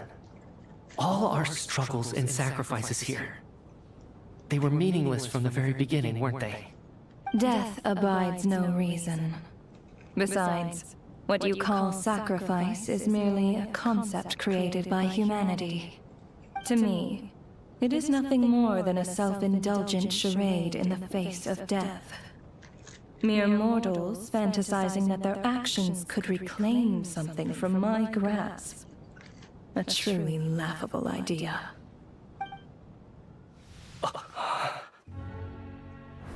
Grim Reaper, you really know how to get on my nerves. I'm not here to ingratiate myself with you. I kill merely because your deaths are necessary. Oh, you've made that quite clear. But humans don't take well to being scorned. Not even by the gods.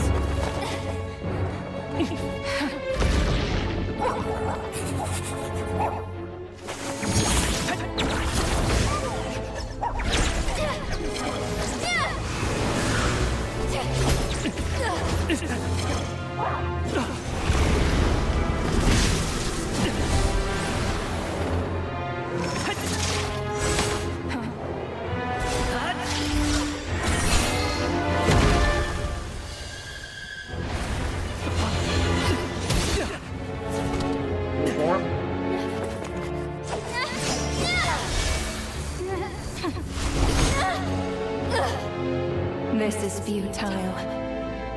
You must know that you are powerless against me in my own domain. I suggest that you save your strength. For what? Maybe we can't change it. But if nothing else, we can at least teach you to have some respect for the dead. Audacious.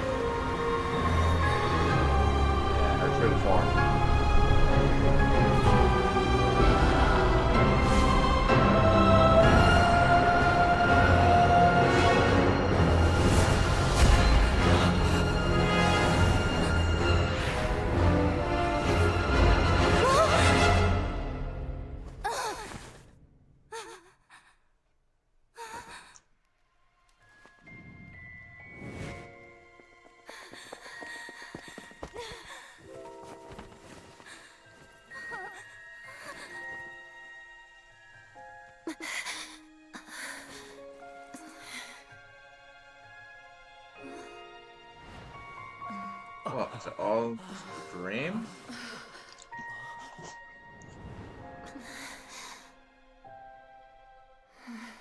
I'm confused.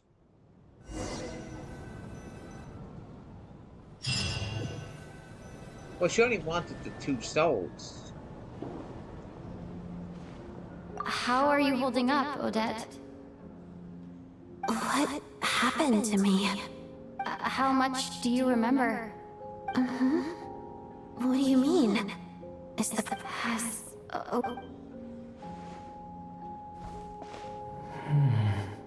Mitya? Oh, I'm sorry. I guess I spaced... yeah, I remember now, Conrad. Looks like we guessed right. Just like me when Odette found me at the Armory Palace. For some reason, everyone just with one catch. They forgot. Odette and the others have already forgotten everything. Could this be the reason? You said this is the ruler of Death's symbol, right? You don't? Huh. Okay. Does that mean I carved this symbol into my soul? What an unsettling thought. What about you, though? The ruler of Death mentions that you're... A full explanation would get complicated. Well then, now that it's all over, But the first thing I notice is that everything here is precisely as we left it, right before our deaths. They say that right before death, time slows down and... That must be how you know you have one foot in the afterlife by that point. Anyway, clearly the few days we spend in the afterlife probably... This also aligns with previous reports of widespread temporary memory loss among the Armory Palace personnel. To those unaware of the truth, dying and coming back to life must feel similar. This leaves me with a couple big questions. What are the conditions that triggered... If nothing else, I think it shows that killing us wasn't her ultimate goal. Right. This time only got complicated because of the situation with the theater's ley lines. That's why she had to approach it differently. Come to think of it, wasn't I about to know? I can't remember what it was, but I think it... sorry, Traveler. I'll catch up with you again later, right? Ma'am, if I may, no one of your description has ever shown up in my investigations into Mr. Mitia's friends. Yet, you two seem very familiar with each other. Could you perhaps tell me where he was in such a rush to get to? And, by the way, have we ever crossed paths? I can explain everything. Could you help me?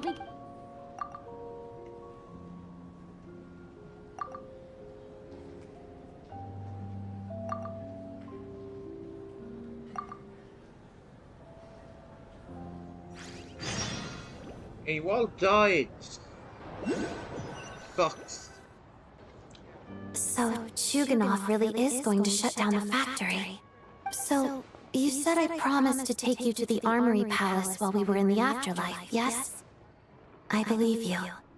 Agreed. Let's check in on her first. But my question is...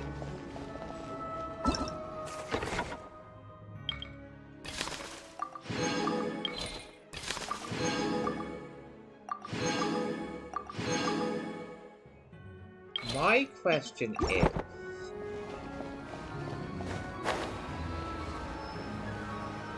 When did the curse of death actually trigger?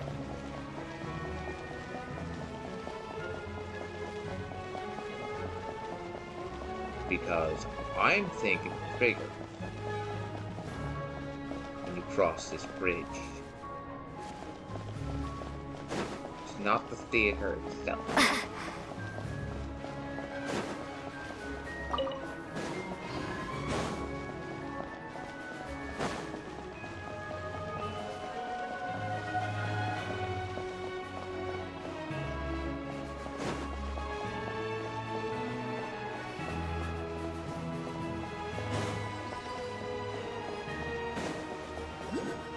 Yeah, they're really saving Nova's full reveal for something big. I'm finally back. Even though a long time has passed from my perspective, I should keep my emotions in check when I see Paimon. Wait. The atmosphere here feels off. Shh. Stay quiet.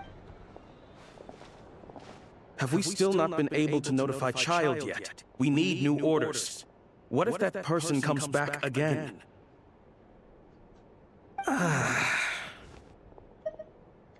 I'm so sorry. Tell me, what happened?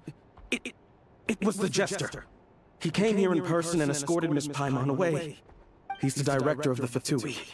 His authority supersedes all others and cannot be questioned. How long ago did he leave? It was about an hour ago. Miss Paimon was fast asleep at the time. The Jester simply walked off with her as if it was only natural. Do you know where they went? The Armory Palace, most likely. Lord Piero, the Jester, has been overseeing the experiments there lately, keeping a close eye. I'm surprised he came in person. Whatever his reason for taking... Then lead the way, Odette. Okay, let's... Oh wow, we're just okay.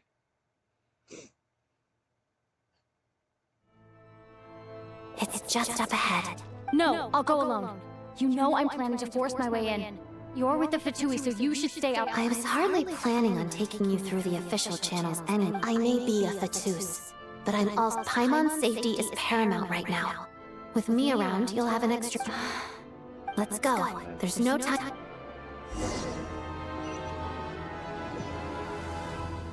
Fine.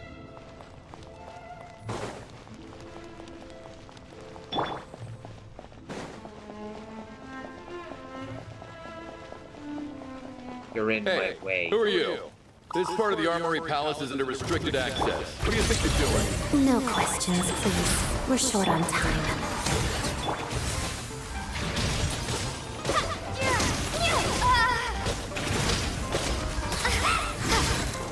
Yeah, you're annoying.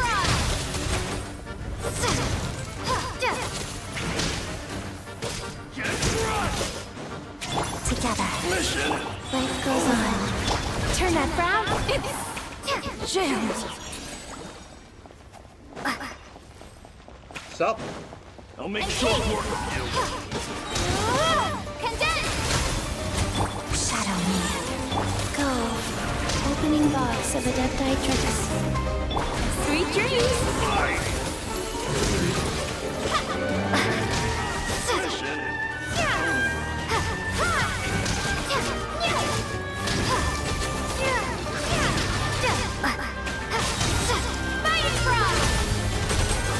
Let's begin. Life goes on. Orders given. Orders received. Wheel of life. Time to relax. Bad dreams be gone.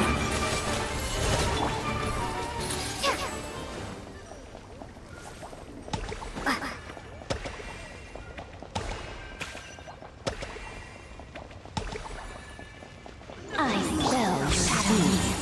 Life goes on. Sweet dreams. And Kate.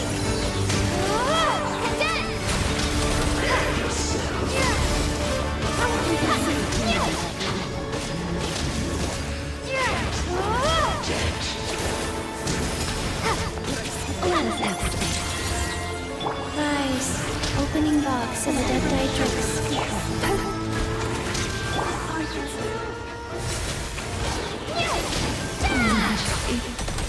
I still...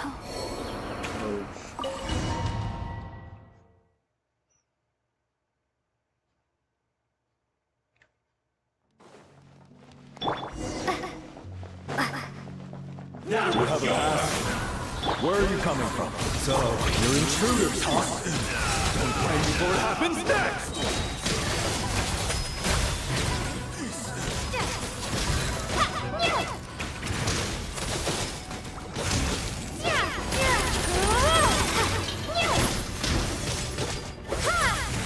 Together.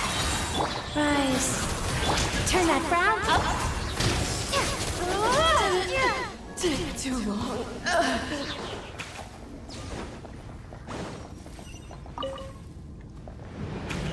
The Armory Palace is hidden this deep in? This place is much bigger than I imagined. They're conducting top-secret research after all. The deeper it's hidden, the better, is standard Fatui logic. The style doesn't really look like the Fatui's handiwork, though. They must have requisitioned some structures from a past civilization. It also serves as... Intruders! Stay alert! Cast your worries to the wind! Cryostorm! Fighting Frog!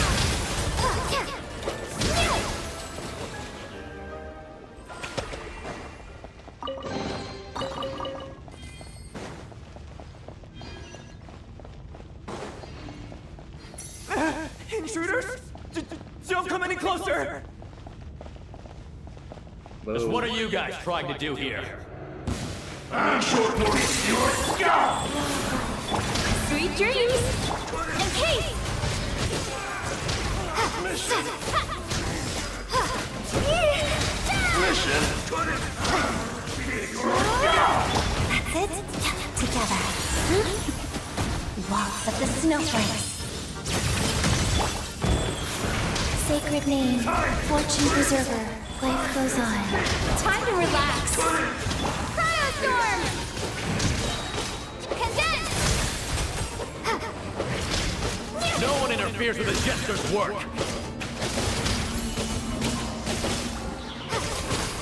Shadow me. Oh, fast rise. Opening box of Adeptitrix. Sweet dream and peace! Fighting frog! Pretty sharp.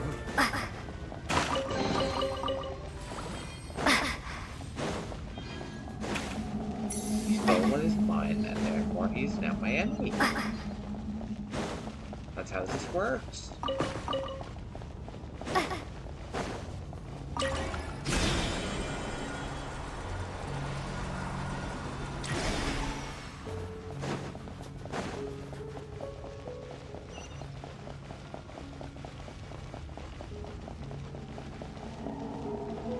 Looks like no one's guarding this place. There's something off about that decoration over there. Look out! Let's deal with these before we move on.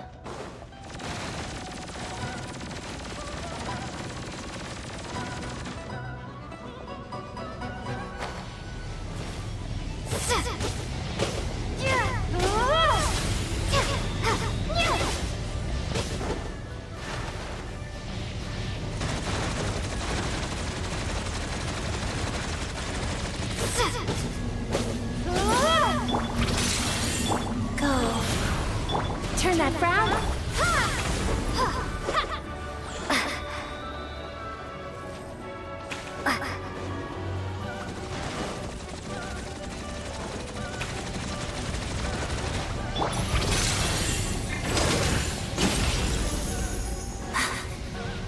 Crystalline Adagio.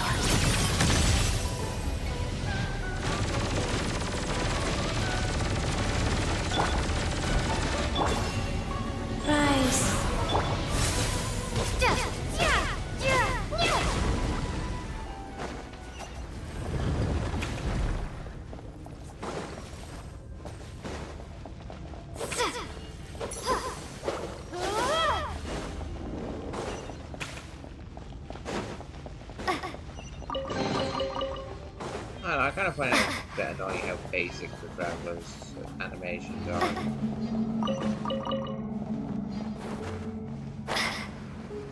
The researchers here probably don't know that we're uninvited guests. Let's try not to hurt them. What's the big star from the theater doing here? That's Miss Odette. She's a member of the Fatui. Don't tell me you didn't know that. Was the whole reason for Project Stuzha to support the research here at the Armory Palace? Just what are the Fatui and the Tsaritsa planning?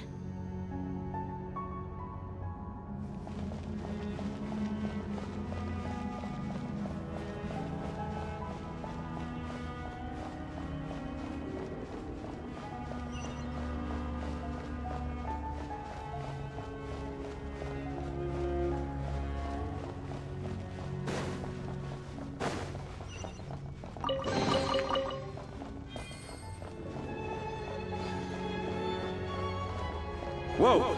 Who are you? Never seen you around here before.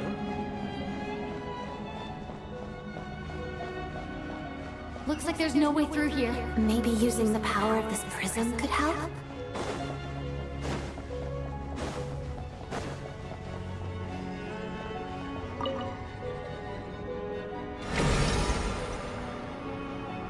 I think I see some images. It's the prism's power at play, causing images of the past to reappear, albeit only as an... Paimon and the Jester? Is this another scene from the past? Yes. It looks quite old, though. I don't think it happened in the recent past.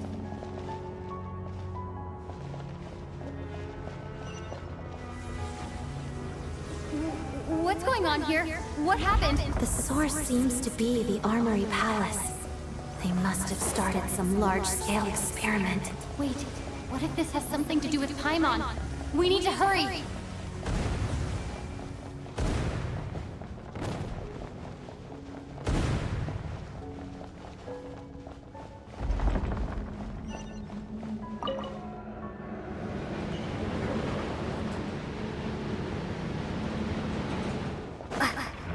We're almost there.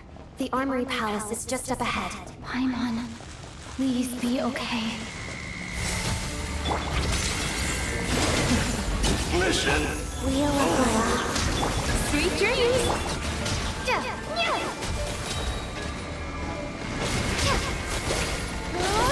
Condense! Firestorm! Ah! Together.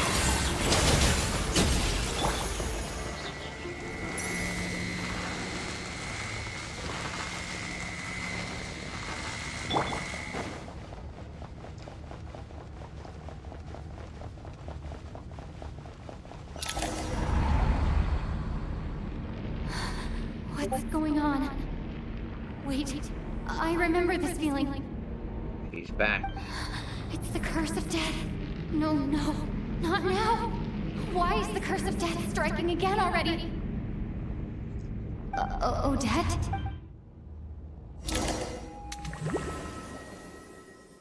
What? Is this the afterlife again? I need to find a way back to reality. Is that Odette's core Ignis?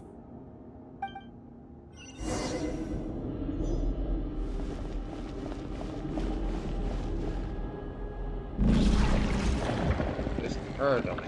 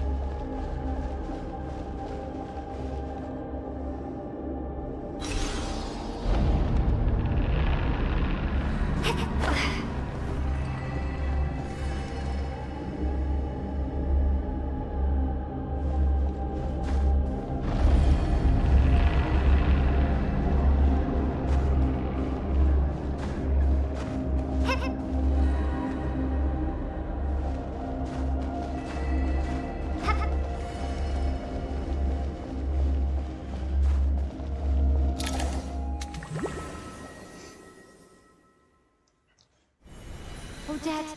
Odette! No signs of life, but past experience says that she should be resurrected before. Did Odette intentionally use her core Ignis to guide me? Thank you, Odette. But I'm sorry. I don't have time to protect you.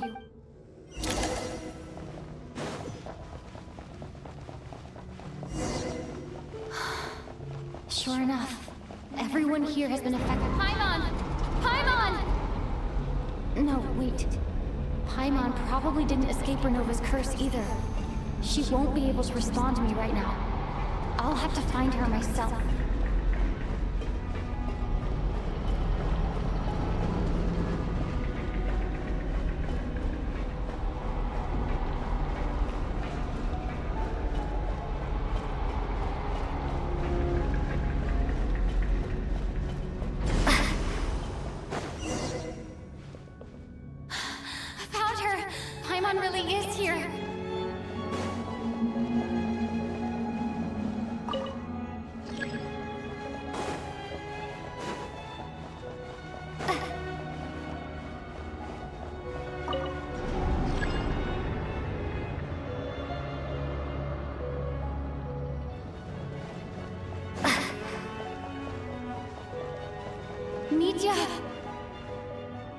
Is this the laboratory he works in?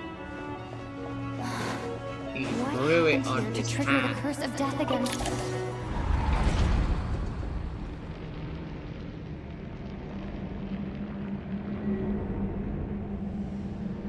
Here she is. All her glory.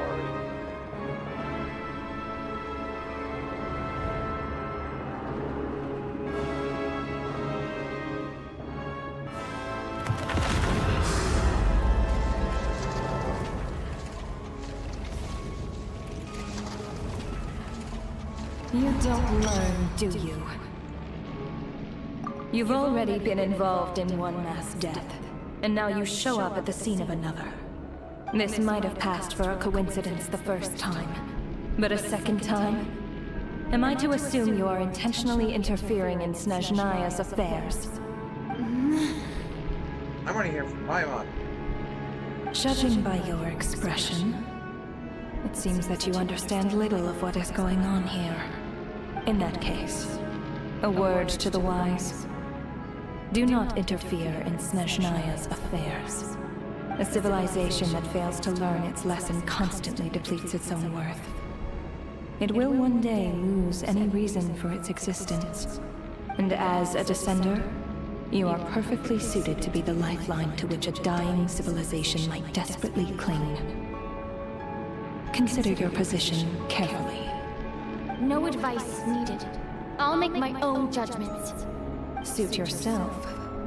When the day of reckoning arrives, not even a descender can hope to escape unscathed. The time for resurrection fast approaches. The mortals here are not yet worthy to behold my form.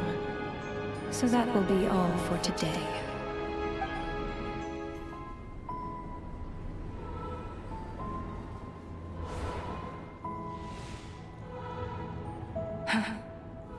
That thing is coming with me.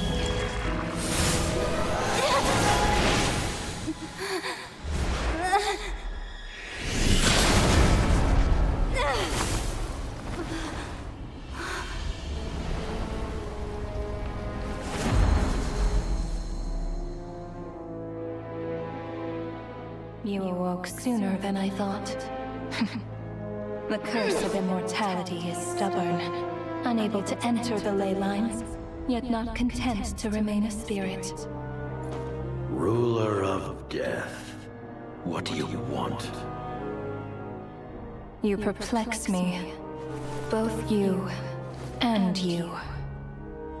That thing may be a creation of Celestia, but it possesses none of Celestia's power, let alone authority. Your obsession with it baffles me. No matter, the resurrection will soon begin. It's worthless anyway. I'll reclaim it next time.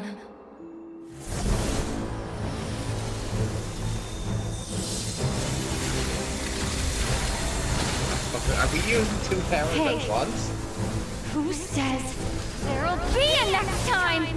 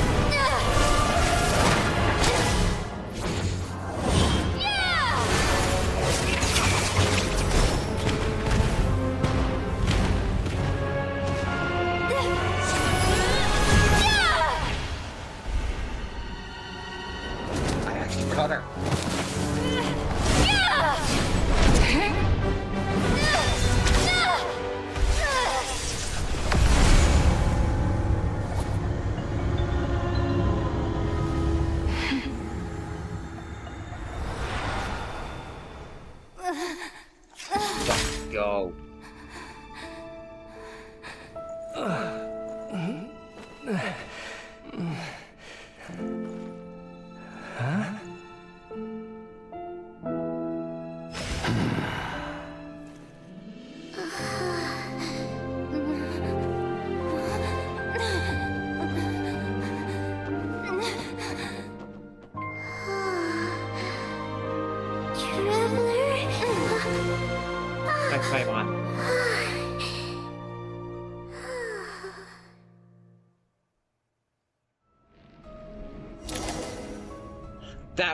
That was fucking cool. I missed you, Paimon. What are you talking about? We haven't even been apart for that long, have we? Yes. It was different this time. You seem to be in pretty good shape. Yeah, Paimon's back in tip-top condition. It's the weirdest thing. Paimon fell asleep earlier, and when she woke up, she found herself here. The Jester and that guy talking to him used some kind of energy on Paimon. And she could kind of feel it canceling out that other thing that was making her feel unwell. So, Mitya helped too? Apologies for leaving in such a hurry at the theater earlier. I was in a rush to verify some theories. Rest assured that your companion is perfectly safe. We reversed the effects that the experimental energy had on her. The Jester specifically instructed me to do so. I suppose this is our first official meeting, Traveler. I could not let Paimon suffer in her condition for a moment longer, and so I simply took her without explanation. I hope you do not mind.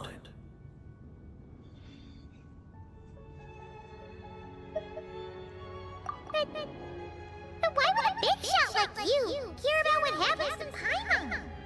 As I said when you first arrived in Snezhnaya, we once spent some time together in the distant past. Oh yeah, you did mention that. Paimon did think you seemed strangely familiar the first time we met. I'm afraid the reminiscing will have to wait. Mitya, let us continue with the report. What conclusions, if any, did you reach from conducting the final experiment of our energy research ahead of schedule? The good news is, my hypothesis regarding the Ruler of Death has been verified. As for the bad news, I recommend we suspend the experiments and Project Mistleton until further notice. Currently, we have no means with which to make a breakthrough. I say this purely as a scientist, guided by reason alone. I will trust your judgment. We shall put the project on hold until the Ruler of Death has been eliminated. Wait, what are you guys talking about? You want to get rid of Renova? Like, how? By killing her? By whatever means necessary, so long as it removes the threat she poses to us. Until then, everything we do will be in vain. After what just happened, I've ascertained Renova's goal. Or rather, the trigger condition for the Curse of Death.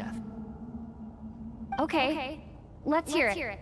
What she's doing is blocking Snezhnaya's technological progress, preventing us from possessing any means with which to threaten the heavenly principles. Just like the little lapdog she is. So, any ideas, research, or experiments that lead to technological progress can trigger the curse. Just now, for instance, I was set to launch a final phase energy experiment ahead of schedule.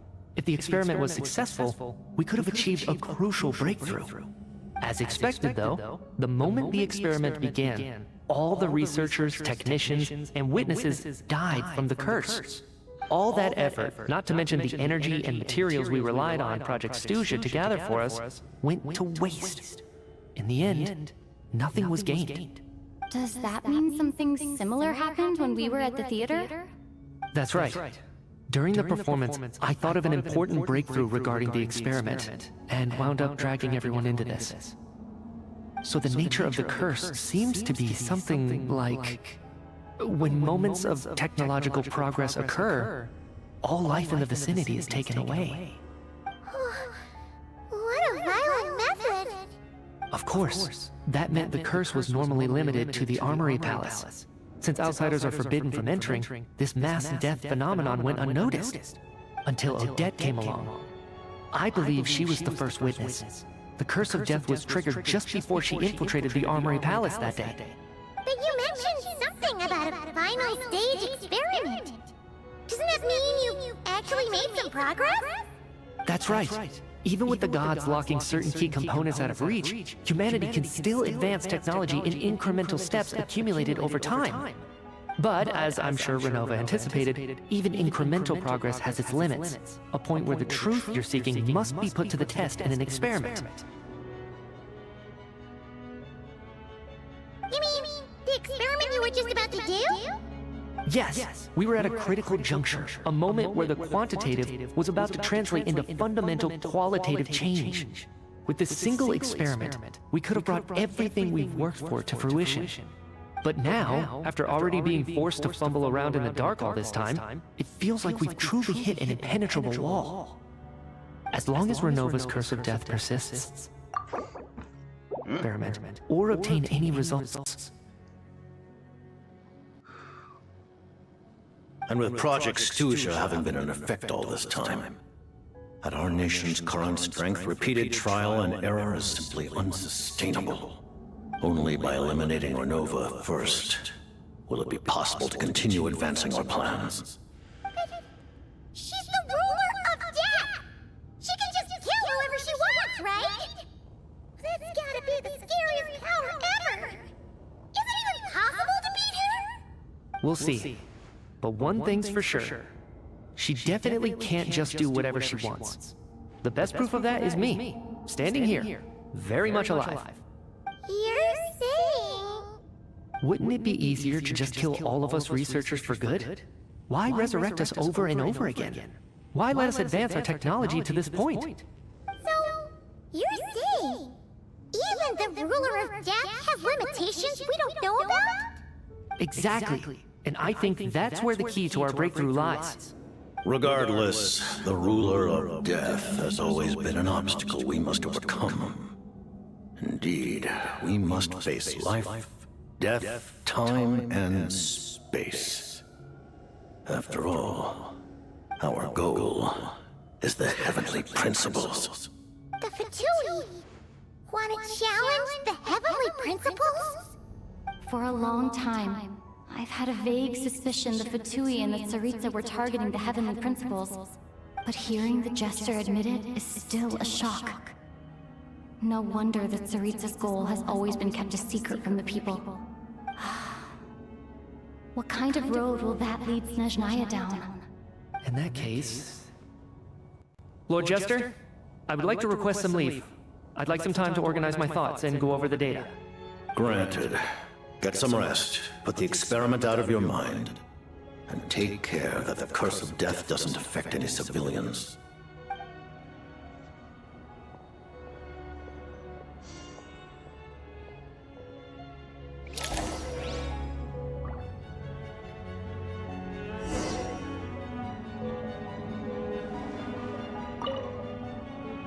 While there is yet time, allow me to offer you my hospitality. Honored guest of Snezhnaya. Is there anything you wish to know?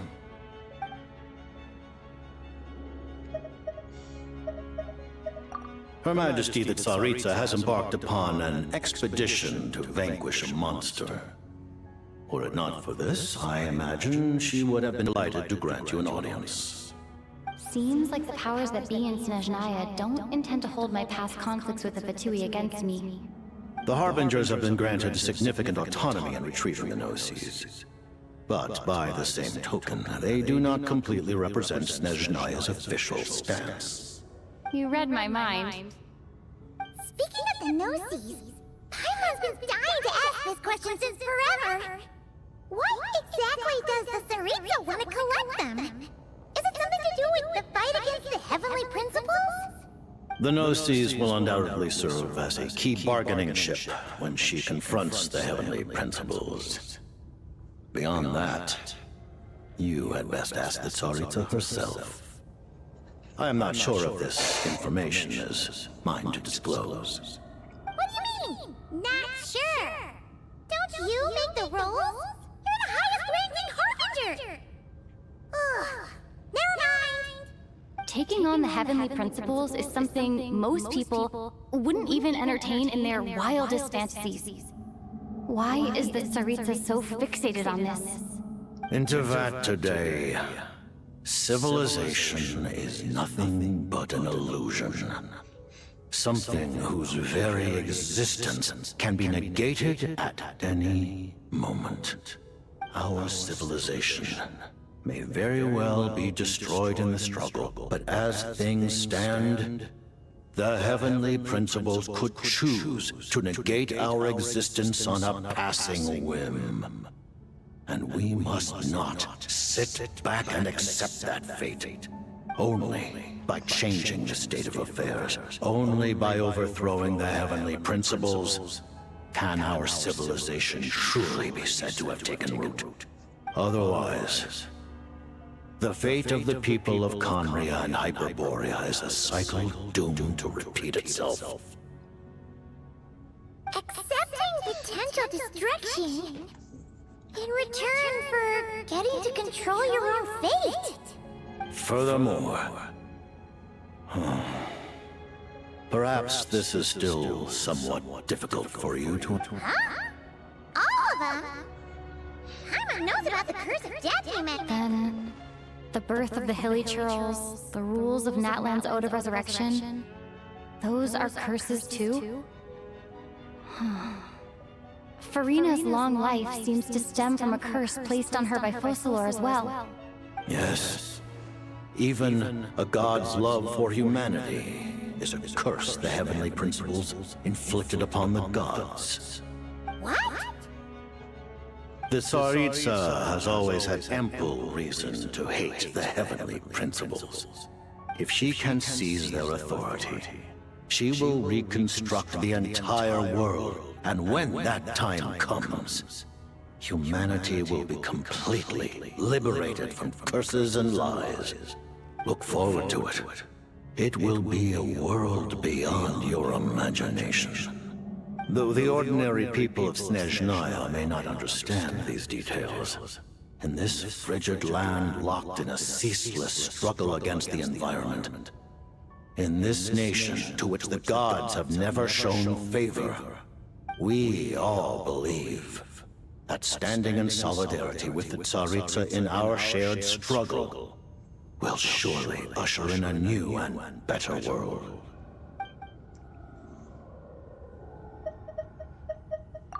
I remember hearing the term... Yeah! Paimon wanted to ask about that when the name came up just now. What is it? Paimon's heard of Project Stuzha. As you know, Project Stuzha is a series of measures enacted to consolidate our nation's resources, the greater purpose of which is to serve Project Mistleton. Many of the things you've encountered thus far are essentially for the advancement of that project. This includes the Kuvaki Experimental Design Bureau in Notri. Researching Kuvaki was merely a facade. Its core objective was to use local resources and research findings to build Mistleton itself. And that's a weapon built for the final battle against the Heavenly Principles, isn't it? Huh? How did you know that? I was given some intel, and I made some deductions. Wait. You must mean that thing over there! Oh, Paimon's gotta take a closer look at this thing! Especially after you guys sent so many people to Notri to work on it! Kuvaki alone will not break through Celestia's defenses, let alone challenge the Heavenly Principles. The Heavenly Principles are no doubt accustomed to combating the power of the Light Realm, and elemental energy is simply the power of the human realm, converted to that form by the Heavenly Principles themselves. Any attempt to use this power against its creator would be a futile endeavor. For now, therefore, we have set our sights on the form of energy associated with the third descender and the stellar linchpins. This may hold the potential to allow Mistleton to contend with the Heavenly Principles. You could say that by reverse engineering the stellar linchpins to extract the energy within, we have obtained a source of anti-Celestia energy. The Kuvaki Experimental Design Bureau, Project Stuzha, and the new energy experiments. Huh. So, Project Mistleton is what ties it all together. And it looks like your plan is almost complete. No wonder the ruler of death came after you.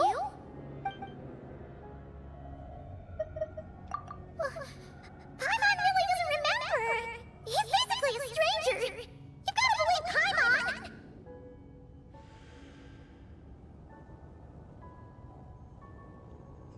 Allow me to explain. The reason Paimon reacted to the anti-Celestia energy developed by the Armory Palace Because she is from It's Celestia. because she comes from Celestia herself.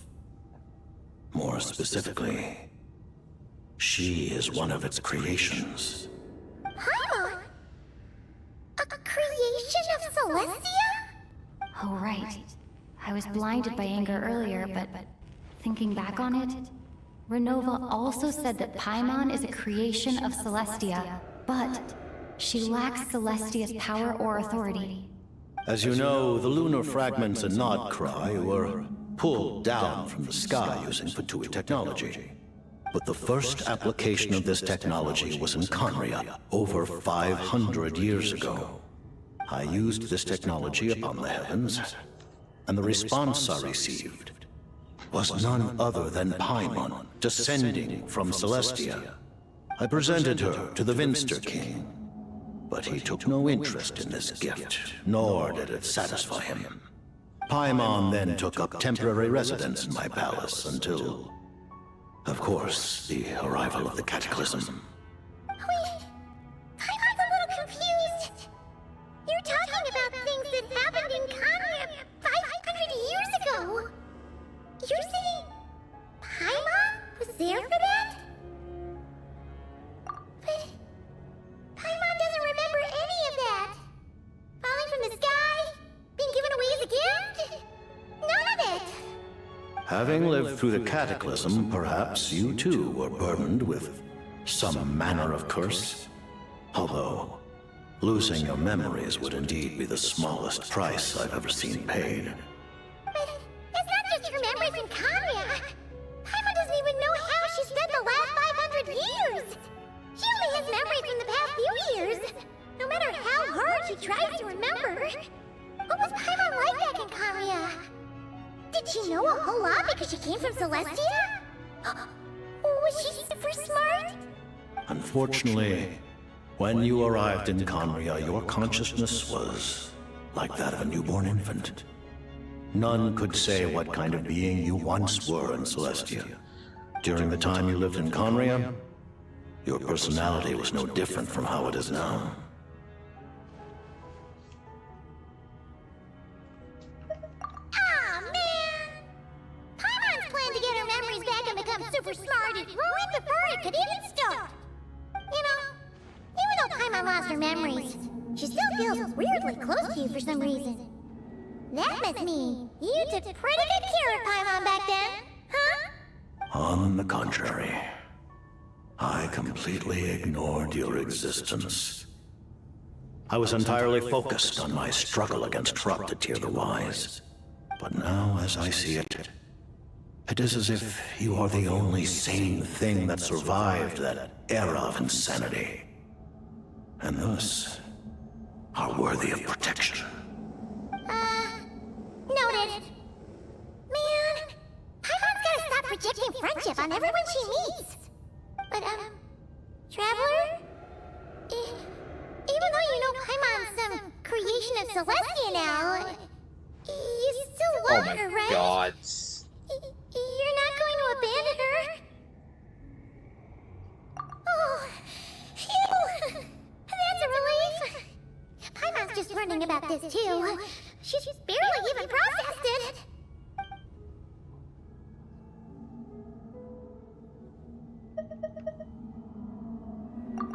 Thank you for telling me so much. I'm a bit surprised, honestly. I didn't expect you to be quite so transparent with me. Given the circumstances, the Fatui need not hide anything from our allies. Allies? To advance Project Mistleton, we must first resolve our issue with the Ruler of Death.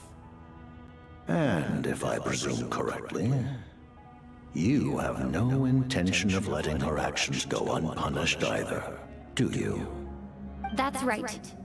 Ever since she said she intends to reclaim Paimon when we next meet, I figured reconciliation was out of the question. Against an opponent of this caliber, deliberating over our allegiances would waste time we do not have.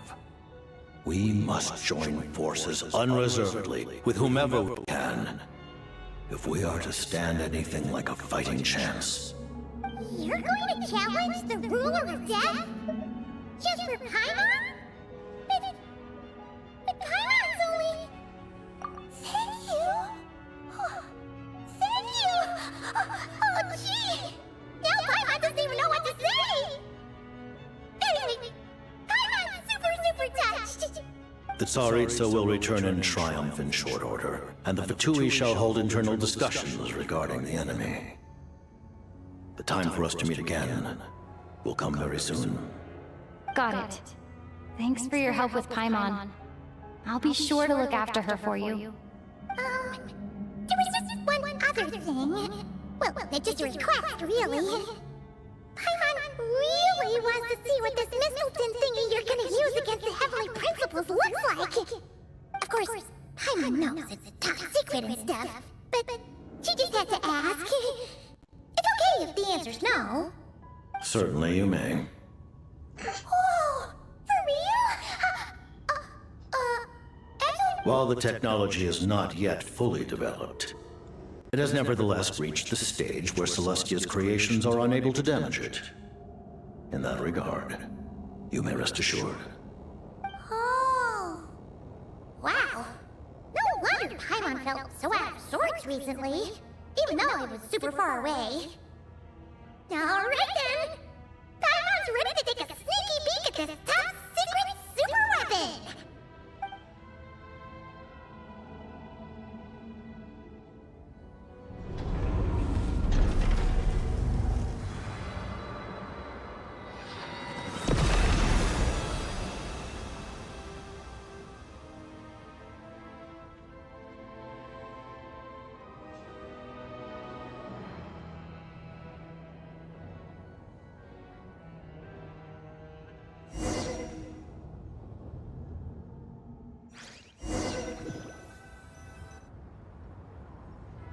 I think the sword we have is something similar. Oh, hey there, Odette! Paimon? You're okay. Thank goodness. You look well. Have you recovered?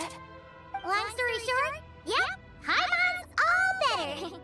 What are you doing here? Were you waiting for us? That's right.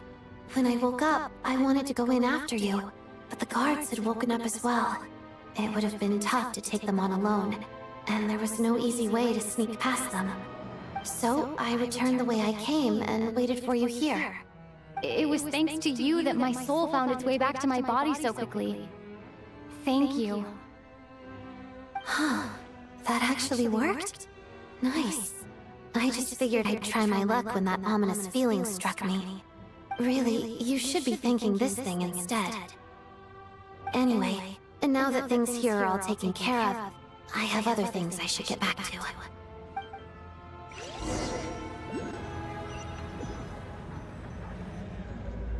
Ah, Director Chuganov, you're back. We just received notice that Project Snezhnaya has been suspended, so we've convened an emergency meeting. This is the preliminary plan.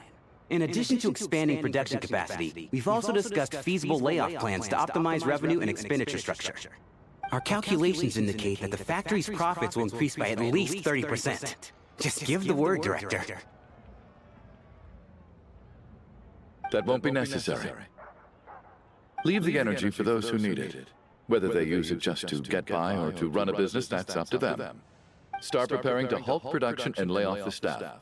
Make sure the workers are able to land on their feet and that they are duly compensated. Thank you all for your hard work during this time. Am I hearing you right? Why? After all the tough times we made it through, now is exactly when we should start to turn a profit. I just suddenly don't want to do this anymore.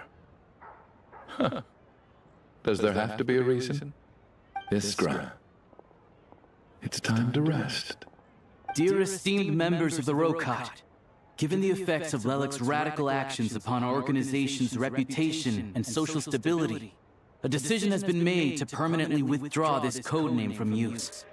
Considering that Lelic did what they did for the benefit of the people, the Rokot has nevertheless negotiated with the authorities, ultimately securing a waiver for all penalties due to them. Lelic will be suspended for a period of time. Depending on their future performance, they may be allowed to adopt a new codename and continue acting as part of the Rokat. The purpose of this notice is to remind everyone once again that motives and methods are equally important when one operates in the shadows.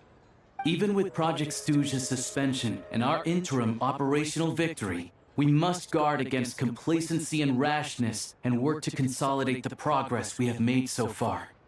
We act only for the greater glory and solidarity of our nation. May the aurora shine ever on, and the tundra always stand firm. We act only for the greater glory and solidarity of our nation. May the aurora shine ever on, and the tundra always stand firm. Looks like it's finally over. You mean for us? Just thinking out loud. I've never seen the Snezhnaya Gradvecha so lively before. I never once thought I'd come here. But I understand everything now, Rosaline.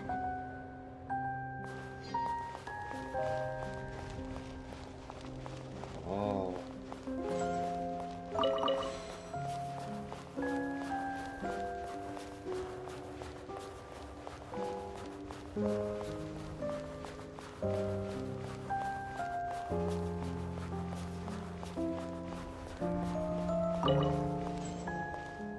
I've seen Spirit Seeker performed many times, including by your mother. Why do you bring that up all of a sudden? Even though the choreography is always identical, every dancer finds a way to make it her own.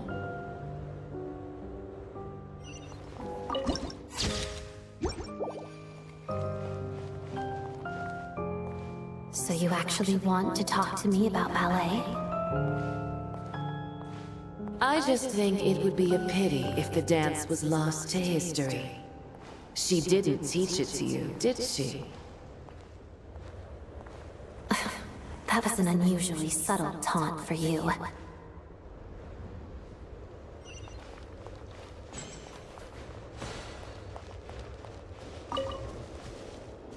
We embraced one another on the snow-swept plains, melting the ruthlessness of time. But when our bodies, in pieces, are cast to the winds, what of our love will remain behind?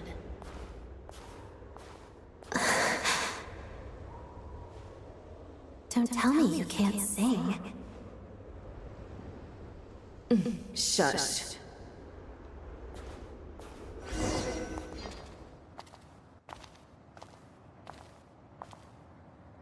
I understand her hatred. The Fatui robbed her of the life she should have had. I never opposed her dancing. Yet still I became an enemy of her ballet. I'll just keep my distance. Many despise me. I'm used to it. You're certainly not one to shy away from confrontation. But children, they need a different approach. I'm hardly the most maternal figure. Yet, she is a child.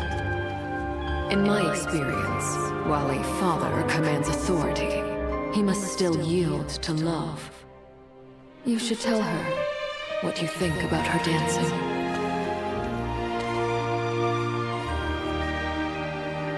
Odette will soon take the stage at the Korolyevsky Theater. This could be your chance. Geonosis secured. It went smoothly. I'll be there. Have them send me an invitation.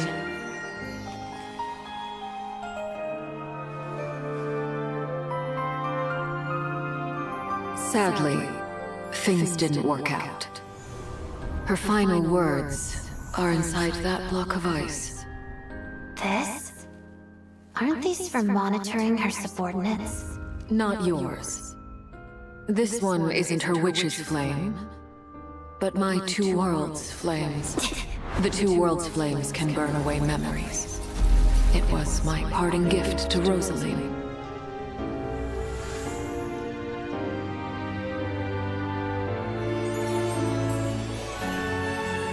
If all goes to plan, she and I will both live to see the Tsaritsa succeed. I believe she'll find peace. But if anything happens to me, she needn't follow in my footsteps. The cryo-energy will fade away in time. Then the two worlds' flames will burn away all memories of the Fatui. She'll be free to dance. She deserves this. I will handle the aftermath. The choice is yours, child.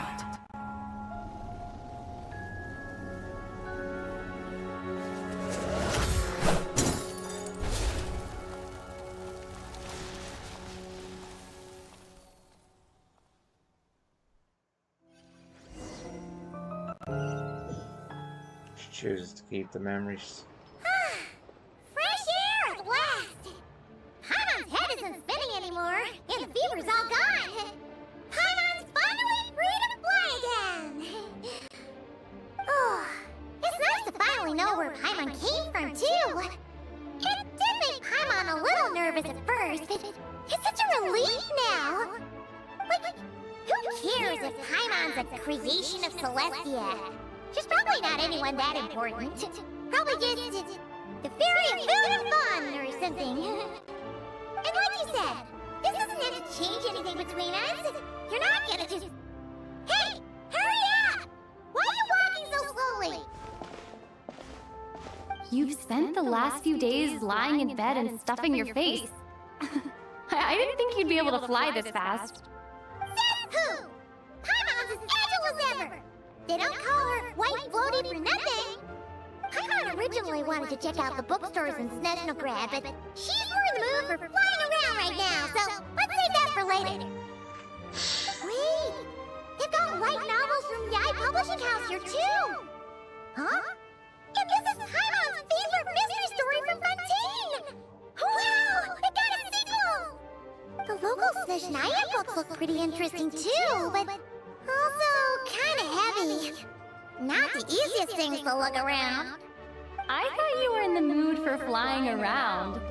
Paimon can read while she flies. Hey! Oh, look at flying these and reading at the turtles. same time. Which do you like better? Oh, they're adorable. I like this. Alright, boss, we'll take those. Paimon will have the other one. Oh, I thought we were only getting one. All right, fine, I'll pay. There you are. Thanks for visiting. Paimon will grab this and then... Huh? Huh? She's never encountered a nesting doll before. How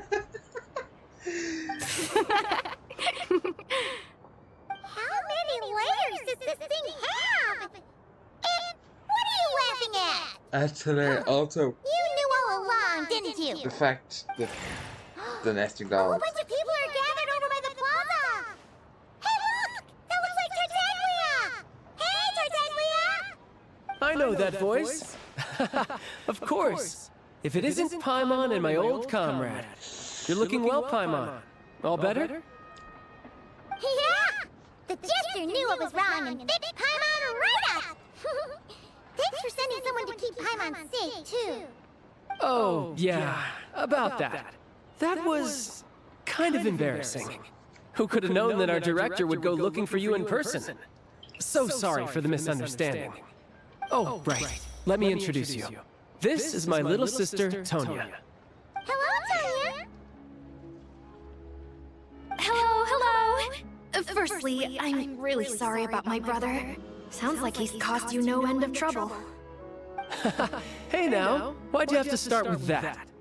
Not that it isn't true, of course. So she's the real Tonya.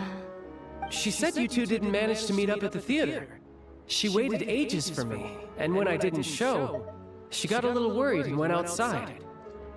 I know, right? He didn't bother to say a word to me. I searched up and down the city for him, and he only told me about it when I finally caught him at the gates of Glupov.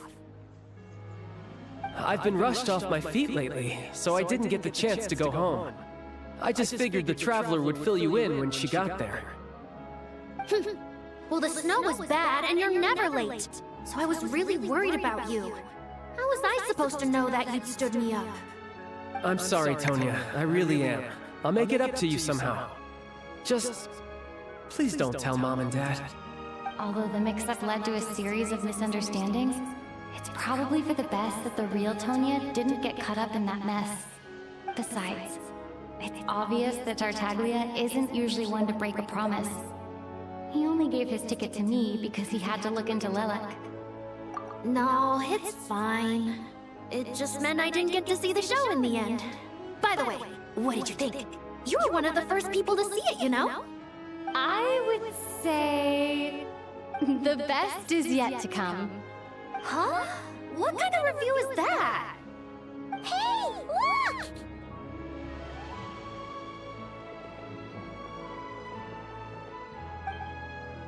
Ah, madam. The Tsaritsa. Oh, we get to meet the Fae and the Orca.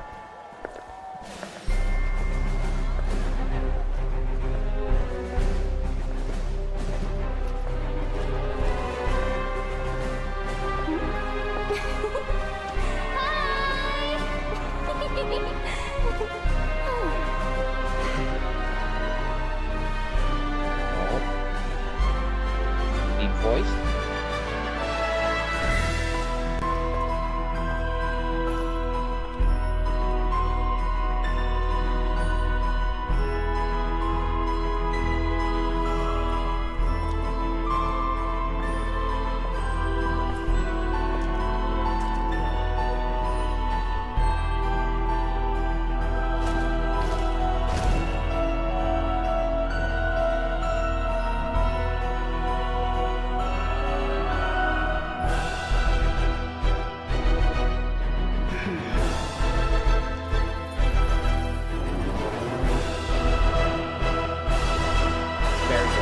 Yay! Very good.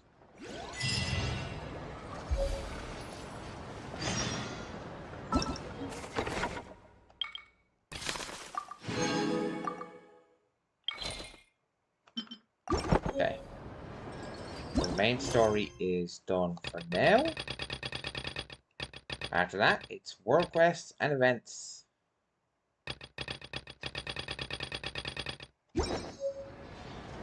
Oh, this is gonna be fun.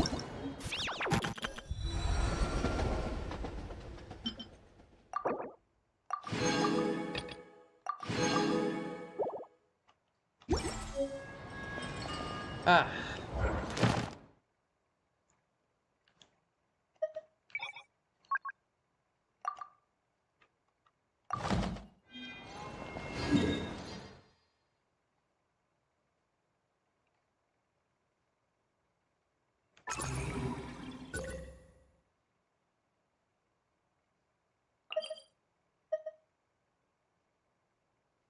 One yet to take a bow. What the hell? So. I don't know what these are.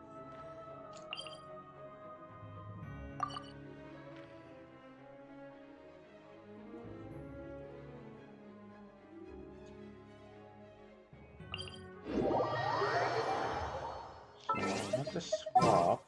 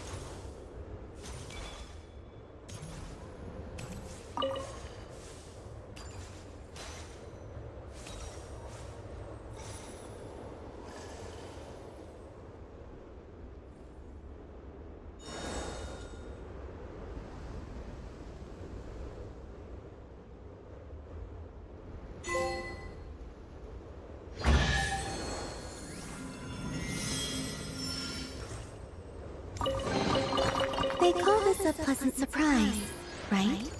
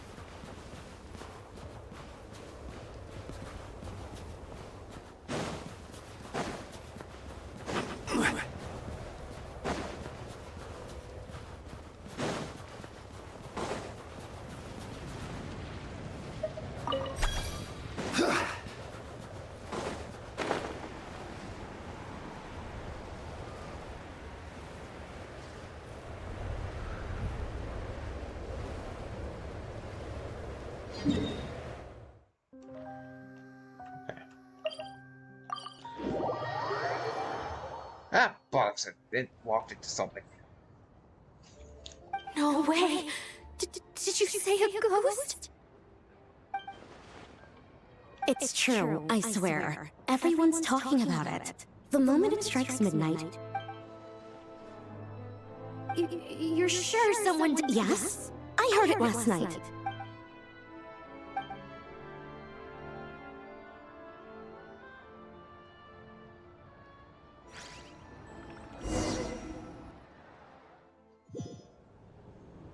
Yeah, we inadvertently walked into something I didn't mean to.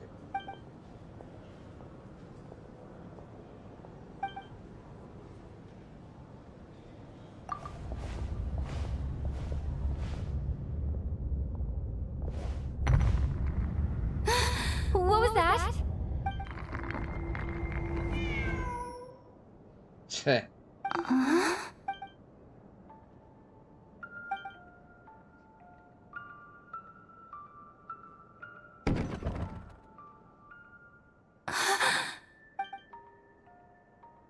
Who's there?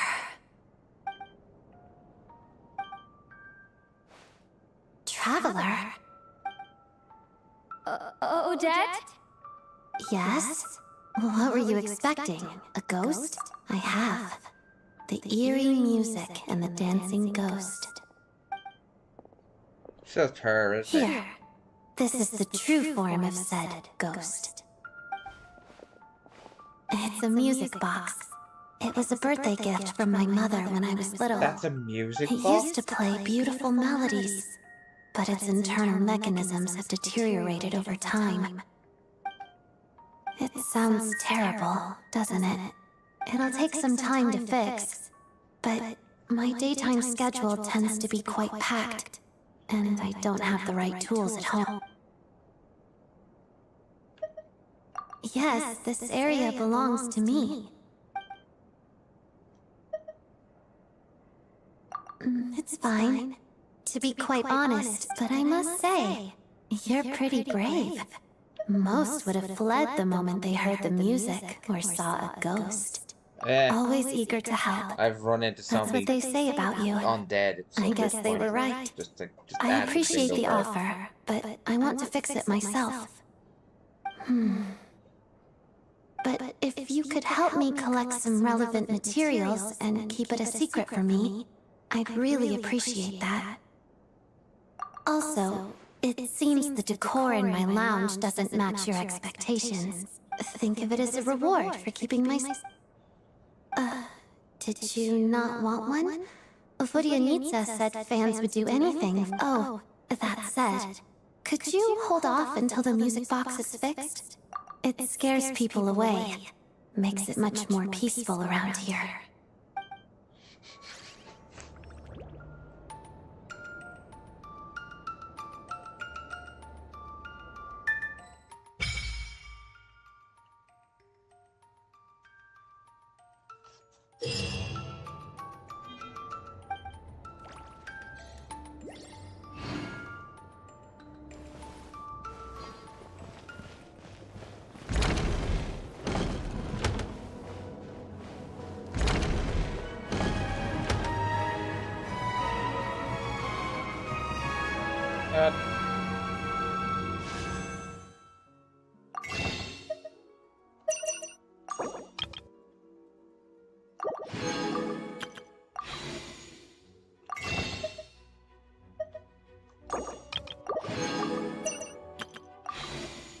We will give one more gap.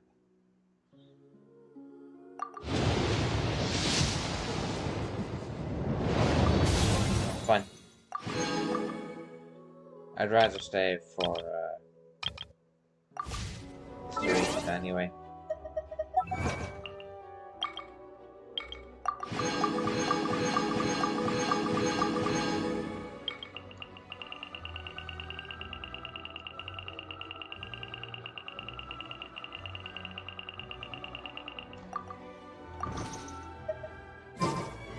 Osmanthus wine tastes the same. Well, this has been it for today's stream. We've finished the main story. We'll be back for more streams of exploring, doing side quests, work quests, and all that. So, thanks for watching. See you next time.